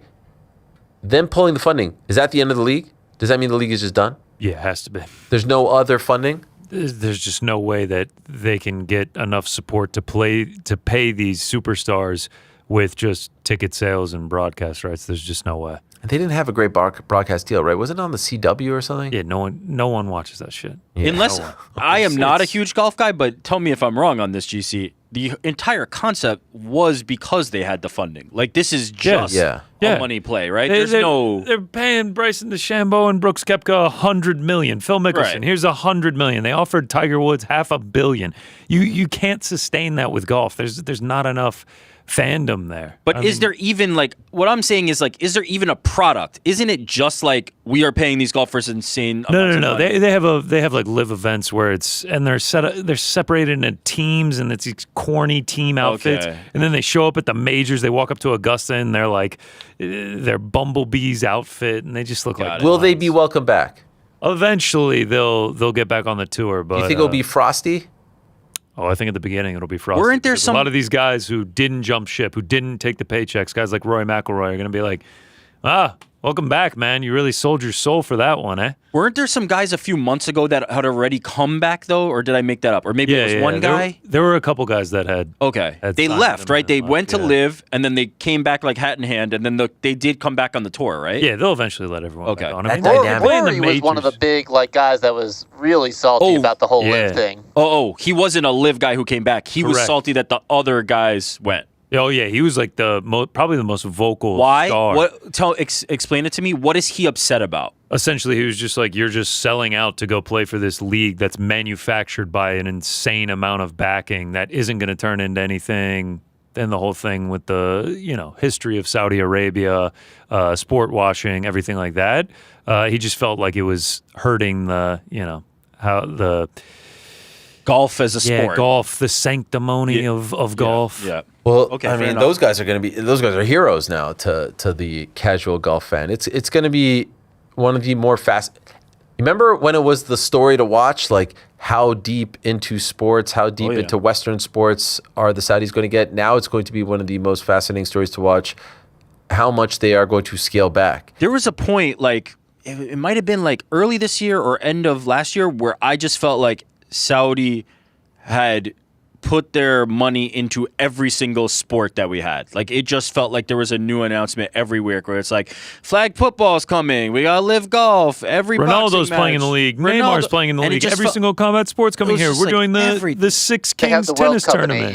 Yeah, the World Cup announcement, all this stuff. No NBA though, no basketball. Yeah, no NBA. Oh, trust me, the Riyadh games were coming. No Major League, no NHL. But yes, I know what you're talking about. Yeah, and it just felt like there was this one stretch where it was just like every announcement, boom, boom, boom, boom, boom, and now all of a sudden it's like almost like not that long after they're pulling it all out. I think you could make an argument that their the investment ROI was not the ROI for itself. Yeah, I mean the flag football thing got a little weird there, right? Yeah, they pulled it out, right? Like they're not doing it there. Well, no, they did it there, but then they moved it to LA, and I think they had no involvement in the end with it. Yeah, that's what I'm. Yeah. I mean, the two big things that we care about, obviously, combat sports, boxing. There's a part of me that wonders if AJ Fury will be Turkey's last hurrah. Wow, you think? I don't know. This is just me talking, but who was it? Oh, Lou yesterday. Lou DiBella, yes. Turkey has enough funds to do this on his own. He doesn't need the Saudi government or anything like that. He could do this on his own via the ring. So I'm not suggesting that it's going to be the end, but that would be a great last hurrah if it was one. There is also a big difference between Turkey funding it and the investment fund funding it. Of course. Especially in terms of the deepness of the pockets, but also just the optics of it. That was super interesting that he said. The other interesting thing he said was he suspected, and this was, again, speculation, he didn't say that he knew this for a fact, that the deal with Zuffa Boxing, they would have had the money up front. Yeah. That to me, because that's good business. A month ago or so, I don't even remember how long ago, we had a conversation where when this was starting to take hold, when they were talking about the Saudi money coming out of sports, I said, I don't think they would. Zuffa, I think, would get out of if the funding was gone, that would eliminate that altogether, right? If you get all that money up front, you've got all these TV deals already, then the money's there. There is no funding being pulled. That would be very interesting if they had actually secured all that money in the front, that they don't have to worry about it coming, the monthly deposits or however it would have been financed previously. That's interesting. Which leads me to the second point, which is WrestleMania next year, which is a massive, massive deal. And so if they are operating that way, one would think that maybe that money came up front as well. So a huge story to follow. It's going to be very interesting. One last super chat, and it feeds into the goodbye here. Great show, crew. We taking an all Aussie main card parlay this weekend. Tuivasa into Pericic, into Urseg, into Salkield, into JDM, LFG. This is from James Fry, SYD. I presume SYD is Sydney. You going with that, GC? All Aussie main card parlay? They're all favorites. Hell yeah. Trusting Tai Tuivasa and Brando Pericic in your parlay is tough, but we got to support the Aussies. Tuivasa is the fave? I know it's a short notice fight. -210. Hell yeah. I like that. By the way, James Fry, I had to look it up because I wanted to confirm it. Oh, same guy? This is my guy. This is the guy. This is my guy. Give James a shout out. James is an absolute legend who may or may not have Sydney chosen the direction of our Aussie football The team. boys in the back are bought and paid for. That announcement will come tomorrow on the program. You'll see tomorrow. But shout What a out to plug. James Fry, an absolute legend. What a freaking plug. 415 sub BITB. It's become a staple. It's my favorite part of the show. Sometimes when I don't watch the beginning of the show, can't watch the beginning of the show, I make it a point to tune in live just for the voicemails. I love the voicemails. I'm actually kind of jealous of the voicemails, if I'm being honest. I love the interactions and the stories and the characters. So there you have it. That's tomorrow. What's the pound for pound? Oh, pound for pound is going to be good tomorrow. In honor of Carlos the Nightmare Praches, nightmare scenarios. Just in general, in life. Yeah, where you find yourself and you're like, this is a nightmare. I've had a few of those in my day. We've had many of those in our day. Hey, listen, if you ever What's your want to top submit a guest pound for pound, we would accept for sure. First thing that came to mind was bathroom in Egypt, brother pooping on the ground, the trail. Number two? The shard around the Middle East. Same trip. Well, and then number three, when you hit the curb and almost shit your pants. That was awful too. Got to be up there as well. We can do the list right now. Number 4, me turning the stream into a member stream. That's another nightmare. You got it. Is that your nightmare or their nightmare? I mean, it was all of our. Yeah, it's it. Yeah, it's everyone there. Anything that when it's happening, the sweat's starting to build up on the forehead, and you're like, this is a nightmare. That pre-show text where somebody says, Dave, this is what's going on. I had one this morning. Always a nightmare. Yep. Actually, not even this morning. Literally 10 minutes before the show. Main card, by the way, at 7 a.m. So it's not the worst. I know some people are worried about the early start. Main card's at 7 a.m. Eastern on Paramount Plus. Talking about the JDM Praches card. So that's that's actually, for someone with young kids, that's actually a brilliant start. Absolutely beautiful. Knock off Inoue and UFC. Yes. Inoue Ring Walk is estimated for 8 o'clock Eastern. Oh. Like, I'm talking. Oh, my as God. As good as it gets. A beautiful spring morning, a Oh, nice cup my of coffee, dear. a little breakfast. Someone who has a kid who wakes up at 6:30 in the morning now, this is the best. This is the best. This is the best. This is prime time for you now, Jordan. This is better than like a 7:30 p.m. tip. This is better than This is better than a 7 a.m. Tottenham Hotspurs start because no one wants to watch that anymore. Is that happening? I don't know. Is it 7 a.m.? I really don't want to watch. Yeah, it's a big one. Well, we got Forest tomorrow, Europa League semis. Who would have thunk it? What is the game? Let's see. Spurs? No. Well, you're in the clear on Saturday. Sunday? 2 p.m. Sunday. Relatively late See, that's start. great. That's my prep time for Monday's show. Can't pay attention. PT will text me when his dad's screaming at the TV. A rare Monday morning Forest game against Chelsea, which is a weird one. A 10 a.m. kickoff for Forest. Oh, by the way, before we go real quick, who won? Did Arsenal win? 1-1. Oh, in the 90th minute. Yep. Holy smokes. Actually, it's about to wrap up. 96th minute. Okay, that's not bad for them. Away. I want Arsenal to make the final. I know a lot of people hate Why Arsenal. does it feel like these leagues take 6 years to like? I've been hearing you This is guys talk Champions about League. this shit for This forever. is different. Premier When's it League, over? Champions When's League. it There's over? Carabao Cup. What's there's the FA difference Cup. of like the NBA starting in October? Yeah. and I doesn't wish end it till wouldn't. June? It's shit. It's too long. I So this wish is it Champions League. No, but this Okay. is going to wrap They're up talking real Premier quickly. League. This is now Champions. No, because I hear it seems like I've been hearing for 9 months now. Like we're in it. We're in it. Big 2 points. 4 Three, points. It's in this. 4 games left. 4 matches left. It's dicey. But tomorrow's Europa League semis against Aston Villa. Oh, Forget about Europa League, and then you got to gear up for the World Cup, baby. Oh, I can't wait for that. We need to figure out what are we going to do about that. Like how many, are we going to go to bars? What are we doing? I will be attending a few games. I will be. I know, but not here. USA bars for sure. If you're real about the England, we're going to the I would England love Panama to game. go to the England game. But those down to boots. Those prices. Nah, prices are going to drop, bro. All right, gentlemen, it is time to say goodbye. What a day! What a day! I mean, I just want to point out to everyone, Chael was supposed to join us at 1:15. We hope he's feeling better. Peace and love. Peace and love. We, on 10 minutes' notice, spoke, and thank God for Sean Strickland and his crazy comments. Spoke about all sorts of things, not just Sean. City Winery, May 8th, for about an hour and 15 minutes. We improvised on the fly, no prep. Everyone, picked up the slack. Ain't that what journalism is? Did their thing. Great discussion. It flew by. It wasn't even like we were struggling. I'm very proud. And then the Matt Hardy conversation was just tremendous. What about the cameo from Luis Palomino? And what about the birthday boy, Yoel Romero? I'm going to now call him Joel all the time.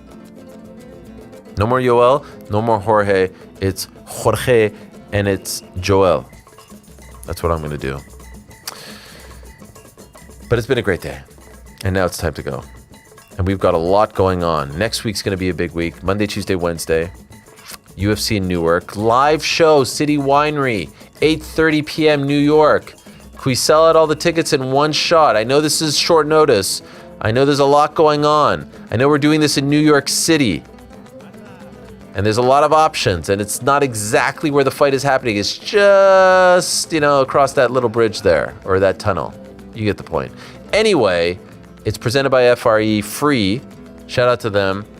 And then we've got the watch party, post-show, LA shows, Netflix shows. What a time to be alive! Thanks to our guests, thanks to you, thanks to them. Back tomorrow, same time, peace. I'm out here. Brother.